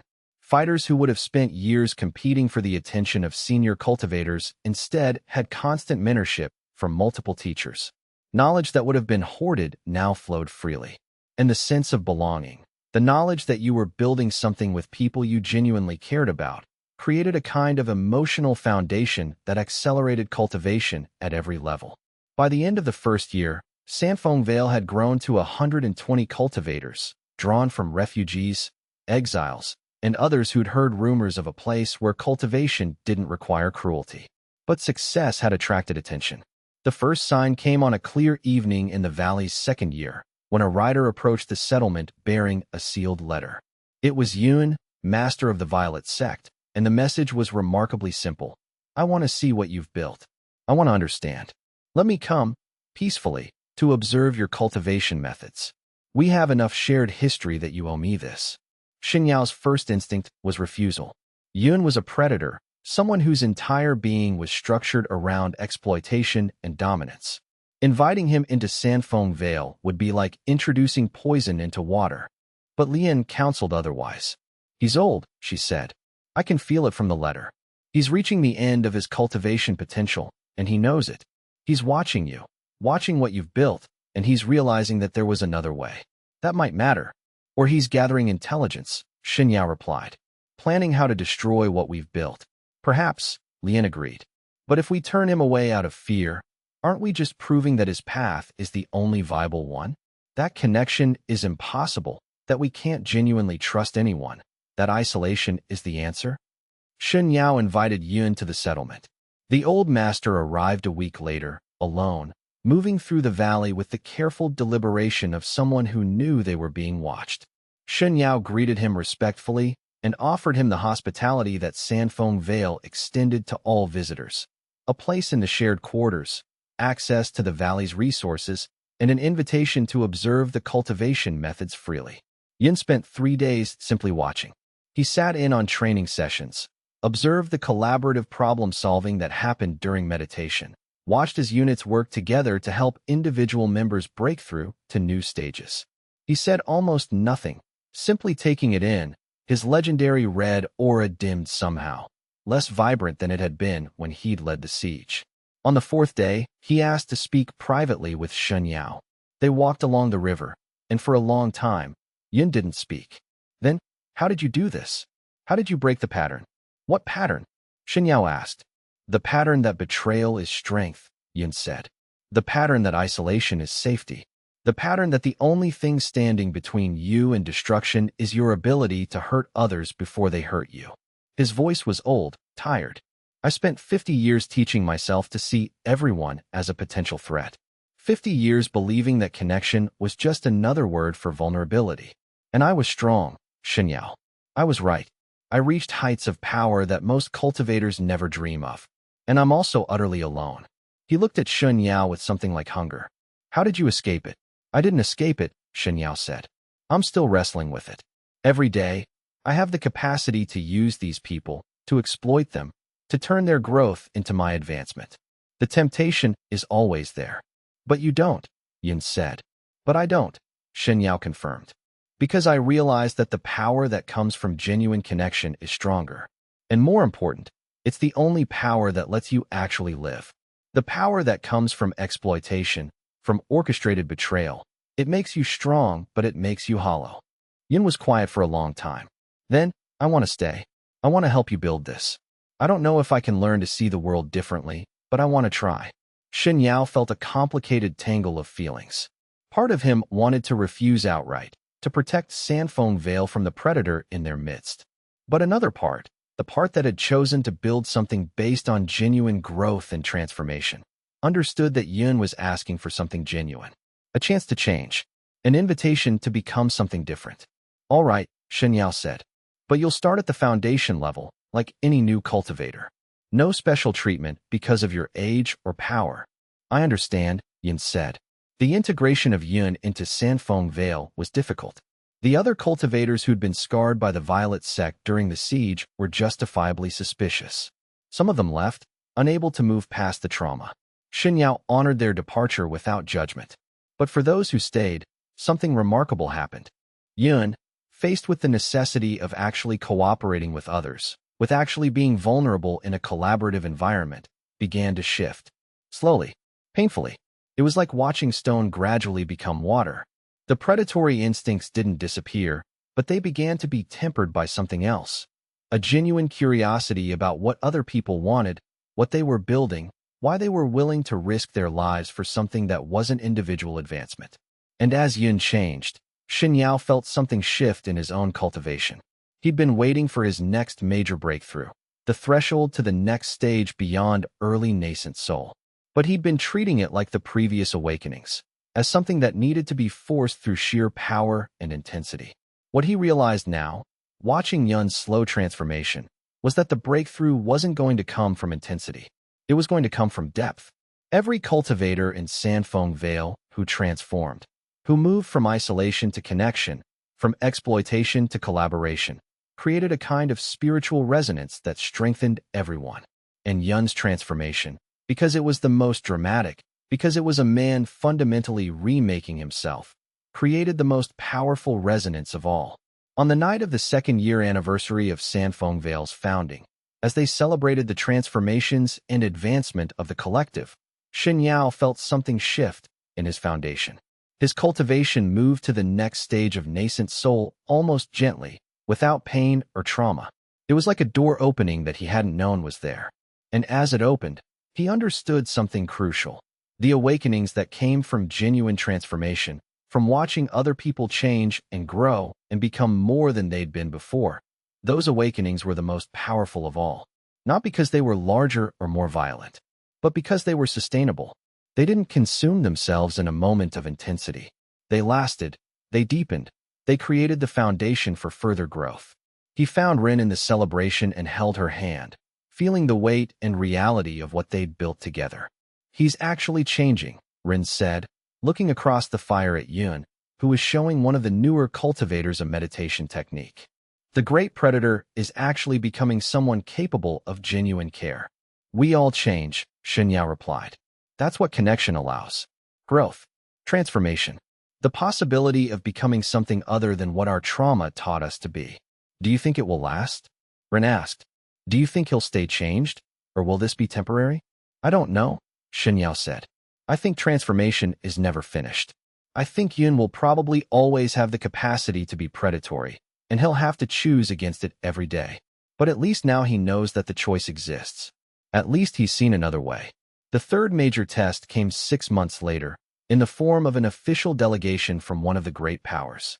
The Celestial Harmony, a cultivation organization that controlled the entire eastern region, had heard rumors of Sanfeng Vale and wanted to understand what was happening there. They were, on the surface, peaceful.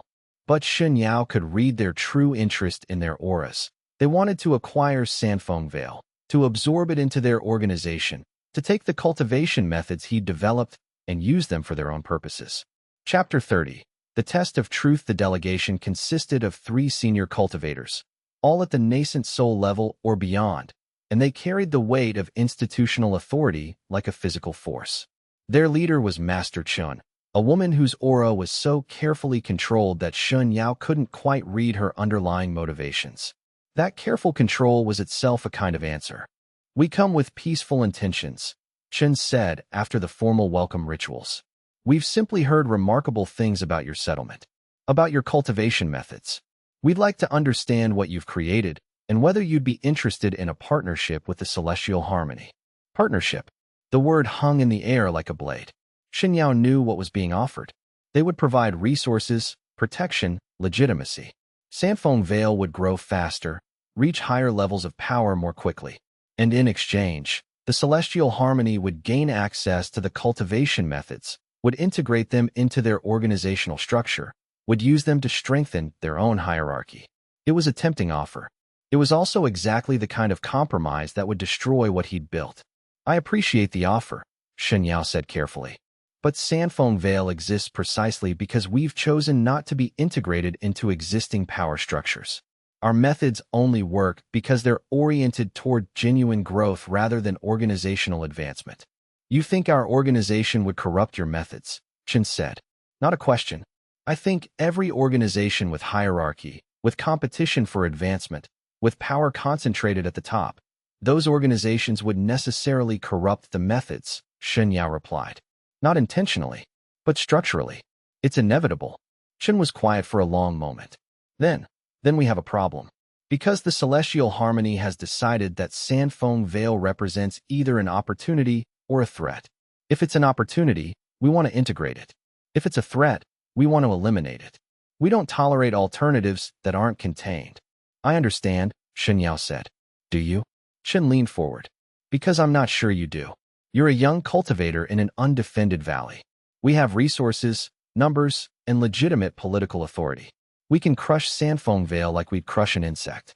And I want to know what you think you can offer that would make that not happen. This was the moment Shen Yao had always known would come. The moment when his small alternative society collided with the larger powers that dominated the cultivation world.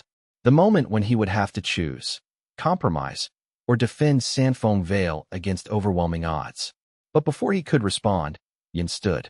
The old master had been sitting quietly, observing the negotiation.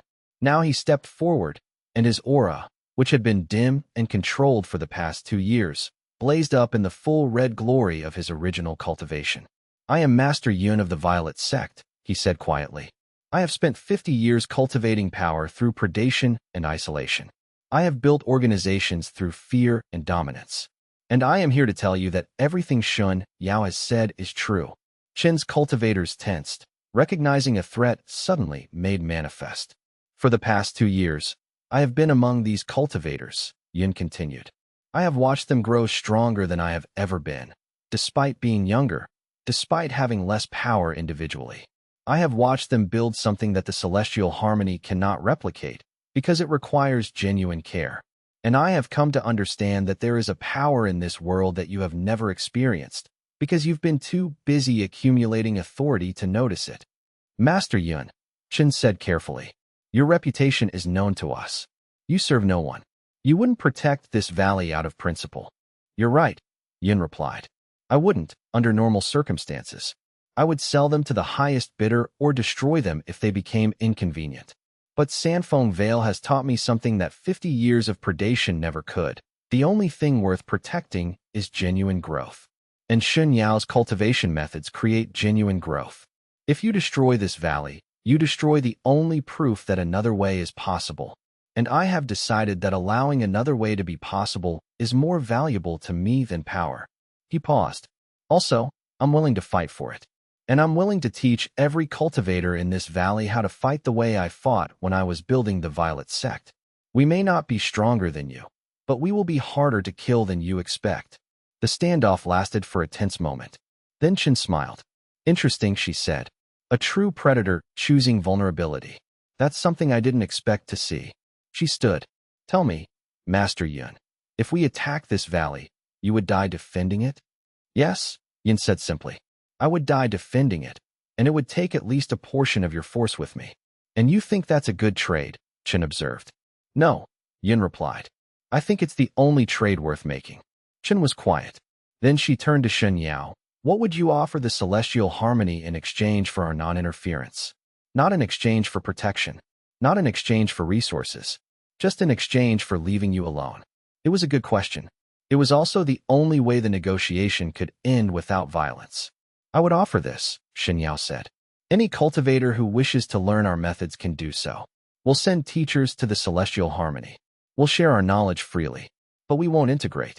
We'll remain independent. And in time, you'll see that our methods work.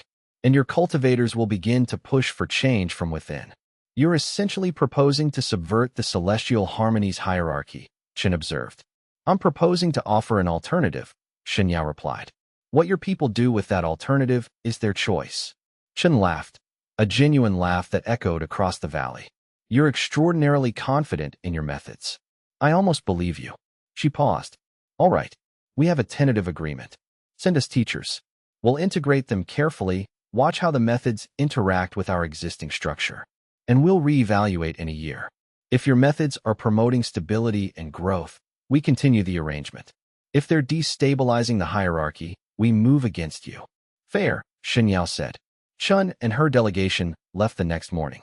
That night, after the celebration of their continued independence, Shen Yao sat with Yun and Rin by the river. You took a risk, Shen Yao said to Yun. You could have negotiated a deal that preserved your own life, left us to be destroyed. I know, Yun replied. But I've been destroyed before. I've been absolutely alone, absolutely predatory, absolutely powerful. And I'm beginning to understand that there are worse things than physical death. He paused. Besides, Shen Yao, if I had betrayed you, I would have awakened to the next level of cultivation. All that power, all that advancement. But it would have been empty. And I've had enough of empty power. Shen Yao understood in that moment that Yun had truly transformed. Not because he'd stopped being capable of cruelty, but because he'd learned to see beyond it. And that transformation, that genuine change in a person's fundamental nature, was the most powerful thing Sandfeng Vale had created. As he looked at his cultivators gathered around fires throughout the valley, as he felt the weight of genuine community, as he understood that they had survived not through strength, but through truth, Shen Yao felt his cultivation deepen one more step. The power that came from genuine connection was stronger than the power that came from betrayal. And he had finally, completely, chosen to believe that. 2 years in, and Sandfeng Vale was no longer just a refuge. It was a revolution. Quiet, slow-moving, but revolutionary nonetheless. And Shen Yao stood at the center of it, no longer trying to orchestrate anything, simply allowing growth to happen where it would. Chapter 31. The unplanned awakening. The unexpected crisis arrived in the form of a messenger who appeared at Sandfeng Vale's eastern gate on a night when Shen Yao was meditating alone in his chamber. The messenger was young, barely Foundation establishment level, and bearing news that made Shen Yao's blood go cold. The capital had exploded into civil war. The Crimson Wolves and 3 other major organizations had begun fighting for control, and the smaller groups and independent settlements were being pressed into service. Sandfeng Vale had been directly conscripted into the conflict by Master Xue herself. The letter was polite but unmistakable. Shen Yao and his people were needed immediately, or they would be considered enemies of the Crimson Wolves. It was exactly the kind of pressure Shen Yao had been dreading since they'd left the capital. He called an assembly immediately, laid out the situation, and asked for input. The response was complicated and honest. Half the cultivators wanted to go help. They had family in the capital. They owed loyalty to the Crimson Wolves. They felt obligated.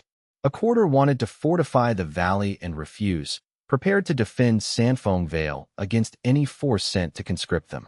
And the remaining quarter were paralyzed, unable to decide, caught between obligation and the ideals they'd chosen to live by.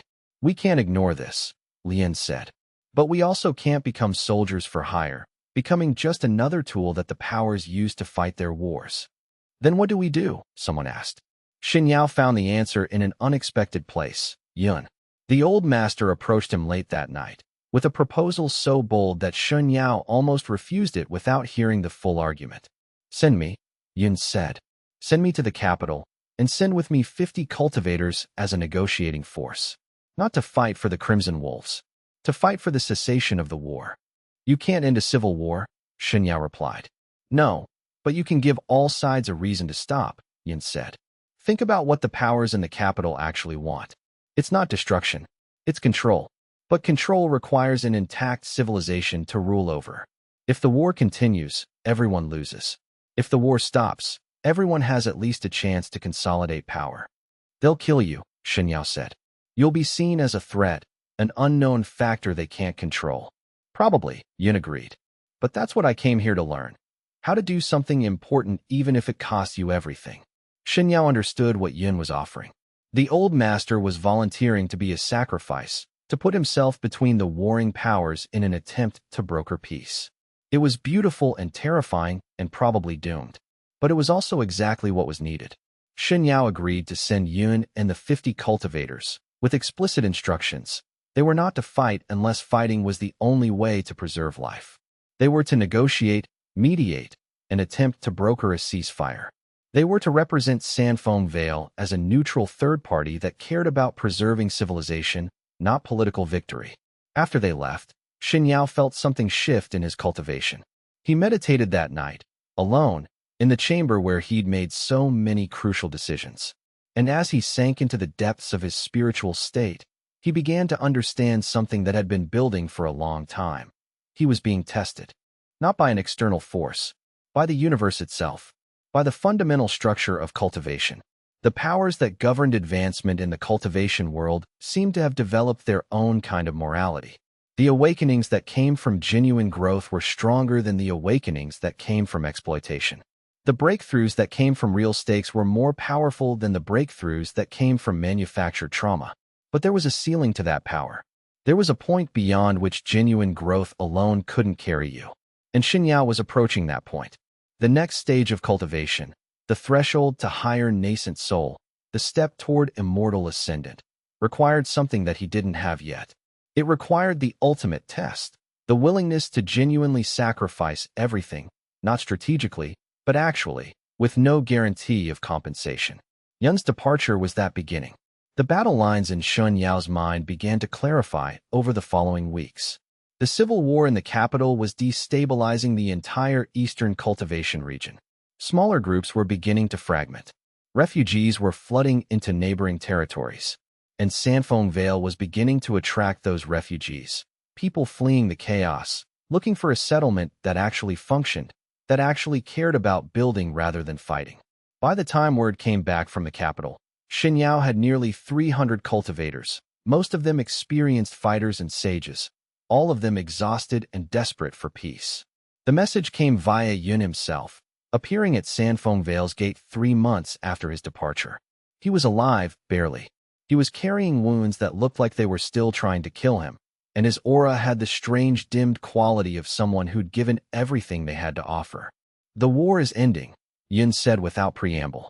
It took 3 brutal mediations, and I had to bring myself to the absolute edge of power to force all sides to accept a solution. But it's ending. There will be new political configurations, new power bases. But there will be peace. Shen Yao brought him inside, called for the settlement's best healers, and sat with him while they worked. I thought I was done with this, Yin said quietly, as the healers worked on his wounds. I thought I'd left the predatory part of myself behind. But in the capital, I had to become that again. I had to threaten death. I had to be willing to kill. I had to become the monster one last time to force people to listen. Did it break you? Shen Yao asked. No, Yin replied. Because I knew what I was choosing. I was choosing to be a weapon because there was a purpose that justified the cost. And that knowledge, that understanding that cruelty can be necessary in service of something greater, that's what separated this moment from all the years I spent being a predator for its own sake. Shen Yao felt something shift in his cultivation in response to Yun's words. The final piece. The understanding that genuine growth didn't mean rejecting the predatory parts of yourself. It meant integrating them, controlling them, using them only when necessary and with full acknowledgement of the cost. Yun's awakening came 3 days later, as his body finally healed enough that the spiritual pressure could move through him. But it was an awakening unlike any Shen Yao had ever witnessed. Yun's power didn't expand outward. It imploded inward, drawing all of his cultivation into a single point of absolute clarity. When it was over, Yun was the same age, the same size, the same apparent strength. But something in his aura had fundamentally changed. The crimson was no longer the bright red of unreflective predation. It had become the deep, dark red of a predator who understood exactly what they were, who had accepted their capacity for harm, and who had chosen to use that capacity only in service of something larger than themselves.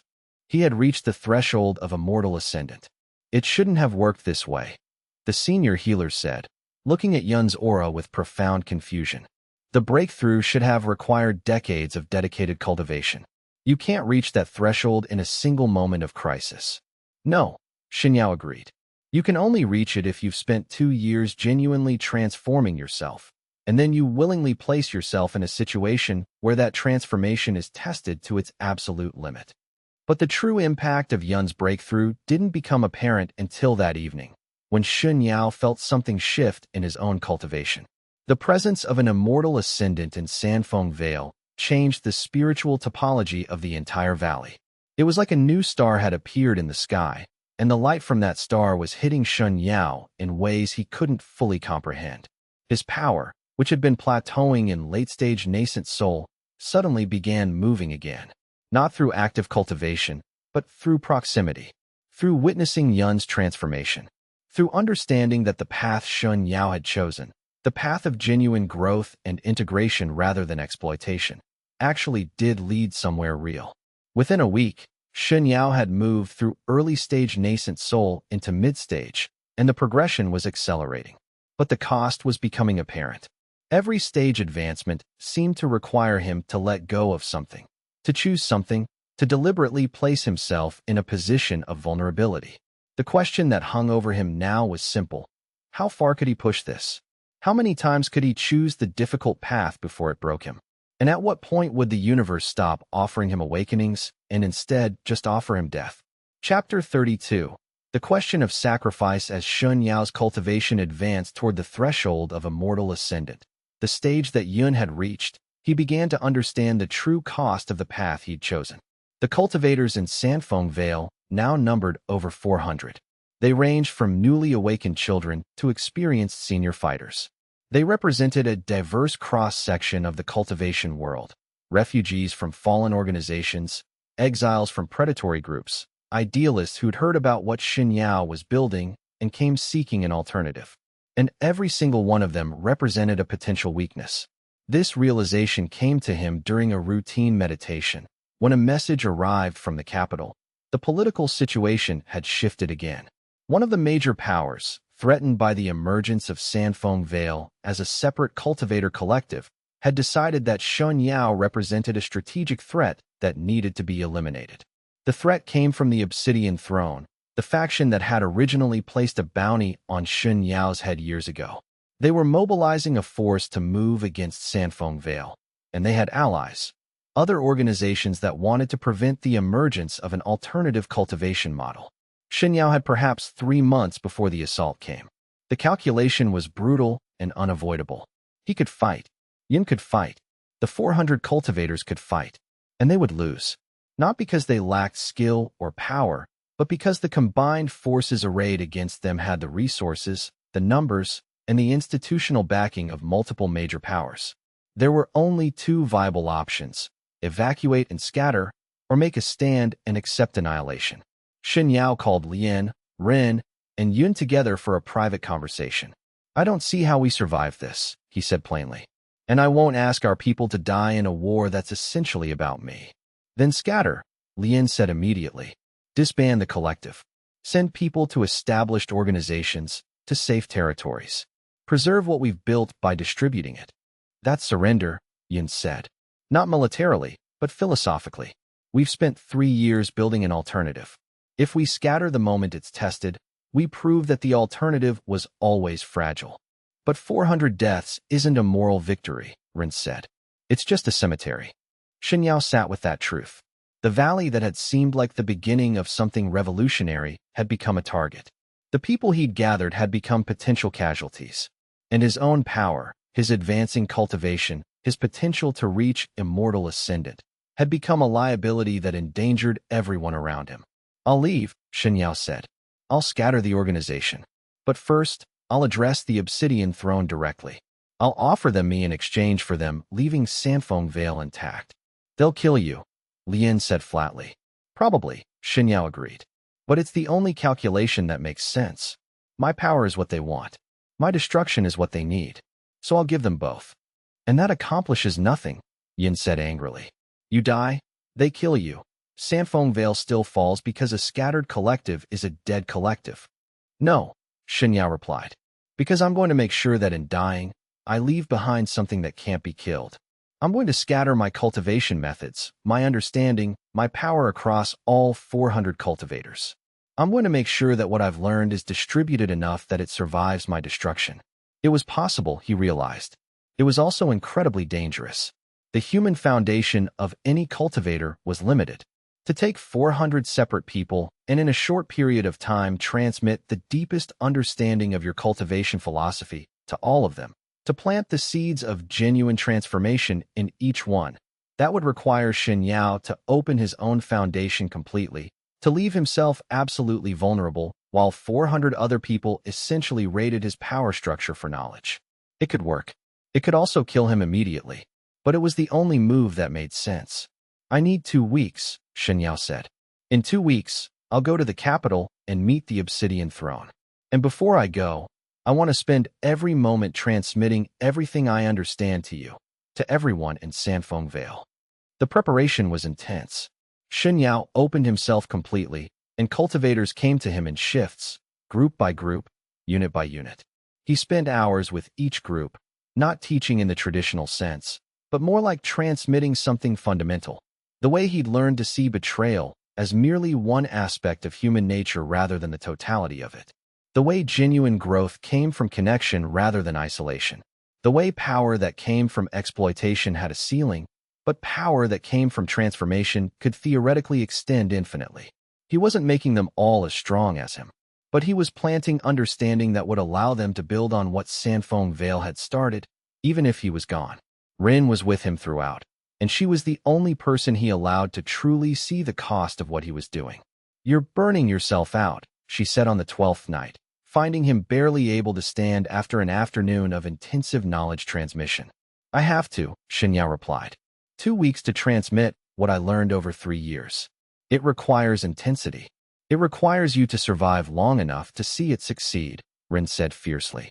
If you burn yourself out before you even reach the capital, you won't be in position to make the final sacrifice.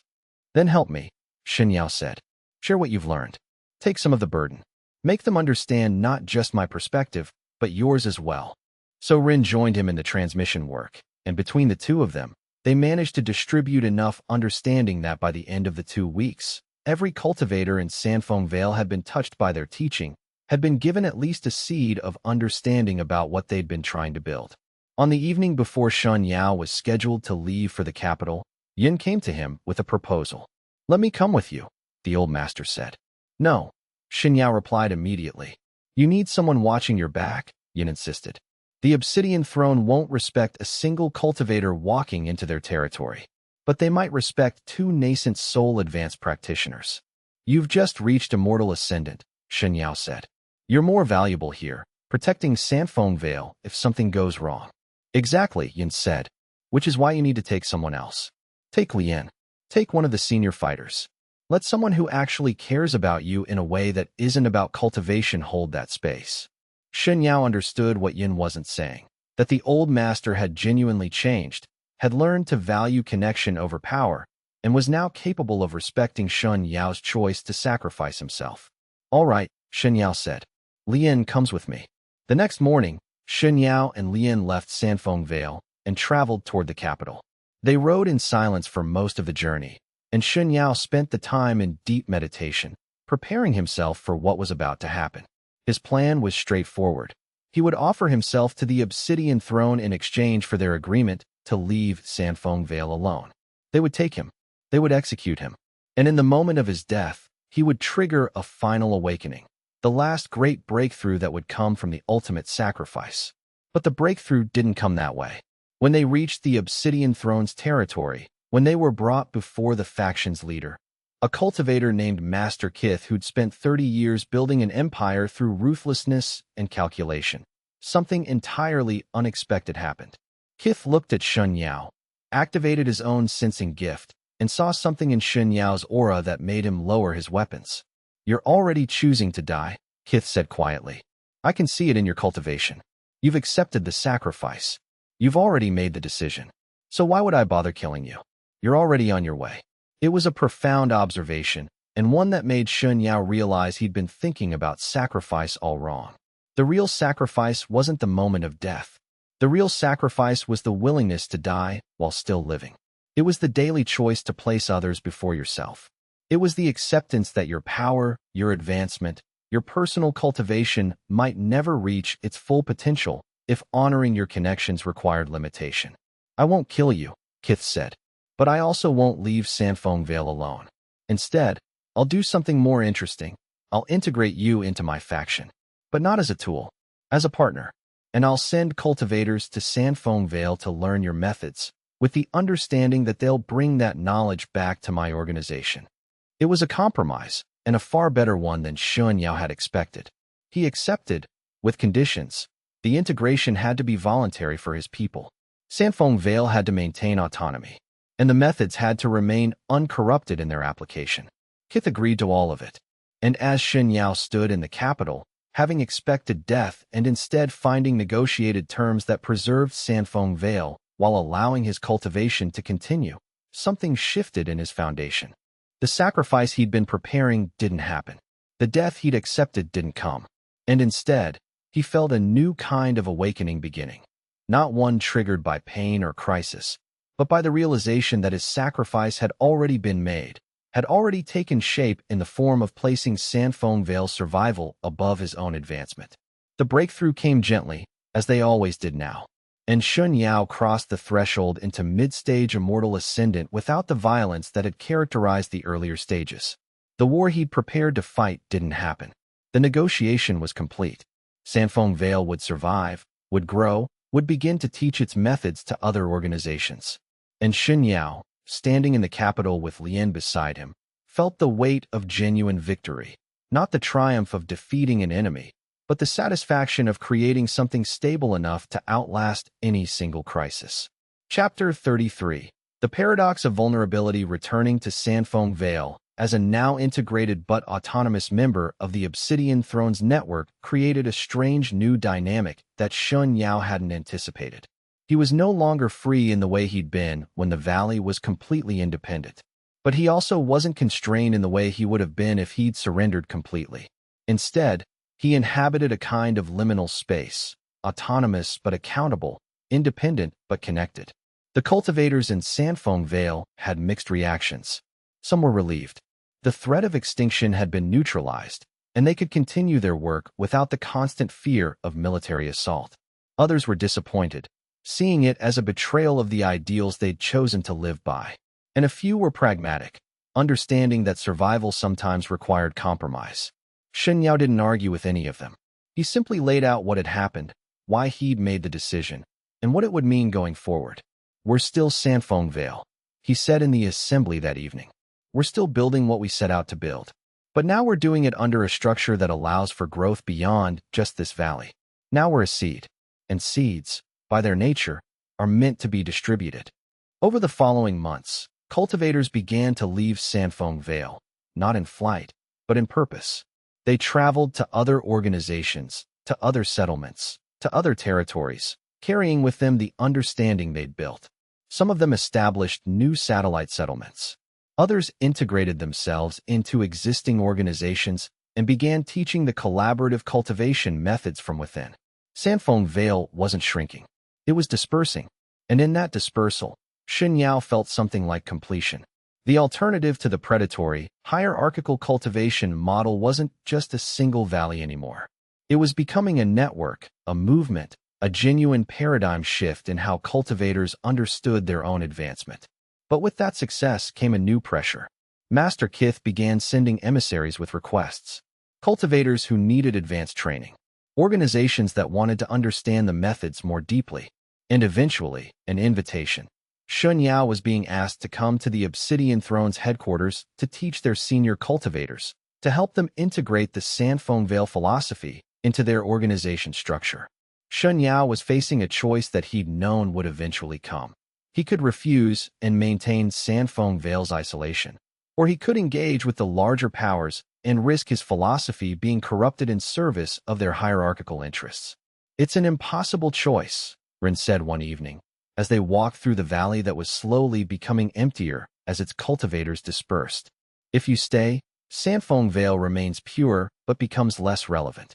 If you go, you risk corrupting what you've built." "It's not impossible," Shen Yao replied. "It's just uncomfortable. I'm going to do both. I'm going to go to the Obsidian Throne and teach. And I'm going to accept that some of what I teach will be corrupted, will be used in ways I didn't intend. That's the cost of changing systems from within." "That sounds like surrender," Ren said. "It sounds like maturity," Shen Yao replied. The philosophy behind Sanfeng Vale was that genuine growth could be cultivated through connection and trust. "But I've been thinking about it all wrong. Growth isn't clean. Systems aren't pure. Real change is messy and compromised and involves constantly negotiating between idealism and pragmatism." He traveled to the Obsidian Throne's headquarters with a small group of senior teachers and spent 3 months working with Kit's cultivators. The work was frustrating. The students wanted the results of genuine cultivation without the commitment to genuine growth. They wanted to accelerate their advancement without being willing to be vulnerable. They wanted to preserve the hierarchy while adopting the methods that required hierarchies to be dismantled. Shen Yao taught them anyway. He taught them carefully, presented the information in ways that could be misused, but hoped that seeds of genuine understanding would plant themselves regardless. And he watched as the organization slowly, incrementally, began to shift, not transforming into Sanfeng Vale, but becoming slightly less predatory, slightly more collaborative, slightly more willing to value cultivators as people instead of just tools. It was enough. When he returned to Sanfeng Vale, he found that Lian had taken over much of the core teaching work. The valley now served as a kind of training ground for cultivators from multiple organizations.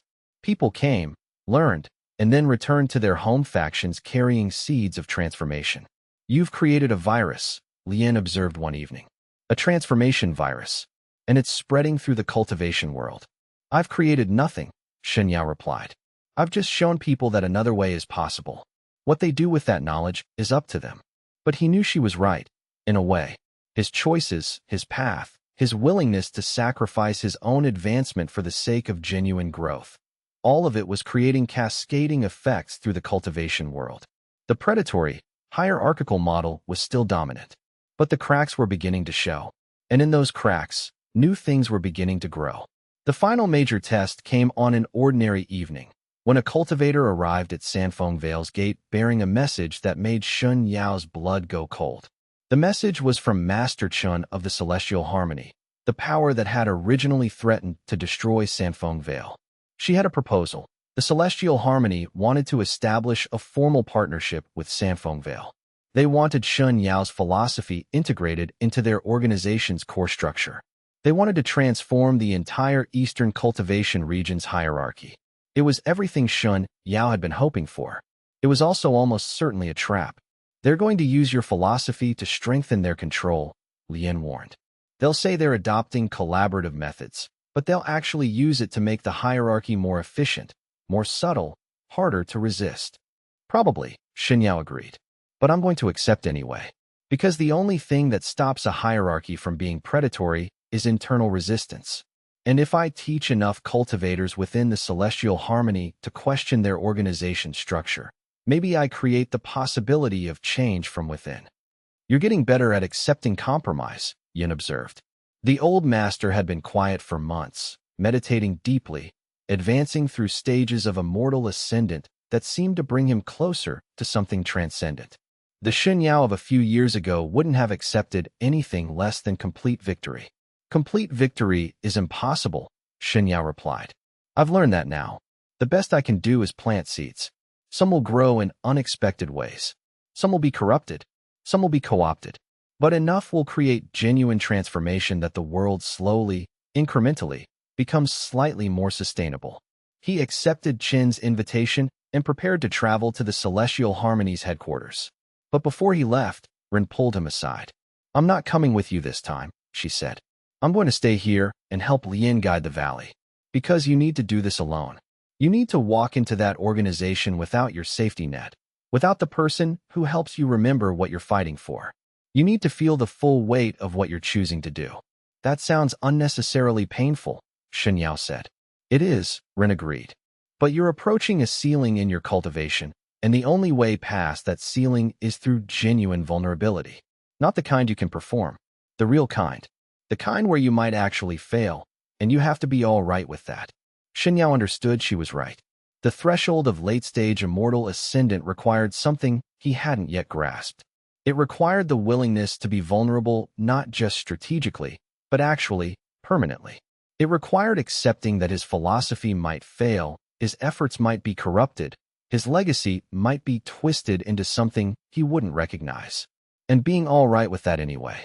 He left Sanfeng Vale the next morning, traveling toward the Celestial Harmony alone, carrying only the understanding he'd gathered over years of choosing connection over exploitation. The real test was about to begin. Chapter 34. The threshold to Celestial Harmony's headquarters was vast in a way that Sanfeng Vale had never been. It was a city unto itself, with cultivation districts, administrative centers, gardens, and structures that seemed to have been built over centuries. And at the heart of it all was the power that Master Xue wielded, a force so carefully controlled, so completely integrated into the organization's structure, that it was almost invisible. Shen Yao spent 3 weeks simply observing before beginning to teach. He watched how the hierarchy operated. He observed the way senior cultivators used their position to extract deference from junior cultivators. He noted the competition, the fear, the careful management of advancement opportunities. And he understood, with absolute clarity, why Xun had wanted to integrate his philosophy. It was the perfect tool to make all of this more efficient. If cultivators believed they were advancing through genuine growth and collaboration, they would work harder, push themselves further, and be less likely to resist their position in the hierarchy. It was insidious, and it was also probably inevitable. Shen Yao began to teach, but he taught carefully. He presented the philosophy of genuine growth, of collaborative advancement. But he also, in quiet conversations with individual cultivators, asked them to think about what they were using the philosophy for, to consider whether they were genuinely willing to sacrifice advancement for others' growth, or whether they were just paying lip service to the idea while maintaining the competition underneath. He was planting doubt, systematically, carefully, creating the conditions for internal resistance to the hierarchy. It was slower than direct confrontation, but it was also more sustainable. 3 months into his teaching, something unexpected happened. A senior cultivator named Master Lin came to him privately and said something that made Shen Yao understand that his efforts were having effects he hadn't anticipated. Your philosophy is destroying me, Lin said, because I've spent 30 years becoming expert at managing people through competition and fear. And now I'm learning from you that there's another way, and I'm having to watch myself perform the old way with the understanding that it's wrong. That's integration, Shen Yao said gently. That's the process of transformation. You're developing the capacity to see yourself clearly, and that clarity is uncomfortable. It's more than uncomfortable, Lin replied. It's making me complicit in something I now understand is harmful. I'm trapped. I can't go back to not knowing. And I can't fully commit to the new way because I'm still benefiting from the old hierarchy. Shen Yao felt something shift in his cultivation in response to that conversation. It was a moment of genuine transformation, and it wasn't happening because he'd orchestrated it or engineered it. It was happening because someone had chosen to see clearly, to sit with the discomfort of that clarity, and to accept that integration meant living in a state of productive tension. That was the real power, not conversion or conquest.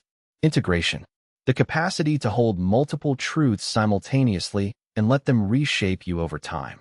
6 months into his time with the Celestial Harmony, Shen Yao had influenced enough cultivators, had planted enough seeds of doubt about the hierarchy, that the organization itself was beginning to destabilize.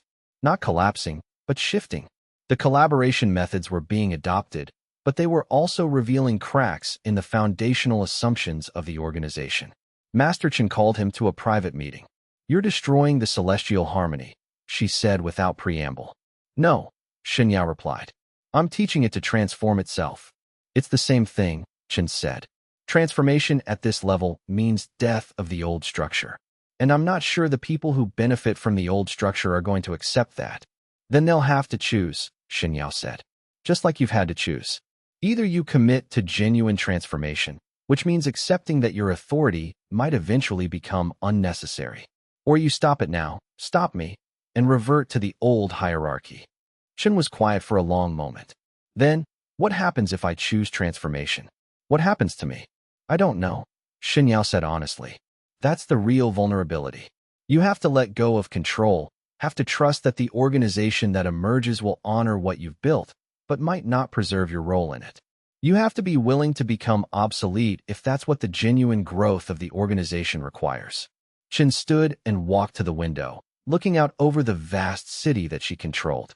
"I'm 73 years old," she said. "I've built this organization from nothing. It's my legacy. You're asking me to let that go.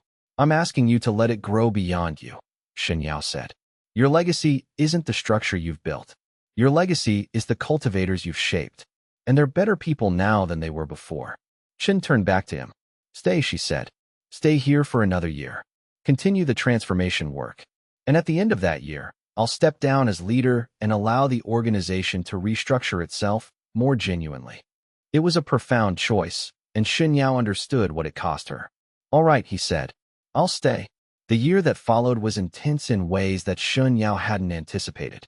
As word spread that the Celestial Harmony's leadership was genuinely considering restructuring, other organizations began to take notice.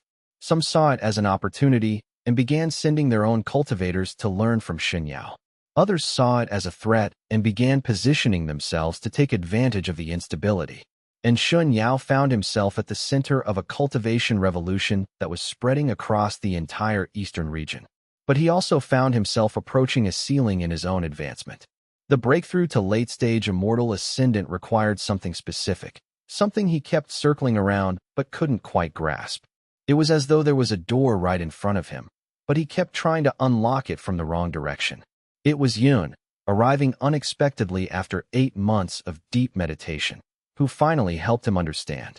"The ceiling," Yun said without preamble, "is that you're still treating this as your project. You're still at the center. You're still the one guiding the transformation. And the next level of cultivation requires you to step back, to accept that the transformation doesn't belong to you anymore. It belongs to everyone." "That's surrender," Shen Yao said. "No," Yun replied. "It's the opposite. It's when you finally understand that power isn't something you control. Power is something that flows through you. And the more you try to direct it, the more you limit it. The moment you stop trying to guide the transformation, the moment you accept that it's no longer yours, that's the moment the next breakthrough comes." Shen Yao meditated on that through the night. And as dawn broke, something shifted in his understanding. He'd spent years learning to cultivate power through connection instead of exploitation. He'd learned to build strength through helping others grow. He'd learned to advance by placing others before himself. But he'd still been operating from a fundamental assumption that he was doing something special, that his understanding was valuable, that his presence mattered. What if it wasn't? What if the real breakthrough came not from being essential, but from becoming irrelevant? That evening, Shen Yao called an assembly of the Celestial Harmony's Transformation Committee, the cultivators who'd taken on the responsibility of guiding the organization's restructuring. "I'm stepping back," he said. "The transformation work needs to continue, but it doesn't need me at the center anymore. You've learned what you need to learn. Now you need to do the work without me." Because the only way the transformation becomes truly sustainable is if it's owned by all of you, not guided by me. Where will you go? Someone asked. I don't know yet, Shen Yao replied. Back to Sanfeng Vale for a while, maybe. Or somewhere else entirely. That's the beautiful part about stepping back. I don't need to know the answer right now.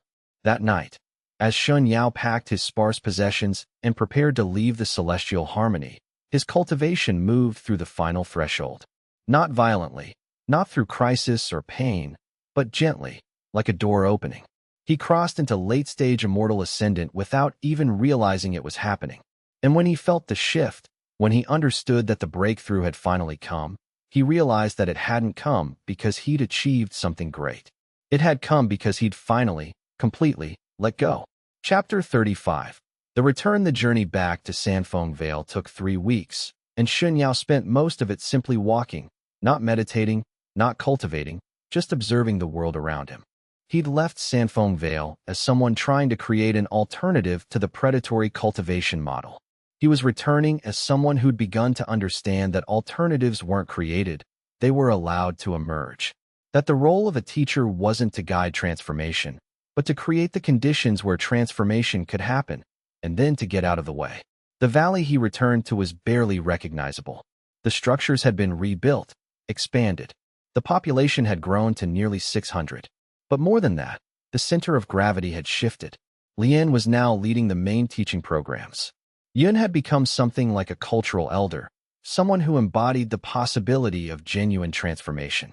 And Run had advanced to high-stage foundation establishment and was beginning to train junior cultivators herself. Sanfeng Vale didn't need him. And somehow, that made him love it more. Ren met him at the gate, and she took in his transformation with one look. You did it, she said. You reached the threshold.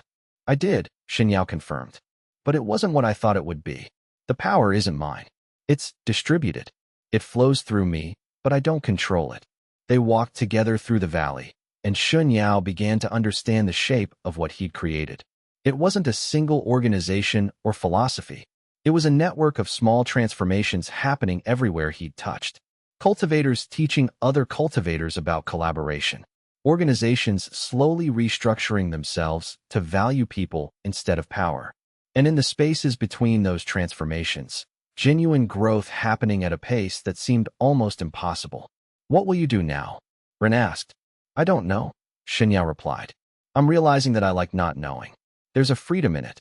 That evening, he sat with the core group, Lian, Yun, Ren, and the others who'd been building Sanfeng Vale from the beginning, and shared what had happened in the capital. The celestial harmony is transforming, he said. It will take years, maybe decades. But the hierarchy is beginning to crack from within.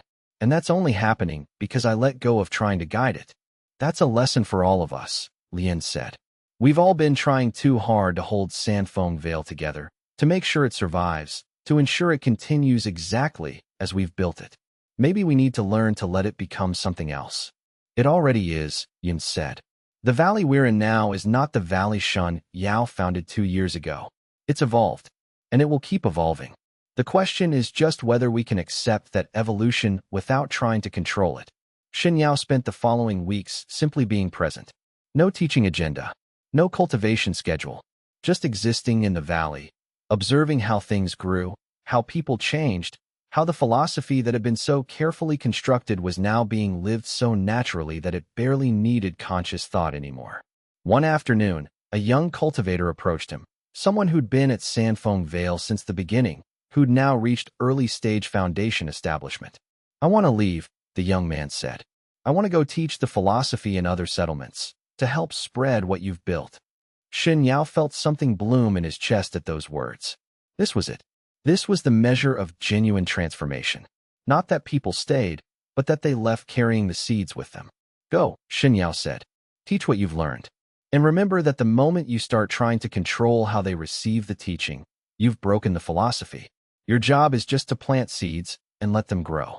As the cultivator walked away, Shen Yao felt the fundamental shift that Yun had described. The power wasn't his anymore. It had distributed itself across hundreds of cultivators and communities, and he was no longer essential to its continuation. He was finally, truly free. The second half of the Step 2 arc was complete. Shen Yao had moved from the deliberate cultivation of betrayal through the engineered awakenings, through the realization that genuine growth was stronger than orchestrated cruelty, through the establishment of Sanfeng Vale, through the expansion into the larger cultivation world, and finally to the acceptance that his role was to enable transformation, not to guide it. He'd reached late-stage immortal ascendant by learning the deepest truth of cultivation. That power that you try to hold is power you've already lost. The only power that truly stays with you is the power that flows through you without attachment. And as he sat by the river in the evening light, watching Sanfeng Vale's cultivators train and meditate, and simply exist in the world they'd built together, Shen Yao felt something like peace. The journey had 5 chapters left to go. The story of Shen Yao's bloodline and its deepening through betrayal was entering its final arc.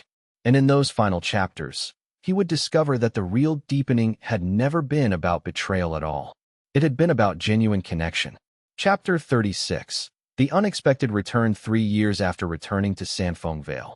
Shen Yao received an unexpected visitor that forced him to reconsider everything he'd built. It was Wei, the garrison captain who'd betrayed him for the Obsidian Throne's bounty during those early days when Shen Yao was still young in his cultivation and still convinced that every relationship was a tool to be managed. Shen Yao had almost forgotten about him, had relegated that first betrayal to the distant past of someone he used to be. But Wei arrived looking older, more worn, carrying the weight of his own failures like a physical burden. His aura was dim, chaotic, the color of someone whose power had corroded from years of compromised choices. "I heard what you've built," Wei said without preamble, not even offering the courtesies of formal greeting. "I heard that you've started treating betrayal as something other than a weapon, a catalyst for power rather than a resource to be harvested. And I needed to understand how someone could survive what I did to you, and then choose forgiveness instead of revenge." Shen Yao felt something stir in his cultivation, not an awakening, not a crisis, but a gentle movement, like a door opening just slightly. It was the sensation of a past connection being revived, of unfinished business finally presenting itself for completion. "Come," Shen Yao said, gesturing for Wei to follow him deeper into the valley. "Sit with me. Tell me what brought you here after all this time." They walked to the river, and Wei's story unfolded like the kind of tragedy that repeated itself across the cultivation world. After he'd collected the bounty for Shen Yao's location, the Obsidian Throne had used him for a few years and then discarded him. He'd become a tool, an instrument, and when his usefulness expired, he was abandoned. He'd found no lasting power, no advancement through that betrayal, just the slow erosion of his reputation as someone known for cruelty and the hollow realization that he was famous for one choice made in desperation, famous for being the person who'd betrayed someone who trusted him. "I spent 10 years trying to profit from the mistake I made with you," Wei said, his voice rough with old pain. "Every new betrayal, every new act of cruelty, every moment I chose profit over principle. They all felt like they were supposed to lead somewhere, to build towards something meaningful. Instead, each one just lowered me further. Other cultivators learned they could buy me. Organizations learned that I had no code, no foundation, just hunger. And the more powerful I became in other people's eyes, the more hollow I felt." He paused, looking at his hands as though they belonged to someone else. "Eventually, I became worthless even to the people who were using me. I was too unprincipled to trust, too damaged to rely on. So they threw me away, and I ended up alone, with nothing but the reputation of a traitor and the knowledge that I'd sacrificed connection and stability for power that never came." "Why come to me?" Shen Yao asked.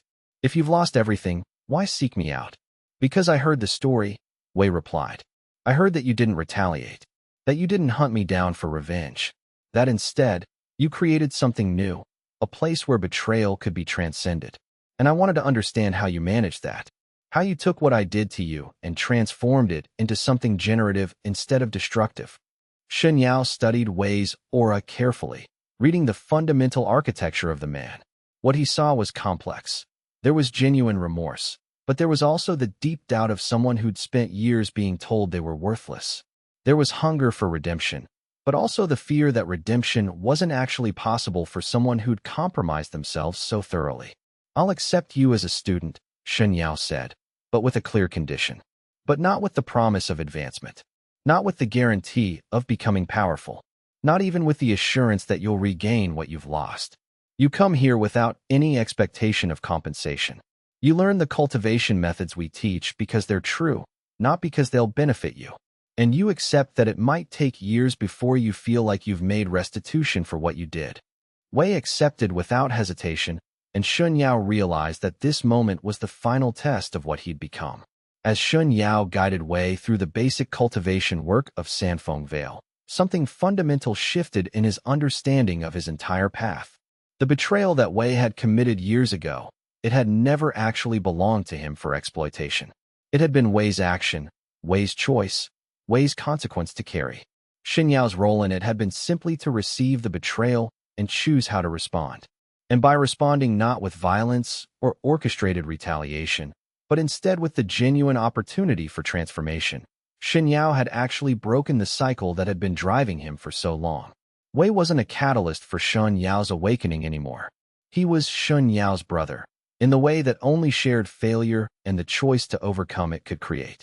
Over the following months, Wei began the slow work of rebuilding himself from a foundation that was no longer based on betrayal and predation. He learned the Sanfeng Vale methods, not to increase his power, but to understand what genuine cultivation actually meant. And slowly, day by day, his aura began to shift. The chaos settled into something more coherent. The dim light began to grow brighter. Other visitors began to arrive at Sanfeng Vale as word spread of what was happening there. People from Shen Yao's past started to appear at the gates, cultivators he'd manipulated, people he'd set up for betrayal, individuals whose lives had been disrupted by his deliberate schemes. Some arrived seeking revenge. Some arrived seeking understanding. And some, like Wei, arrived seeking the possibility of redemption. Shen Yao accepted them all, treated each one as an opportunity for mutual transformation, and created the space where genuine change could happen if they were willing to choose it. He didn't try to apologize for what he'd done. Apology without action was just another form of manipulation. Instead, he created the conditions where his actions could be understood in context, where harm could be acknowledged without being excused, where people could move forward without requiring him to erase who he'd been. And slowly, Sanfeng Vale transformed from being simply a settlement that Shen Yao had built into a living laboratory of redemption and transformation. Not because Shen Yao was guiding every aspect of it, but because enough people had embodied the philosophy that it had become self-sustaining, had begun to operate on principles that didn't depend on any single leader. Lian observed the shift one evening, watching as Wei led a meditation session with a group of junior cultivators, his presence calm and centered in a way it hadn't been when he arrived. "You've finally succeeded," she said, coming to stand beside Shen Yao in the observation tower that overlooked the valley. "Not because you've changed the world, but because you've created the conditions where change can happen without you. The most powerful thing a teacher can do is become obsolete. That's the only real success," Shen Yao replied, feeling the weight of that truth. "Anything else is just power. And power that requires the powerful person to persist in order to remain stable is ultimately fragile, ultimately dependent. But power that's been distributed, that's been embedded in the understanding of hundreds of people, that can persist and grow without its original source, that's the only power worth creating." Chapter 37. The cultivation path narrows and deepens as Shen Yao settled more firmly into late-stage immortal ascendant. He began to perceive a new limitation that was more fundamental than anything he'd encountered before. The cultivation hierarchy in the Eastern world had recognizable levels up through immortal ascendant. There were established markers, known techniques, documented paths that had been proven by centuries of cultivators. But beyond that threshold, the path became profoundly unclear.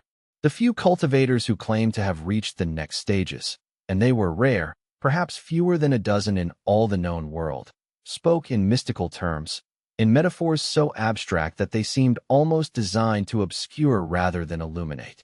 They described experiences that didn't translate cleanly into human language, that seemed to exist at the boundary between the physical and the spiritual, between individual consciousness and something vastly larger. Shen Yao began to research systematically, to study, to investigate what lay beyond the stage he'd reached. He consulted with masters across the Eastern cultivation world. He reviewed ancient texts, some of them thousands of years old, that hinted at stages beyond immortal ascendant. He even attempted to contact cultivators who claimed to have reached those heights, though communication proved difficult. They seemed to exist partially outside normal perception. The answers he gathered were fragmentary, contradictory, and deeply unsettling.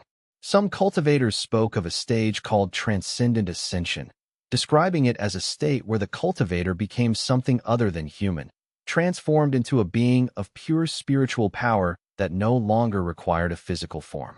Others described it as a return to the world, a paradoxical shedding of individual power in service of the collective, a dissolution of the ego self that paradoxically increased one's impact on others.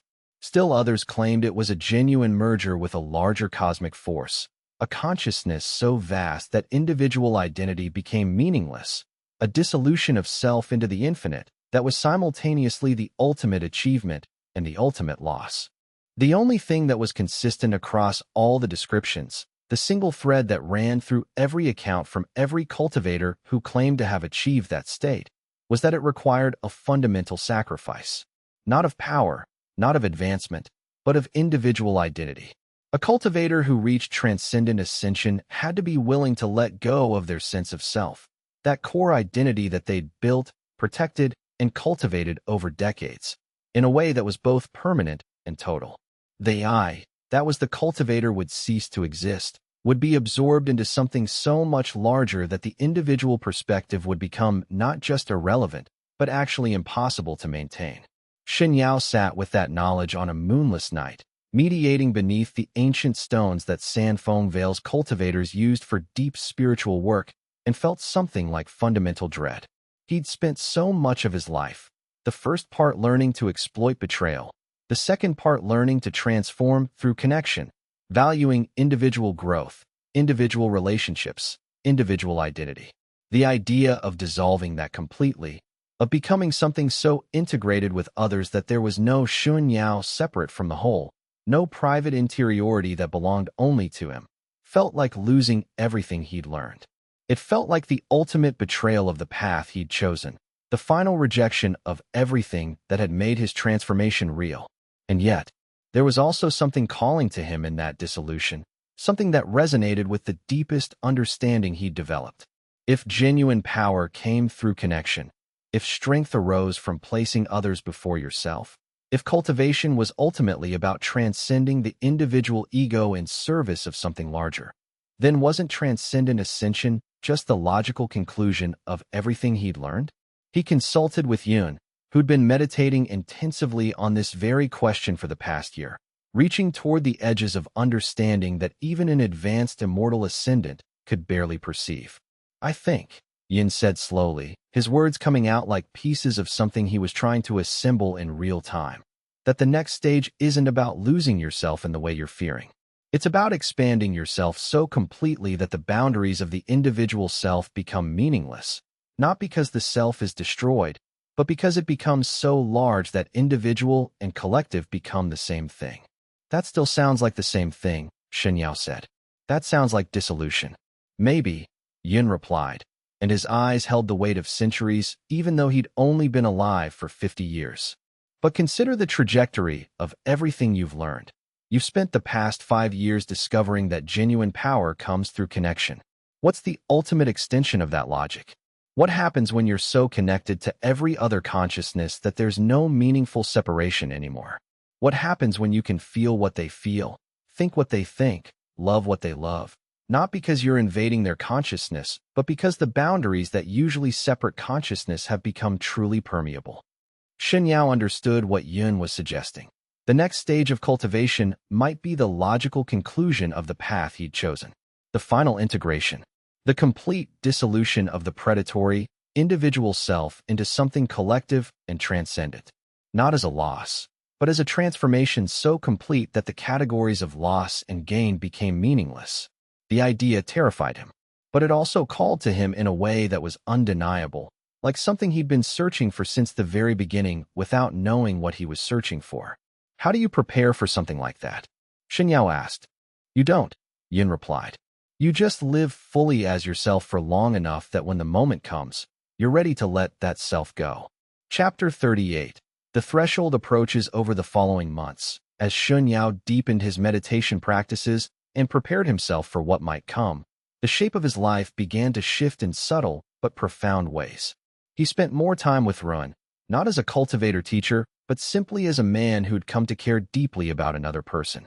They would sit by the river in the evenings and talk about simple things, the color of the sky, the way certain flowers grew in the valley, the dreams they'd had as children before cultivation entered their lives. These conversations seemed insignificant, but Shen Yao understood that they were actually profound. They were him learning to be fully present in the moment with another person, learning to value the ordinary over the extraordinary. He spent time with Wei, watching the man's slow transformation from self-loathing to something approaching peace. The cultivation Wei was learning wasn't making him powerful in the traditional sense. His aura would never burn with the brilliant colors of a master cultivator. But it was making him whole in a way that Shen Yao could feel was genuinely valuable, a kind of healing that went deeper than mere advancement. He sat with Lian in the archives of Sanfeng Vale, helping her document the cultivation philosophy more fully, so that if something happened to him, the knowledge would persist in forms that could be transmitted to others. And as they worked, Shen Yao realized that this too was preparation. He was learning to let go of knowledge by placing it into forms that could exist without him, that could serve the world without requiring his presence to make them meaningful. That evening, sitting alone in his meditation chamber, Shen Yao took the final step in preparing for his attempt at transcendent ascension. He brought to mind every person he'd ever hurt, not as a ritual of atonement. He'd learned that atonement was something you lived rather than performed, but simply as acknowledgement.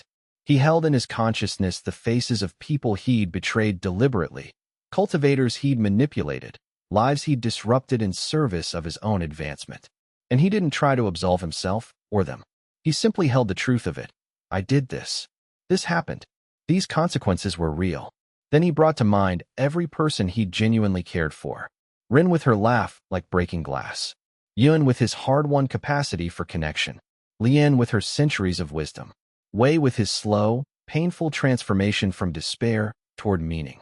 And hundreds of others who'd been touched by his teaching, who'd transformed in response to the philosophy he'd offered. I've loved you, he said silently to each of them. I've tried to serve your growth. I've chosen, again and again, to place your potential before my own advancement. And in that moment of complete acknowledgement, both of his failings and his choices, something shifted in the foundation of his being. He was ready. Chapter 39. The choice at the threshold. On the eve of his attempt to cross the threshold into transcendent ascension, Shen Yao took a walk through Sanfeng Vale alone, saying what he understood might be a final goodbye to the place he'd built.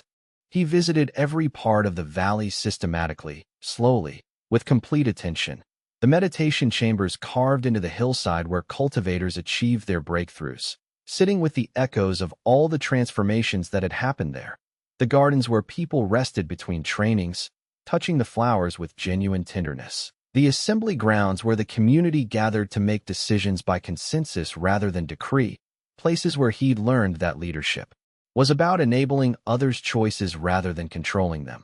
The river where he'd spent countless evenings simply existing in the world, watching the water flow without trying to direct it. He said goodbye to the landscape that had been his home for nearly 5 years, saying goodbye in the way you did when you understood that you were going to truly disappear, that the person who returned, if anyone returned, would be someone other than who was leaving. The attempt came at midnight, in his meditation chamber.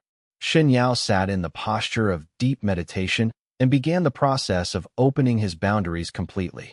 Instead of maintaining the carefully constructed self that he'd spent so many years refining, the strategic self that had manipulated others, then the integrated self that had learned to genuinely connect with people, he allowed all of that to dissolve.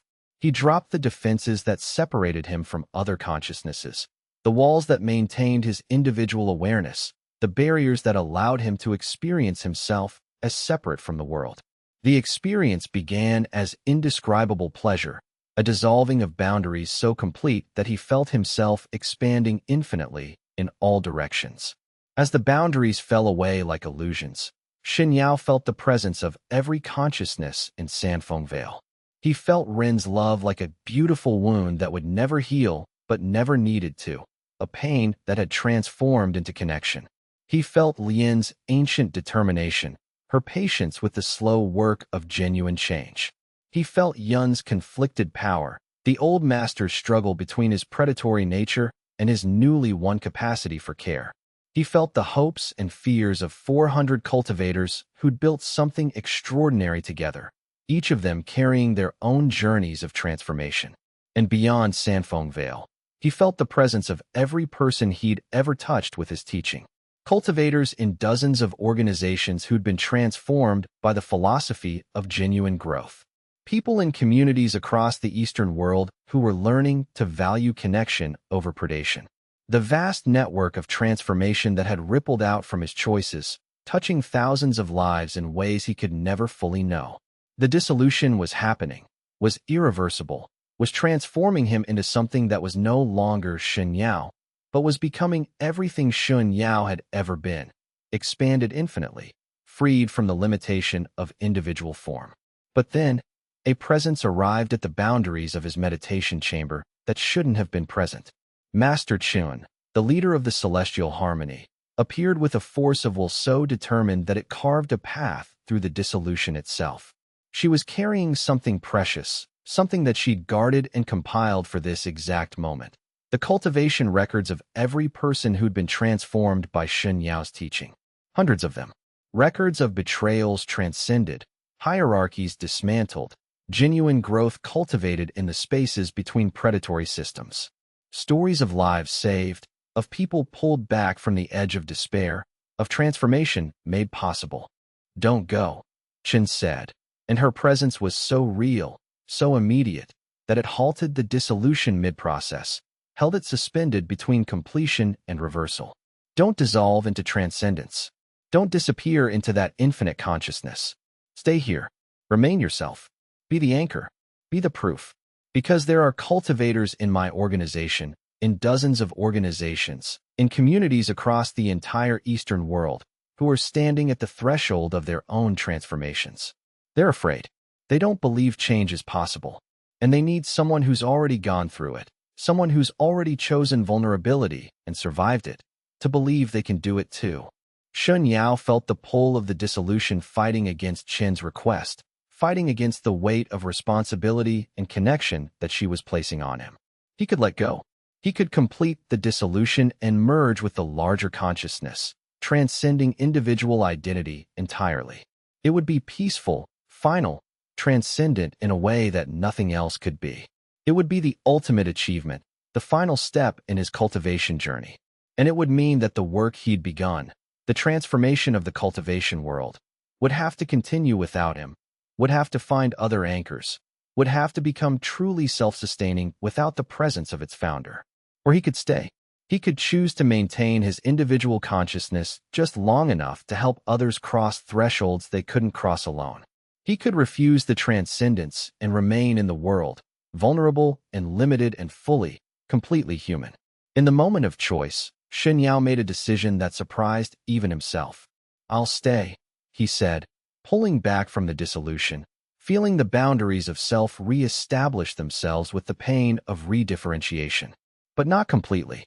I'll learn to exist in both states.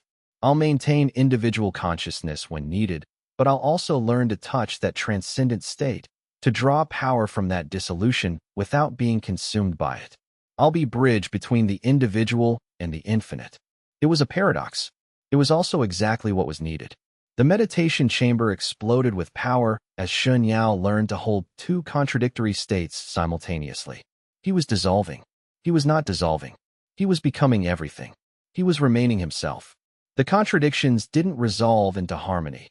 Instead, they created a kind of harmonic resonance, a fundamental tension that was stronger than either state would have been alone. He existed in two places at once, as an individual man sitting in a meditation chamber, and as an infinite consciousness touching every life that had been changed by his philosophy. When he emerged from the meditation chamber at dawn, Shen Yao was different in ways that were almost impossible to describe. He was still himself, still recognizable as the man who'd walked into the chamber the previous night. But he was also something larger, something that existed partially outside the normal constraints of individual consciousness. He could feel the presence of every consciousness that had been touched by his teaching, could sense their growth without controlling it, could draw strength from their advancement while respecting their autonomy.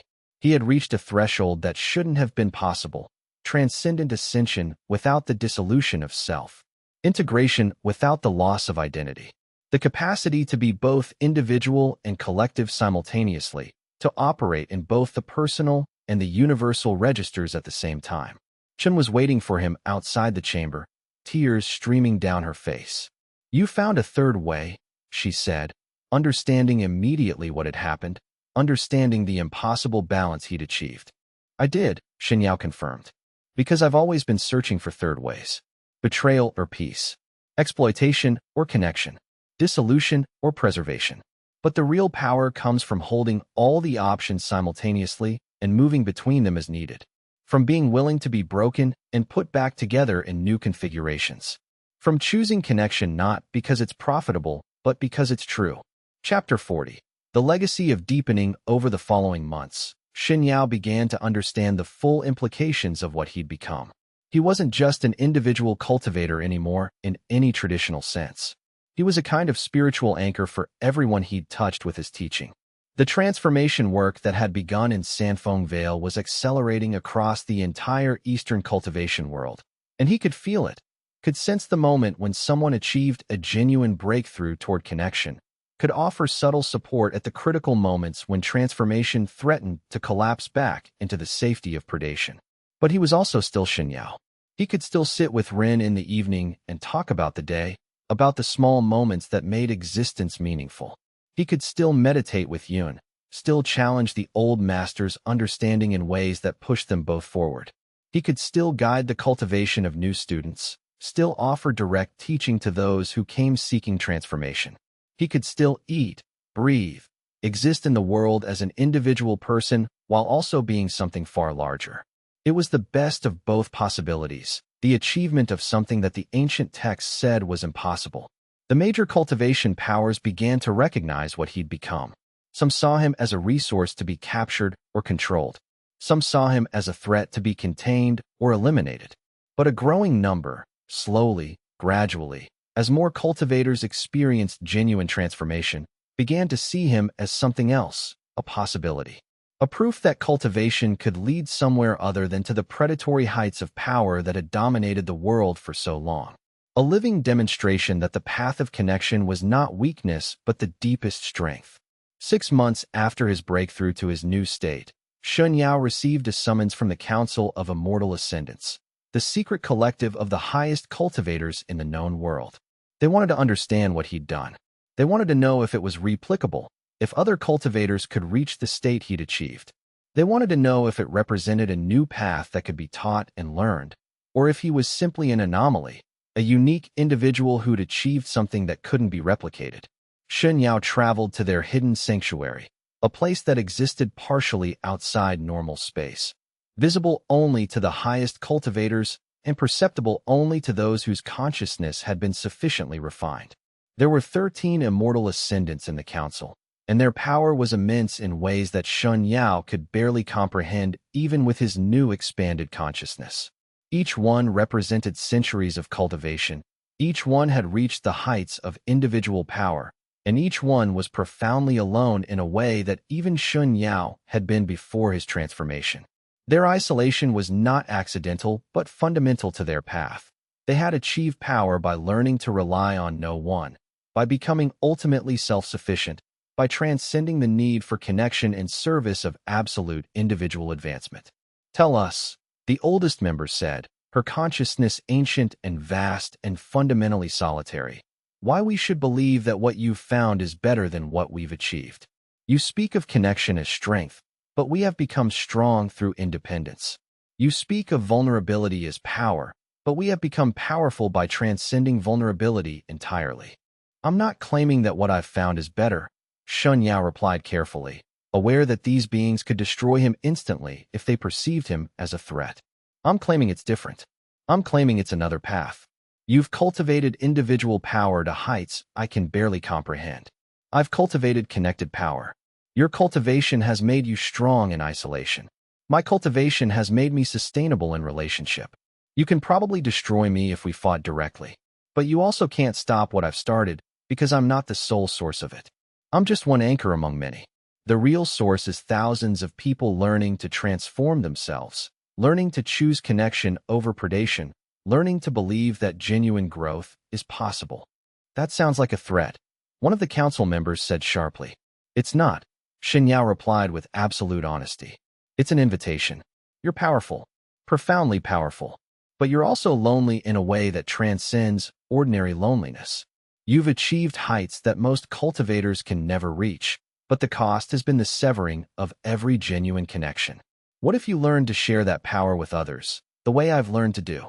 What if the next generation of cultivators didn't have to choose between power and connection?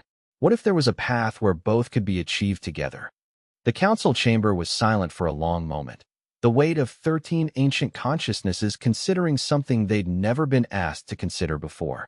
Then the oldest member spoke again. You're asking us to let go of what we've built, to step back from the position we've achieved, to potentially become less essential. I'm asking you to let it become something larger than what you've built, Shen Yao corrected. To step back and let your legacy be not the individual power you've accumulated, but the transformation you've enabled. To measure your success not by how dominant you are, but by how successfully you can make yourselves unnecessary. The council debated through the night. Some proposed destroying Shen Yao as a threat to their established order. Some proposed attempting to absorb what he'd learned, to integrate his methods into their own cultivation to increase their individual power. Some advocated for allowing him to continue his work unimpeded, observing what happened, waiting to see if his philosophy would eventually prove either sustainable or self-defeating. But finally, they made a pact. They would observe his work. They would study whether what he'd created was sustainable, whether the transformation he'd initiated could persist without him, whether the cultivation philosophy he'd developed would eventually lead to a meaningful restructuring of the cultivation world. And if, when they saw evidence that his path was real, that it was producing genuine strength and genuine transformation, they would begin to teach it to select students, would create a parallel path of cultivation that existed alongside their own, would allow the world to choose which direction its cultivation would take. It was not acceptance, but it was not rejection.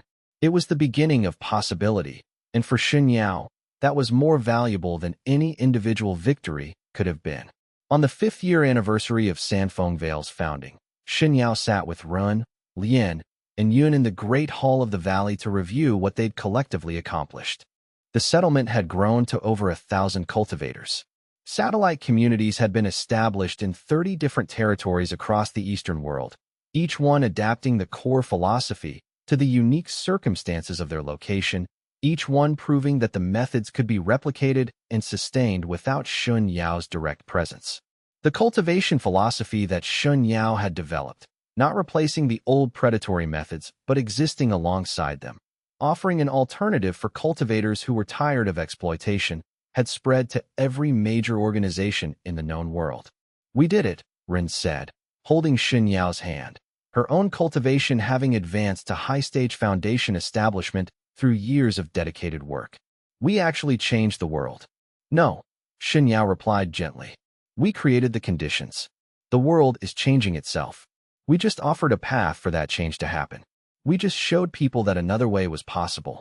Lian had been working on something for the past year, and she presented it to them now with ceremony, a document that she called the Book of Deepenings. It was a record of every major transformation that had happened in response to Shen Yao's teaching, documented carefully, preserved for future generations. It detailed how betrayals had been transcended, how hierarchies had begun to crack and transform, how genuine growth had been cultivated in the spaces between the old predatory systems. It was stories of lives saved, of people pulled back from the edge of despair, of moments where one person's choice to offer connection instead of exploitation had cascaded outward to transform an entire organization. This is your legacy, Lian said, presenting the document to Shen Yao with both hands, in the formal gesture of profound respect. Not the power you've accumulated, not the strength you've achieved, not the remarkable state you've reached. Your legacy is the transformations you've made possible.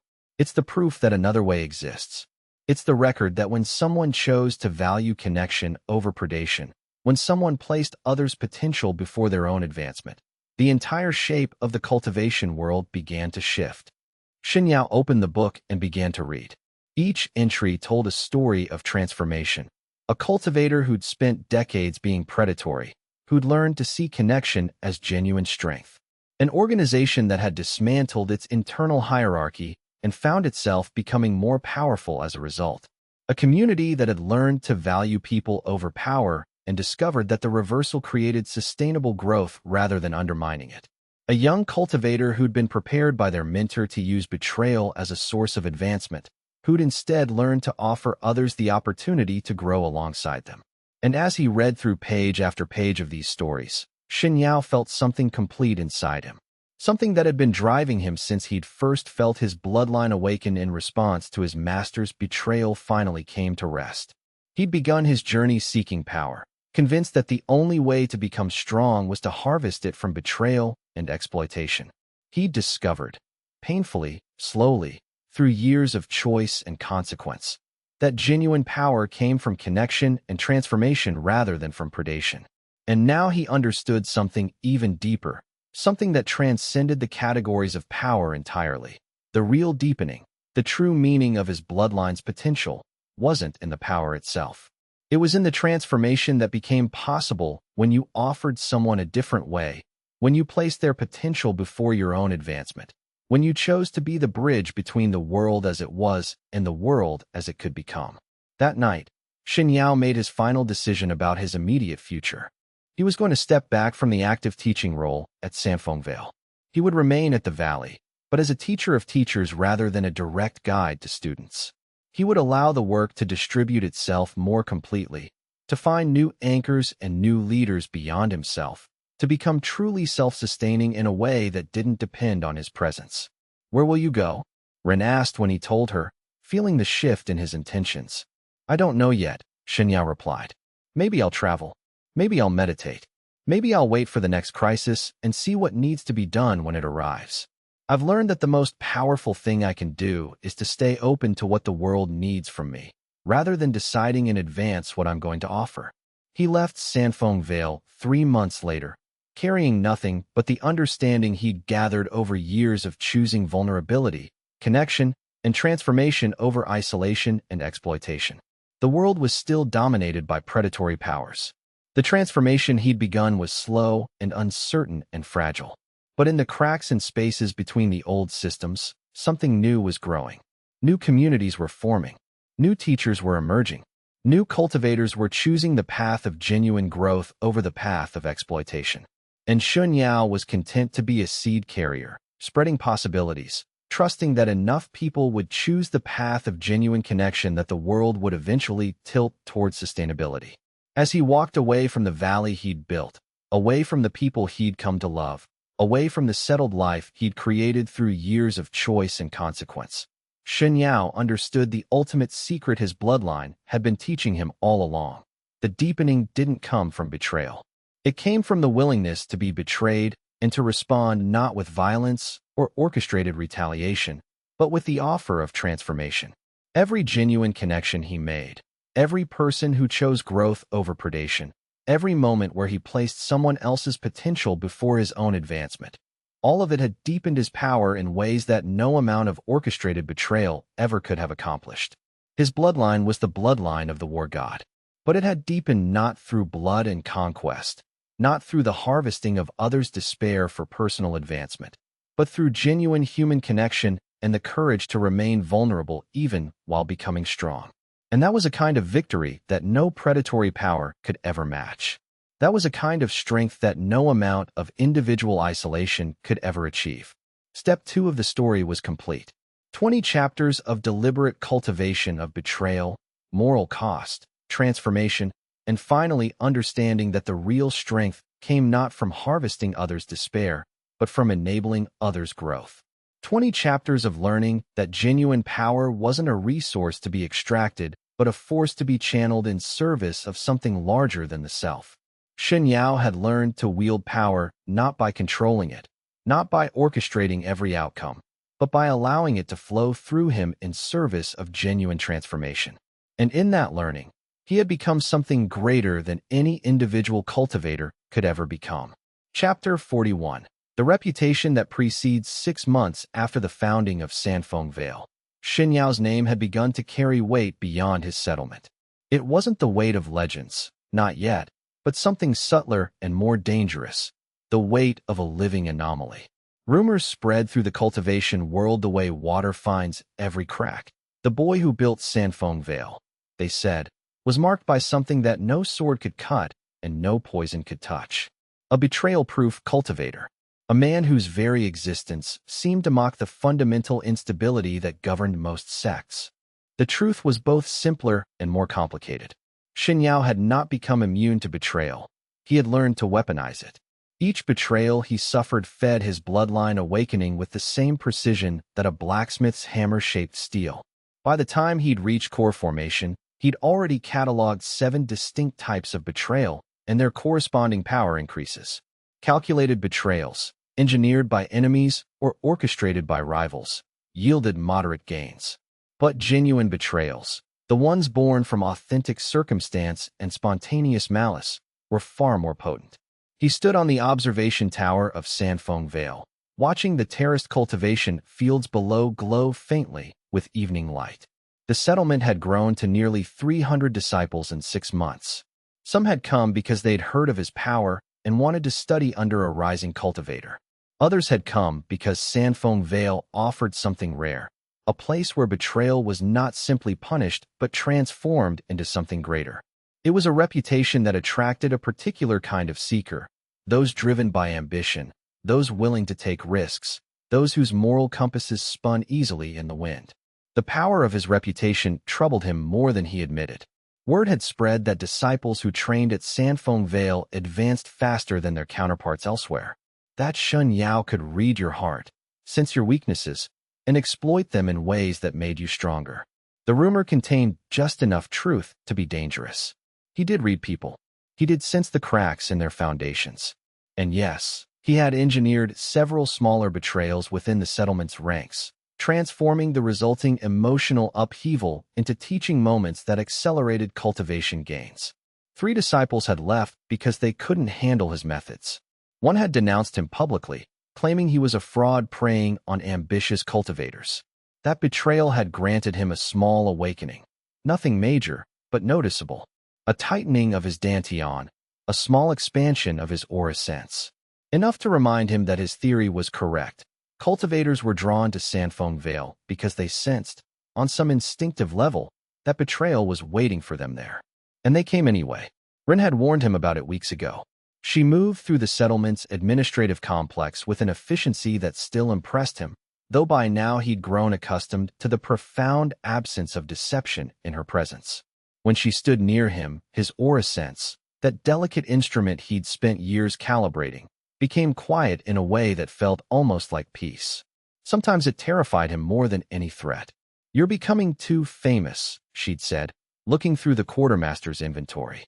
"Ambitious disciples attract ambitious enemies. Then I'll create stronger disciples," he'd replied. She'd looked at him in that particular way she had, the one that made him feel simultaneously seen and deeply uncomfortable. "That's how you think now. Power draws power, balance draws balance. But you're missing something." She'd paused, her eyes searching his face with that unsettling clarity. "Or maybe you're not missing it. Maybe you're afraid of it." He hadn't asked her to elaborate. Part of him already knew what she meant.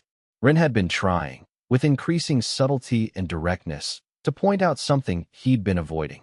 That his awakening system had a fundamental limitation. It worked by inducing betrayal, by reading deception, by transforming human failure into personal power. But what if someone came who contained no betrayal to induce? What if his gift, his greatest strength, met something it had never encountered before?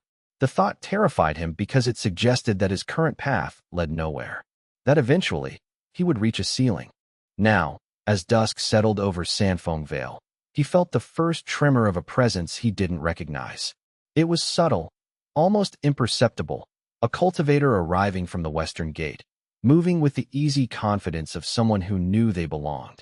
Shen Yao's aura sense reached out reflexively, that delicate instrument he'd spent months refining, ready to taste the quality of the newcomer's spirit, and found nothing. Not emptiness, not the void of a cloaked presence, but a complete and perfect absence of intentional betrayal potential. A reading identical to what he'd sensed the first time Ren had come to Sanfeng Vale. His pulse quickened. It was impossible. In 6 months of cultivating his aura sense, he'd never encountered a second person with zero betrayal potential. It was a signature as unique as a face, as distinctive as a voice. It suggested training, preparation, or something even stranger, a cultivator who had somehow achieved a state of absolute internal integrity. The implications made his mind race. If someone could be trained to contain no betrayal potential, then his entire system was vulnerable. If it could be counterfeited or cultivated away, then his greatest strength was actually a limitation waiting to be exploited. He descended the tower and made his way toward the western gate, moving with deliberate casualness, pretending he was simply making his evening rounds. The setting sun cast long shadows across the compound, and disciples moved between buildings in the amber light, unaware of the figure that had just entered their home. Shen Yao saw her before his conscious mind caught up. She was moving through the central plaza with Ron, who was showing her toward the guest quarters. The newcomer had dark hair pulled back in a simple knot, sharp features that suggested military lineage, and a bearing that somehow managed to be both submissive and dangerous. She wore the unmarked robes of an independent cultivator.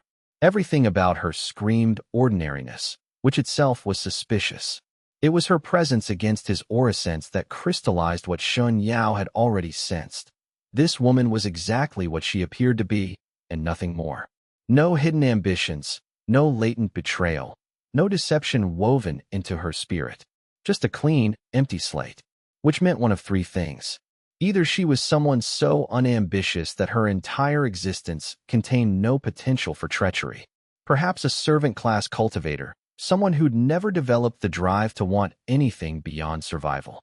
Or she was something his aura sense had never encountered, a cultivator who'd successfully purified the betrayal potential from her own spirit, a feat of cultivation discipline that bordered on impossible. Or, and this was the one that made his hand move to his sword hilt, she was something far more dangerous than any of those things. Something that had been specifically prepared to fool him. She turned and looked directly at him. Her eyes were dark, unremarkable, perfectly ordinary. Yet in that gaze, Shen Yao felt a quality of attention that was anything but ordinary. "Sect leader Shen," she said. Her voice was warm, almost curious. It carried just the right tone of deference mixed with confidence. "I've heard a great deal about your settlement. I hoped I might stay for a time and learn your methods." Shen Yao felt Ren's presence beside him, felt the absolute conviction radiating from her without words. She was certain. This woman contained no betrayal. That certainty, which had been accurate for every single moment of the past 6 months, suddenly felt less like an advantage and more like a trap. "What's your name?" he asked, his voice carefully neutral. "Lin," the woman said, moving toward them with easy grace, her movements economical and precise. "From the eastern provinces. No sect affiliation. And you came all this way to study with us?" he pressed. "I've heard," Lin said, her eyes meeting his with an openness that felt almost painful in its apparent honesty, "that you teach disciples to think differently about risk, about growth. That interested me. I want to become stronger, and I've heard that Sanfeng Vale is where people do that, regardless of the cost." Shen Yao nodded, still watching her, searching for any flicker of deception, any shadow of hidden intent. He found none. "Welcome to Sanfeng Vale," he said finally. That night, alone in his study, he reviewed every meditation technique he knew, every way his aura sense had learned to detect the fractional shifts in another cultivator's spirit. He meditated for hours, observing her signature from a distance, testing it from every angle. And he found nothing wrong with it. Lin contained no betrayal potential. His senses were clear and certain on that point, which was, he realized, exactly the problem. Chapter 42. The integration. By the end of her first week, Lin had become precisely what she needed to be, invaluable. She showed an aptitude for cultivation theory that rivaled the most advanced disciples in Sanfeng Vale. During the morning lectures on Dantian development, she asked perceptive questions that suggested deep study, not just surface interest. She volunteered for the most thankless administrative tasks, maintaining the lower gardens, organizing supply shipments, copying and verifying records, with a dedication that suggested her gratitude for being accepted was genuinely felt. She worked harder than disciples who'd been at Sanfeng Vale for months, and she did so without seeking recognition or reward. It was the perfect performance of a grateful, ambitious cultivator, which was exactly what it was. Shen Yao watched her constantly and found nothing. No moments of dropped facade, no instances of genuine deception, no hidden conversations with agents or conspirators.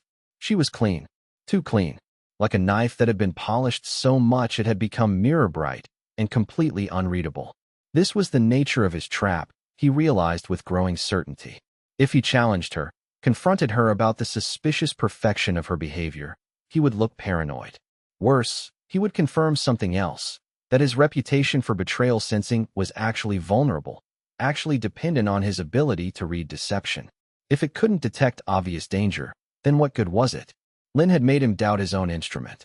Rin remained untroubled. In fact, Rin seemed to like her increasingly with each passing day. They fell into an easy companionship, the way close friends do after months of knowing each other. He watched them in the library, heads bent over cultivation texts, trading observations about Dantian resonance and dual cultivation techniques. He watched them sparring in the morning drill, movements synchronized without any prior practice or planning, as though they instinctively understood each other's rhythms. He watched them eating together in the dining hall, Lin laughing at something Rin had said, her whole demeanor softening with what looked like genuine joy, the kind that can't be faked across hours of interaction. The most troubling part was that Shen Yao couldn't detect any false notes in it. From his perspective, they were simply becoming friends. From another perspective, the one he was increasingly convinced was the correct one. Lin was integrating herself into the emotional center of Sanfeng Vale, positioning herself to cause maximum damage at maximum impact. She's good for the settlement, Rin said one evening, as they stood on the observation platform overlooking the compound. The moon was bright, casting the terraced fields below in silver light. Disciples were visible moving through evening meditation, their cultivation bases glowing softly as they worked. You trust her? Shen Yao asked, deliberately casual. Completely. Rin didn't look away from the view, her expression serene. I know what you're thinking. I'm not blind. But trust isn't about what someone might do. It's about what they have chosen, so far, to be. People change, he said, testing her logic against his own growing certainty of Lin's deception. Yes, they do. Rin finally turned to look at him, and he was struck again by the complete absence of doubt in her eyes. But Lin hasn't. And neither have you. Not really. You're still looking for the betrayal you expect to find. You designed your whole life around the idea that everyone will eventually fail you. What if one person doesn't? Shen Yao wanted to argue. The logic in him wanted to explain that betrayal wasn't personal, that it was statistical, that over enough time, everyone fell short. Everyone had moments of weakness, moments when the cost of loyalty exceeded what they were willing to pay. But Rin had a way of speaking that made arguments feel small. What if that person can't betray me? He asked instead, giving her the opening to fully reveal what he suspected she was thinking. Then perhaps the betrayal never leaves, Rin said softly, moving closer to him. Maybe it's us. Maybe we're the ones who carry it forward. Maybe we poison every connection with the expectation of failure. And by doing that, we make it more likely to happen. By the end of Lin's second week, she'd begun helping Rin manage the settlement's day-to-day operations with increasing responsibility. She took on inventory management, helped reorganize the cultivation library according to a system that made texts easier to find, and began teaching auxiliary classes to newer disciples. Basic meditation techniques, foundational Dantian theory, the ethical precepts of the Sanfeng Vale philosophy. Her competence was undeniable. More than that, her presence had a stabilizing effect on the settlement's overall morale. Disciples spoke better of Sanfeng Vale when Lin was in the room. New arrivals seemed to settle more easily into community life when she welcomed them. Shen Yao found himself in a position he didn't like, grateful for her presence, wary of her intentions, and unable to articulate why, without sounding like the paranoid tyrant he feared he was becoming. The political cost of casting her out based on his gut feeling would be enormous. She'd done nothing wrong. She'd violated no rules. She'd shown nothing but respect and dedication. And yet, on the evening of the 15th day, a messenger arrived with a sealed letter marked with the insignia of the Cloud Mountain Sect. The Cloud Mountain Sect represented the upper tier of regional power, not a major sect by national standards, but significant enough to matter. And it was led by someone Shen Yao had not heard from in years, Huang Xue, his original master. The man who had purchased him as a child. The man who had broken his spirit. The man who had ultimately sold him to slavers as a mistake to be erased.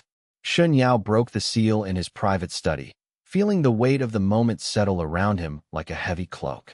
The letter was sealed with the official red wax of the sect leadership.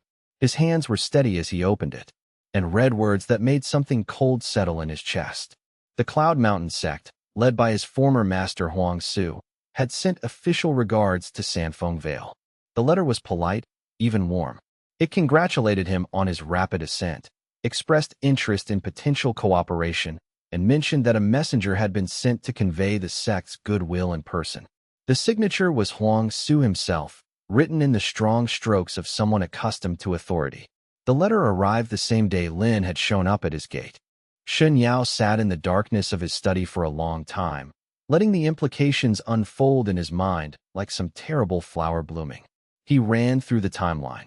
The arrival of Lin, the perfect absence of betrayal potential, the integration with Run, the letter from Huang Xue. It was all connected. It had to be. But what was the endgame? He meditated on it, examining the question from every angle. A spy was possible, but simple espionage didn't require someone with no betrayal potential. An assassin, maybe, but the timing seemed off.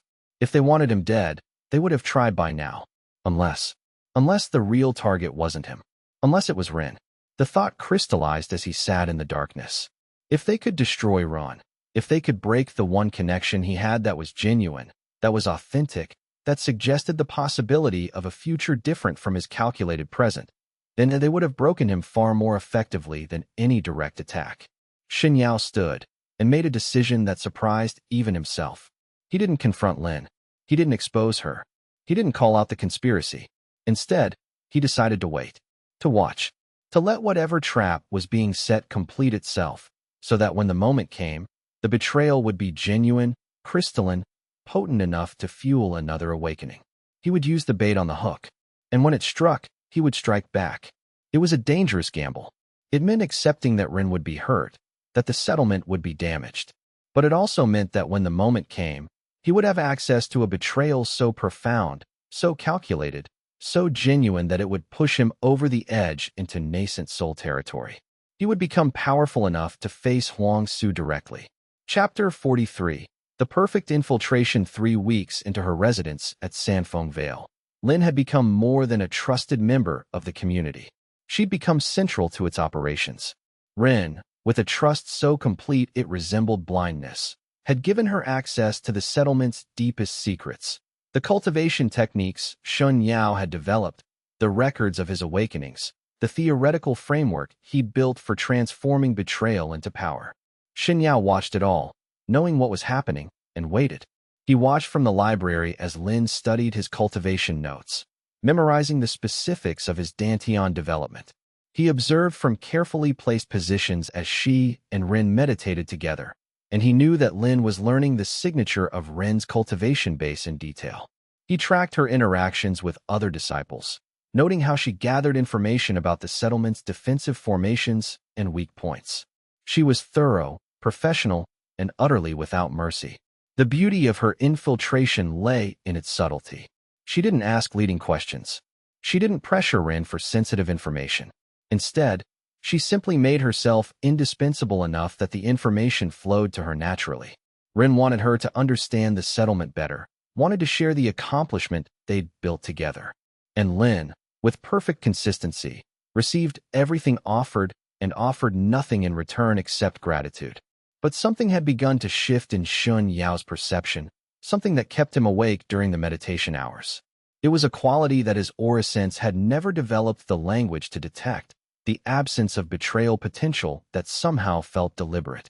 He'd always understood his gift as reactive. He could sense the fractures in another person's character, the pressure points where they might break and turn against him. But Lin presented something different. She presented the absolute closure of such possibility. And the more he meditated on it, the more he wondered if that closure was natural or if it had been cultivated. He summoned a cultivator from a neighboring sect, a woman named Hui, who owed him a favor from an earlier encounter. When she arrived, he asked her to study Lin's cultivation base while Lin slept, to examine the structure of her foundation in a way that his aura sense apparently could not. "There's something wrong," Hui said the next morning, looking troubled in a way that suggested she'd barely slept. "I can feel the outer layers, the public cultivation signature. But underneath..." She frowned, her expression uncertain. "It's like looking at a cup that's perfectly smooth on the outside and hollow when you look inside. Her foundation is there, but sealed. Whatever her original baseline was, it's been completely rewritten." "Rewritten how?" Shen Yao asked, keeping his voice level despite the racing of his heart. "Through bloodline work, I think. Or maybe something deeper. The stitching is too clean for normal cultivation. This is the work of someone who understood exactly what they were doing, who had comprehensive knowledge of her original bloodline signature and the ability to completely restructure it." We looked at him carefully, her expression now carrying recognition and something like fear. "Shen Yao, whoever she is, she was specifically prepared to fool someone like you. This isn't improvisation. This isn't a natural development. This is a weapon." The confirmation should have felt like vindication. Instead, it felt like walking through a door he'd been pushing against and finding that it opened onto an even deeper chamber. If Lin was a weapon, then someone with significant power and resources had forged her. Someone with access to advanced bloodline manipulation techniques. Someone who understood his capabilities well enough to counteract them. Someone who had the certainty of resources and time to execute this plan. That evening, Shen Yao tested her directly. Nothing aggressive, nothing accusatory. He simply sat with her in the garden where they often meditated together, surrounded by the quiet beauty of cultivated plants, and asked her the question that revealed everything. If she was a spy, this was the moment she would either maintain her cover or break it. "What was your previous sect, Lin?" he asked, his voice casual, as though making small talk. She didn't hesitate. Her response came smoothly, practiced, but not obviously so. "I told you, I've never had sect affiliation. Before that, cultivation family, lineage master." He pressed gently, watching her face. "An independent training in the eastern provinces. Very traditional, very private. My masters didn't allow outside contact." Shen Yao let a moment of silence stretch between them, watching how she handled it. Most people filled silence with words. She simply waited, patient and composed. "And what happened to that lineage? Your teachers?" For the first time, he saw something flicker across her face. Not guilt, not fear, not the obvious tells of a lie. Something more like sorrow. Something genuine. "They died," she said quietly, and Shen Yao could taste the truth in it even as he understood that it was engineered truth, memories implanted or constructed specifically to make her backstory credible. "A conflict with another sect. I was the only survivor." It was a perfectly credible story. It explained her knowledge gaps when asked about specific cultivators or sects from the eastern region. It explained her driving ambition, her hunger to become stronger. And it was, he was nearly certain, a complete fabrication, beautiful in its attention to detail. "Lin," he said carefully, moving into the next phase of his test, "I want you to know that you are safe here. Truly safe.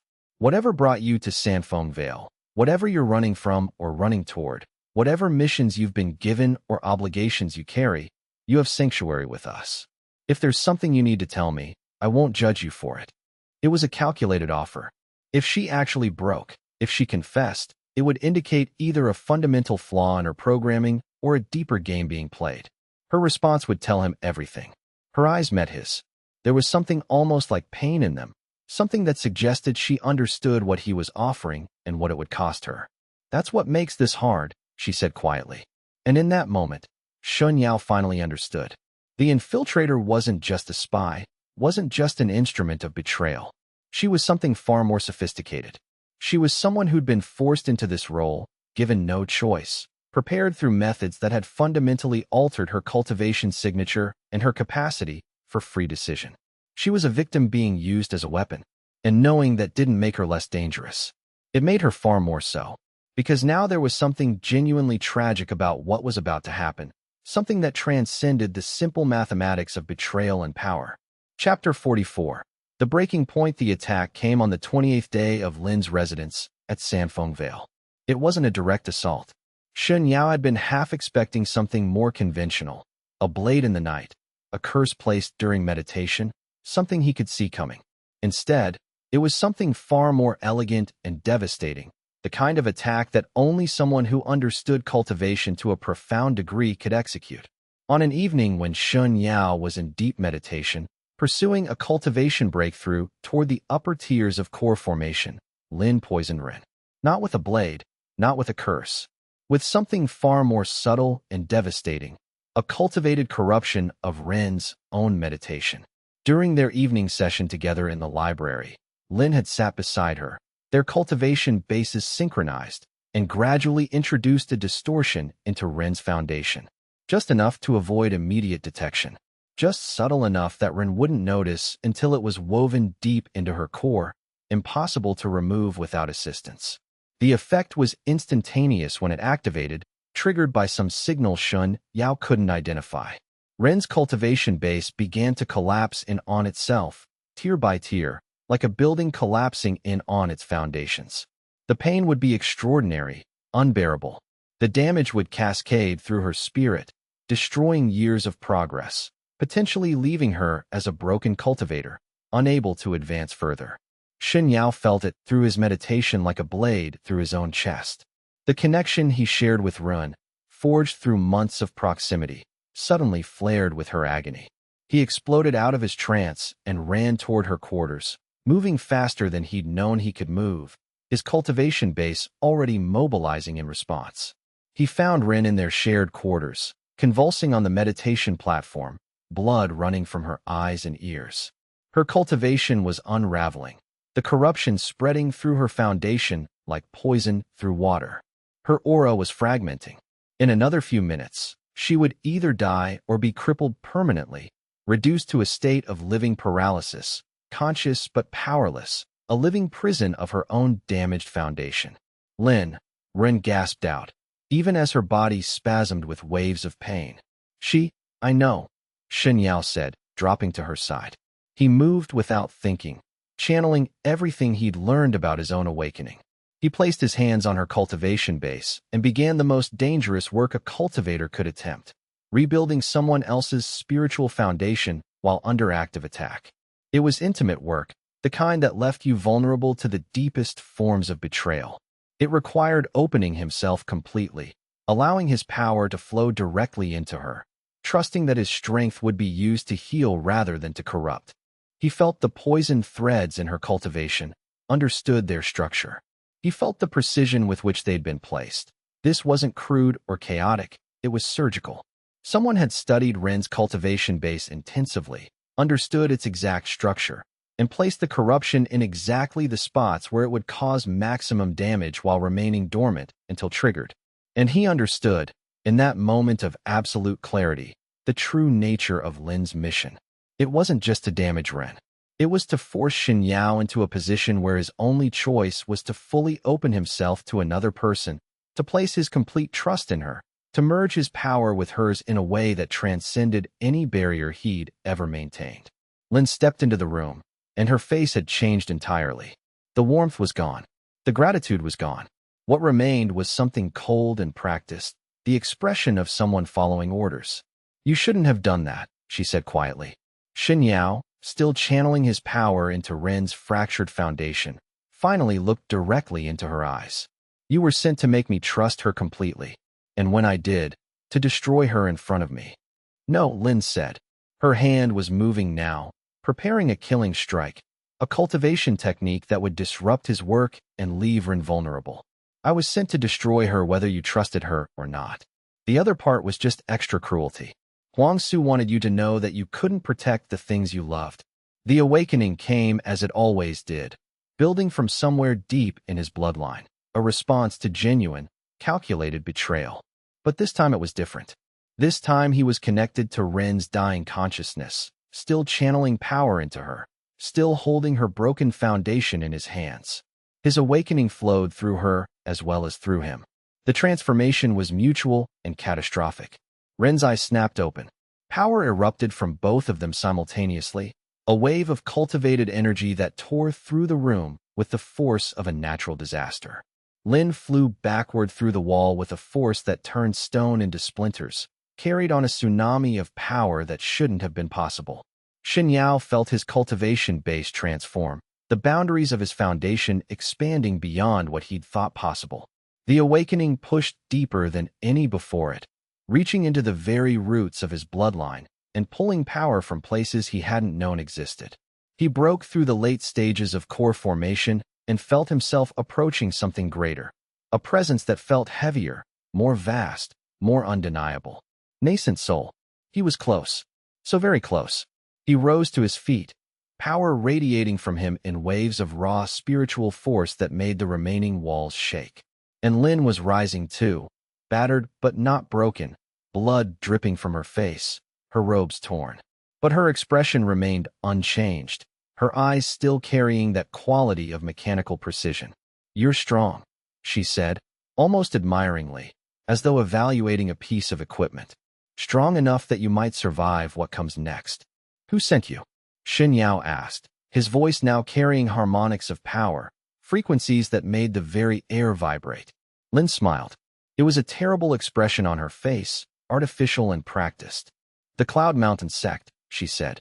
"Your old master wanted you to know that he sees what you're becoming, and he's decided that you can't be allowed to become it." Then she moved, not toward him, but toward the window. She jumped, and Shen Yao felt her cultivation flare as she prepared to escape into the night sky. He could stop her. He could kill her with barely a gesture, with a fraction of the power now flowing through him. One directed blast of his newly awakened cultivated energy would end her life. Instead, he let her go. Chapter 45, The Mercy. There was no reason to let her escape. Every strategic instinct told him to chase her down, to end her, to prevent her from carrying word back to the Cloud Mountain Sect about the state of his power. Every principle he'd built his life on suggested that mercy was weakness, that sparing an enemy was a luxury that would cost him dearly. But something stayed his hand. Perhaps it was Run, now conscious and stabilizing, watching him with those eyes that seemed to see everything he was afraid to acknowledge about himself. Perhaps it was something deeper, something that had been growing in him ever since Ren had come to Sanfeng Vale. The realization that the system that had made him powerful was also making him hollow. He stood at the edge of the broken wall and watched Lin disappear into the darkness, her cultivation signature fading toward the western mountains, toward the territories that led back to the Cloud Mountain Sect. He could have pursued her. He could have extended his aura sense and tracked her even across vast distances. He could have made a choice that would have eliminated a threat before it could report back. He chose not to. "You should have killed her," Rin said quietly behind him. She was on her feet now, her cultivation base stabilizing under his earlier work, the poisoned corruption gradually being purged from her foundation. Her voice was steady, but he could hear the remnants of pain in it. "Yes," Shen Yao agreed, turning to face her. "I should have. Why didn't you?" He didn't have an answer, not one that made sense within the framework of logic that had guided him for years. He'd built his entire existence on the principle of survival through vigilance, through the anticipation of betrayal, through the systematic engineering of circumstances to guarantee it would happen so he could turn it into fuel for his power. He'd constructed a worldview in which mercy was dysfunction, in which trust was a liability, in which other people were resources to be managed or threats to be eliminated. But now, facing the choice to end a life, to close a threat that would certainly return with more resources and more carefully laid plans, he found himself unable to do it. The worst part was that he couldn't tell if it was mercy or weakness. "Because," he said finally, turning back to her, and the words felt uncertain in his mouth, "I'm tired of building my power on other people's pain, even when they come to destroy me, even when they're instruments of someone else's will." Rin was quiet for a long moment.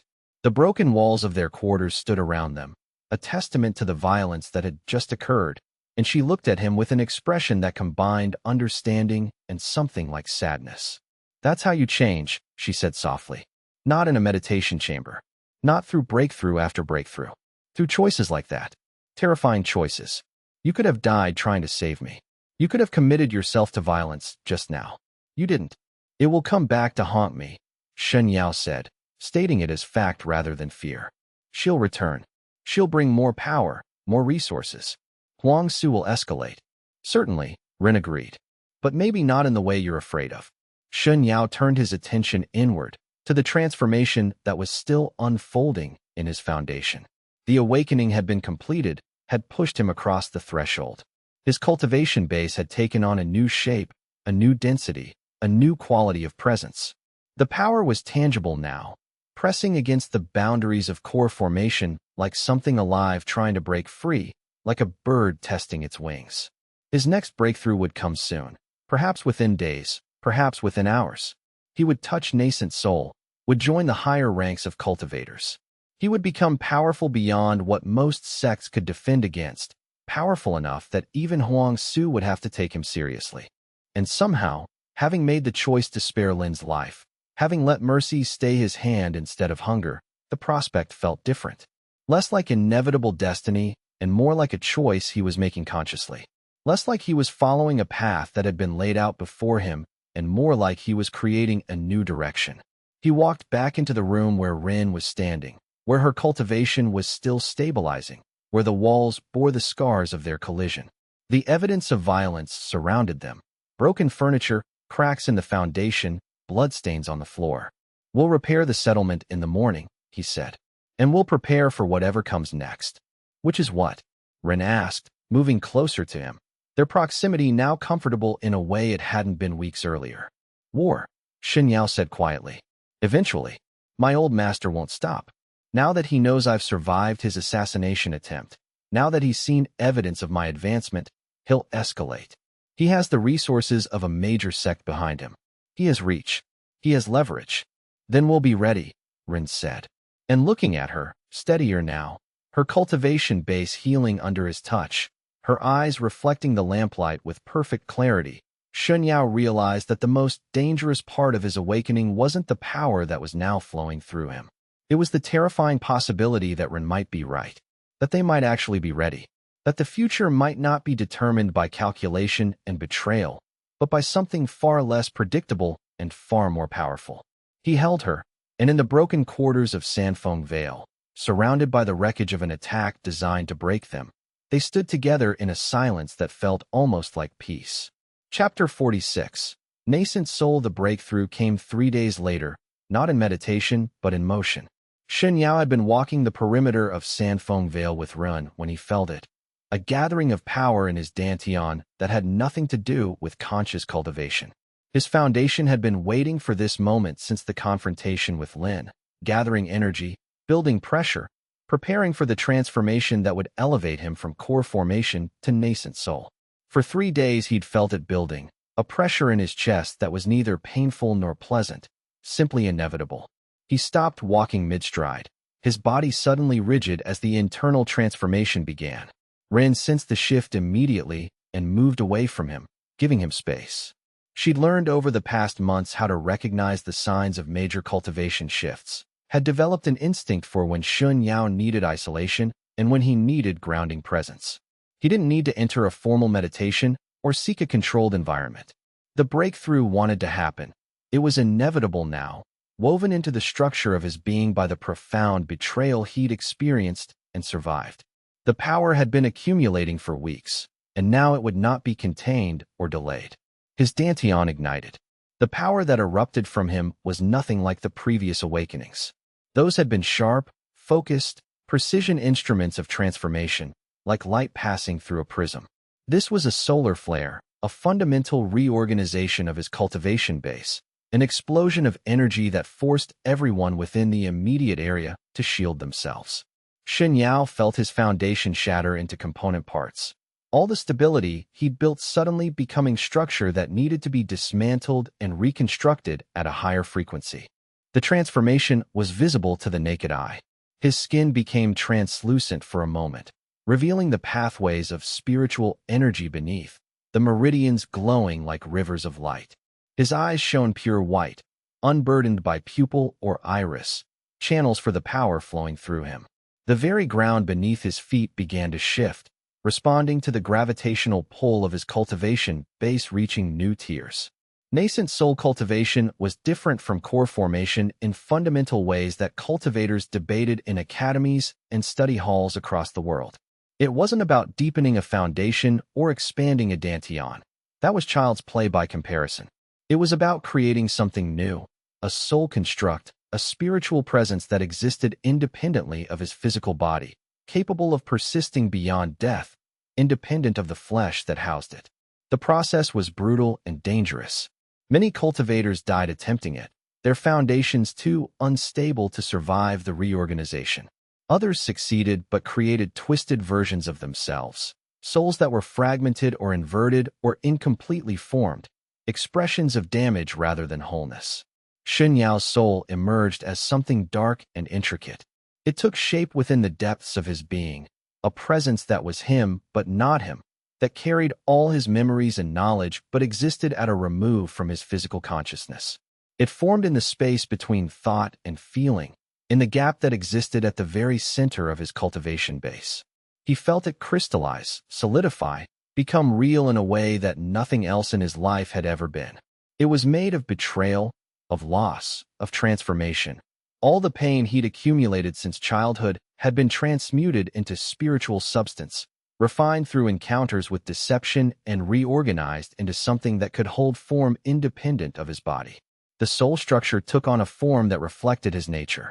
It was angular, defensive, with layers of protection woven into its deepest core, manifesting as spiraling patterns of dark energy that would confound any attempt to read or influence it directly.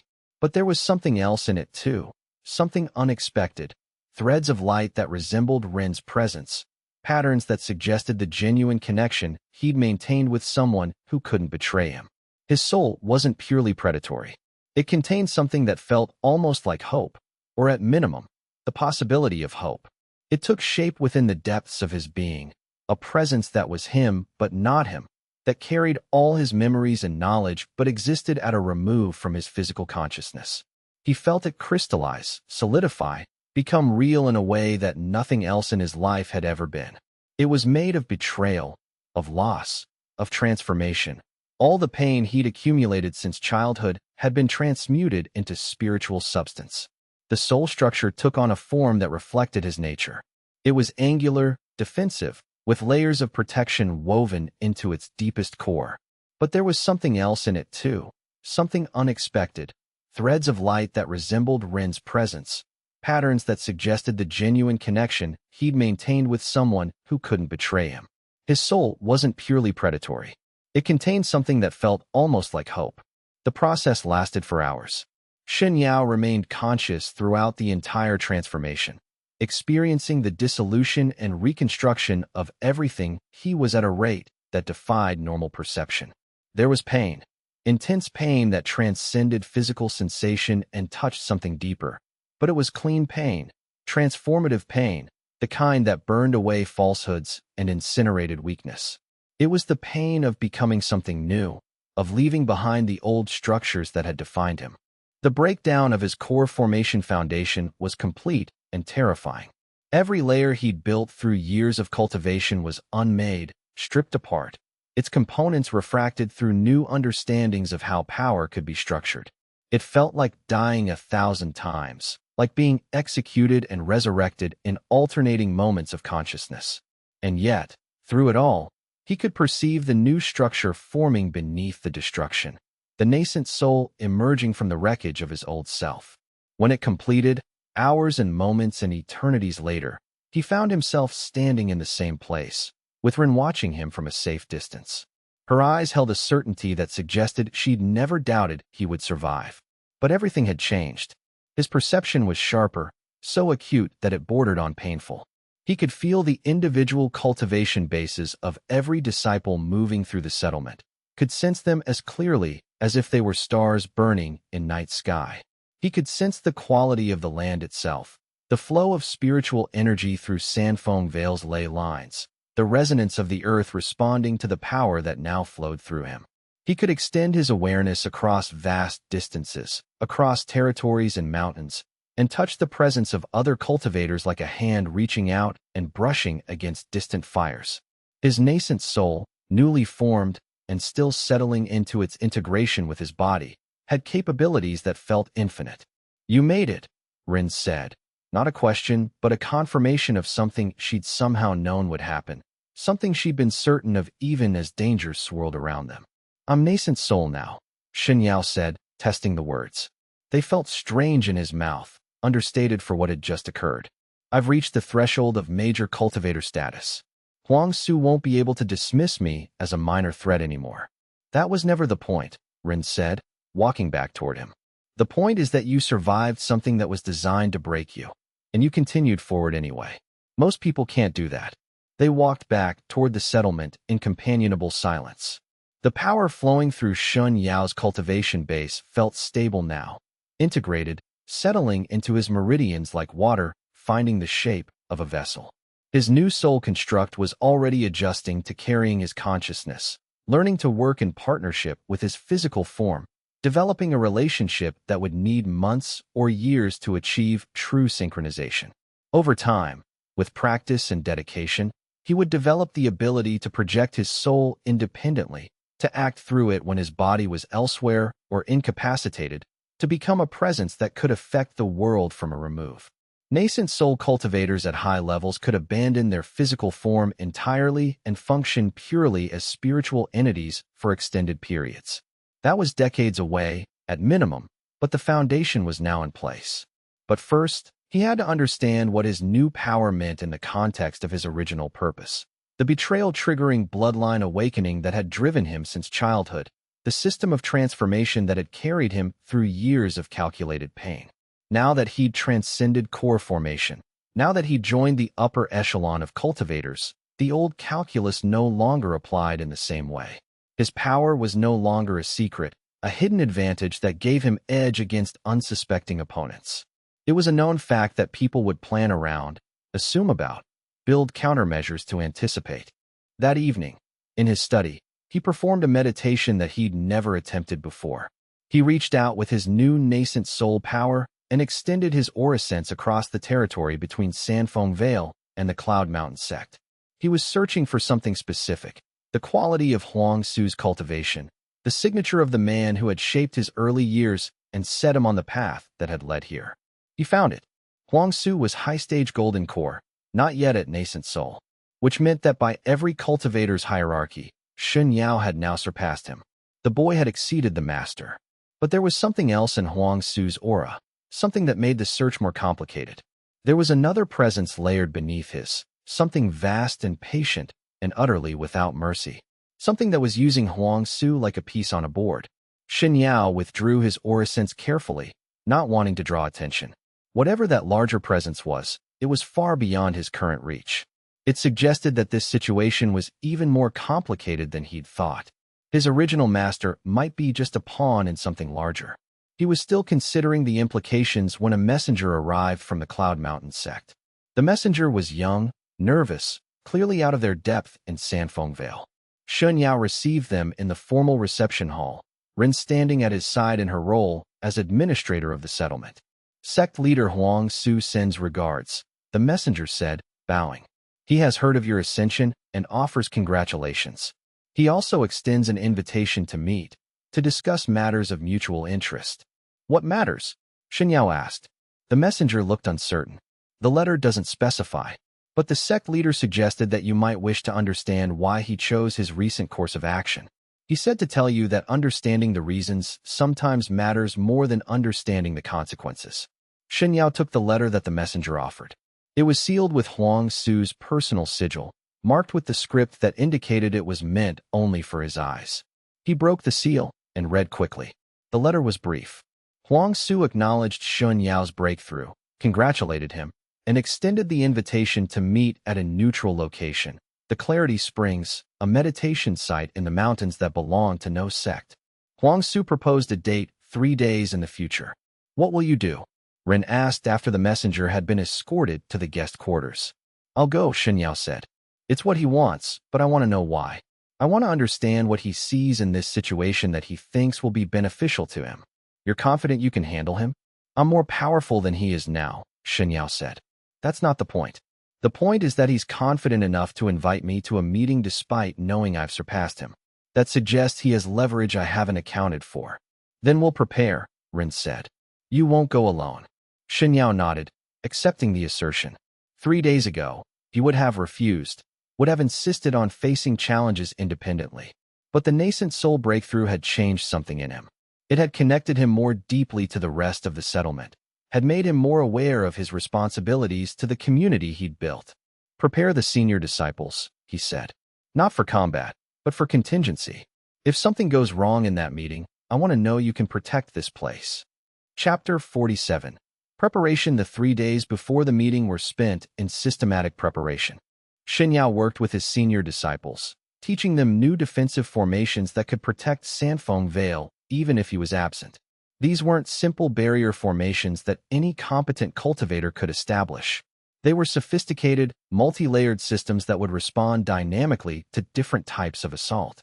He taught them the theory behind each layer, the logic of how they would interlock to defend against everything from direct magical assault to subtle infiltration by spies. He trained them in how to recognize and respond to the kinds of attacks that had been used against Ren, teaching them to sense cultivated corruption and purge it from foundations before it became critical. It was dangerous work, because understanding corruption meant exposing yourself to it, learning to see its structure and signature. Several disciples struggled with the training, finding that knowledge of the corruption created psychological vulnerability. Shen Yao worked with them individually, teaching them meditation techniques to maintain their balance while studying darkness. He gave them instructions for evacuation procedures if the settlement came under direct assault, where to go, how to move quickly, what essential records to preserve. He designated Ren and Xue as co-leaders of the settlement in his absence, giving them the authority to make critical decisions about resource allocation and response to threats. He had several conversations with Ren about what to do if he didn't return, establishing contingency plans that felt both necessary and absolutely terrifying to voice aloud. It was work that suggested he was preparing for the possibility of his own death. Not because he expected it. His nascent soul power was formidable enough that most threats would be manageable, but because he'd learned enough about probability to understand that absolute certainty was impossible. People died. Even cultivators died. And if he was going to leave people behind, people who depended on him, then he owed them the dignity of preparation. Ren noticed and confronted him about it in private. You're setting this all up like you don't expect to come back. I'm setting it up so that whether I come back or not, this settlement survives, Shen Yao corrected. That's different. I don't intend to die, but I'm also not naive about my situation. Huangsu wouldn't invite me to a meeting if he thought I could simply kill him. That means he's made some arrangement, some alliance or preparation that he believes will protect him even from a nascent soul cultivator. And if there's someone or something behind Huangsu, something even more powerful, then I need to be prepared to face possibilities I can't fully anticipate. So you're afraid, Ren said, not unkindly. Yes, Shen Yao admitted. Fear is appropriate in this situation. Fear suggests respect for the possibility of failure. Fear is what keeps you alive in uncertain circumstances. So what's your plan? How will you handle something that you can't predict? Shen Yao looked at her. I'm going to listen. I'm going to let him explain himself. And then I'm going to make a choice about what to do with that information. That's remarkably not how you usually approach problems, Ren observed. I'm changing, Shen Yao said simply. The mercy I showed Lin, the decision to let her go instead of killing her, it was a choice that suggested something I hadn't realized about myself. That I'm tired of being predictable, tired of the pattern of betray and respond, fail and transcend. What if I tried something different? Such as genuinely attempting to understand someone instead of just reading the hidden structures of their deception. Ren smiled slightly. That would be novel. On the evening before the meeting, Shen Yao performed a comprehensive meditation on his new soul construct. He'd been neglecting it in the rush of activity, and he wanted to understand its capabilities before confronting Huangsu. His nascent soul took shape in the darkness of his meditation, a presence that was distinctly his own, but also something separate. It was made of betrayal, yes, but also of something else. The Rin threads were still there, patterns that suggested the presence of someone else's consciousness woven into the fabric of his being. Whether intentional or not, his breakthrough had been shaped by her presence. His soul construct reflected the influence of a genuine connection. He tried an experiment. He asked the nascent soul to extend outward, to sense the presence of other souls at similar levels of development. Across the territories, he felt them, the handful of cultivators who had reached nascent soul stage. Most of them were old, established, teachers and leaders of major sections. But each soul he touched felt isolated, singular, complete unto itself. His soul felt different. It felt connected, woven into something larger. He wondered if that was a strength or a vulnerability. The next morning, Shen Yao prepared for travel. He chose simple clothes, no obvious markers of his power or status. He brought no weapons except the cultivation base that flowed through his meridians. He told the settlement that he would return within 2 days. "If I don't return," he said to Rin before departing, "know that I made my choices consciously. Everything I've done has been with full awareness of the potential consequences." "Then come back," Rin said simply. "Please." The request felt heavier than it should have. Most people wouldn't have bothered with a please. Most people would have assumed that a nascent soul cultivator could handle any situation. But Rin knew something that Shen Yao was only beginning to understand. That power wasn't the same as invulnerability, and that the most dangerous situations were the ones that were designed to offer you something you wanted. Chapter 48. The Clarity Springs lay in the mountains north of both Sanfeng Vale and the Cloud Mountain Sect, a neutral site where cultivators could meet without the complications of territorial politics. It was a location maintained by a collective of wandering cultivators who had no allegiance to any sect, who operated as mediators and neutral grounds for negotiations between parties that couldn't safely meet in aligned territories. Shen Yao arrived in the early evening, moving carefully through the mountain terrain, extending his nascent soul senses to verify that no ambush had been set. The power of his new soul construct made him almost painfully aware of the landscape. Every cultivator within miles registered as a presence. Every area of concentrated spiritual energy stood out like a beacon. He found nothing suspicious, nothing beyond the expected presences of the spring's caretakers and a handful of wandering cultivators who'd come for meditation. Xue was waiting at the spring's heart, seated in meditation posture beside a pool of water so clear it was almost invisible. The old master rose as Shen Yao approached, his movements careful but controlled. His former master had aged significantly since their last meeting a decade ago. The years had left their marks. Silver hair where there had been black, weathered features where there had been sharp angles, the weight of leadership visible in the way he carried his shoulders. But his cultivation signature was still potent, still impressive. Xue had not stagnated, had not allowed his power to atrophy despite the demands of managing a sect. Even if he was no longer as powerful as Shen Yao, and by every measure of cultivation strength, he wasn't. He remained a formidable cultivator, someone who would be dangerous in direct combat.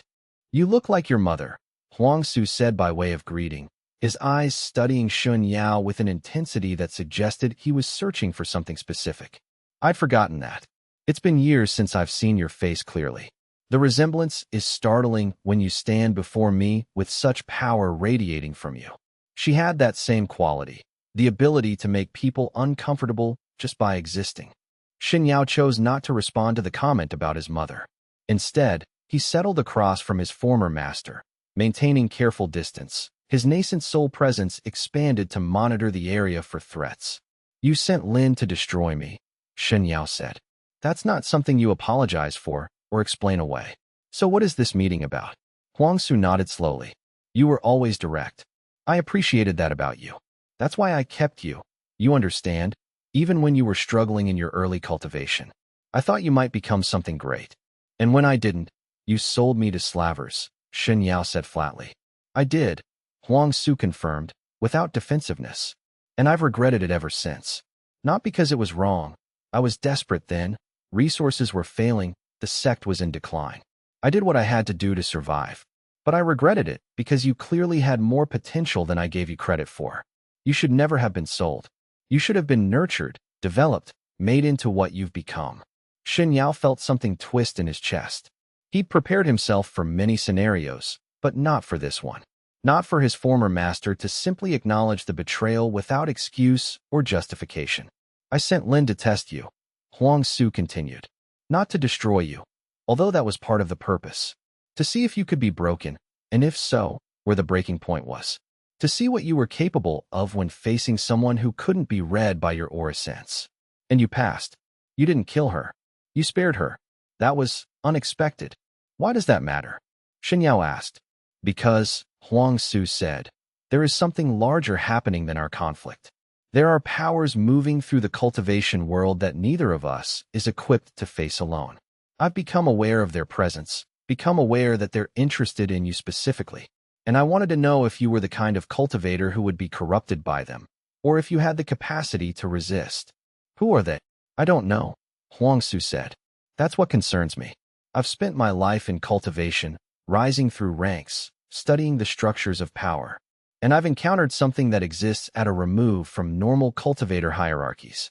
Something that uses people like me, like Lin, like you, as pieces. And I think you're being maneuvered toward a confrontation you don't fully understand. Shen Yao felt his nascent soul sense extend outward, searching for signs of deception.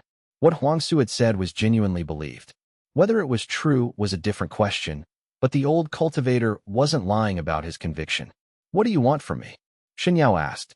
I want to make an alliance, Huang Su said. Not because we care about each other, we don't, and I accept that. But because I think we both need to understand what's really happening. I think you need to know why you were sold as a child, why certain people have always shown interest in your development, why your betrayal-triggering bloodline awakening is so rare and so powerful. Those things aren't accidents. They were designed. I think so. I think someone saw potential in your family line, potential that transcends normal cultivation, and set in motion events that would develop that potential. I think your childhood, your suffering, your betrayals, all of it may have been deliberately orchestrated by someone with long-view patience and immense resources. Shen Yao sat with that information. It was a possibility he'd never seriously considered. He'd always thought of his betrayals as natural consequences of his circumstances, the inevitable friction of a harsh world. But what if they'd been cultivated? What if his entire path had been shaped by someone or something far more powerful and far more patient than any sect leader? If that's true, Shen Yao said slowly, then offering me an alliance doesn't protect you. It just makes you more visible to them. Yes, Huang Su agreed. Which is why I'm making this offer. Because I'm already visible. I've already been marked as someone who knows too much. And you're going to need someone who can help you navigate what comes next. Why should I trust you? Huang Su smiled sadly. You shouldn't. But perhaps you should consider that you no longer have the luxury of trust being optional. You're at a threshold now, Shen Yao. You've become powerful enough to affect regional politics. But there's something beyond regional politics, and it's starting to pay attention to you. Chapter 49. The larger board they talked through the night. Two cultivators separated by history and loss, trying to assemble the fragments of a pattern that neither of them could fully see. Huang Su shared what he knew. Whispers of an organization that existed at the edges of major sects, that appeared to manipulate events for purposes that were never immediately clear. He talked about cultivators who disappeared after attaining nascent soul, about patterns in sect politics that seemed to have invisible hands behind them. Lin didn't come to me directly, Huang Su explained. She was delivered to me, prepared, with instructions that I should send her to you. I complied because I wanted to understand what they wanted you to do. And the answer was, I don't know. The destruction of Rin seemed to be the goal, but I think it was more of a test. They wanted to know if you would sacrifice someone you cared about to advance your power, or if you had other motivations. And you chose differently than they probably expected, Huang Su said. You chose mercy, chose to spare Lin, chose to protect Rin even though it was harder. That's not the choice a purely ambitious cultivator makes. Shen Yao absorbed this. So now what? What's the next move in this game? I don't know, Huang Su admitted. But I think they'll reveal themselves soon. Your breakthrough to nascent soul is probably a trigger. You've entered a tier where you're significant enough to be worth openly approaching. And what do they want with me? Your bloodline, Huang Su said. It's special, rare, designed for something specific. I don't know what. but everyone who's encountered you seems to want to either develop it further or contain it. This organization, whoever they are, probably wants both. Shen Yao extended his nascent soul senses outward, searching for the presence Huang Xue had mentioned. He couldn't find anything obvious, but there was a quality of being observed that he'd learned to recognize over the past months. A sense of attention from something that was too subtle to be detected directly. I'm going to return to Sanfeng Vale, Shen Yao decided. I'm going to continue developing my power, my settlement, my position, and I'm going to wait for them to make their move. When they do, I'll be ready. That's bold, Huang Xue said. It's the only move I have, Shen Yao replied. If I run, I show weakness. If I hide,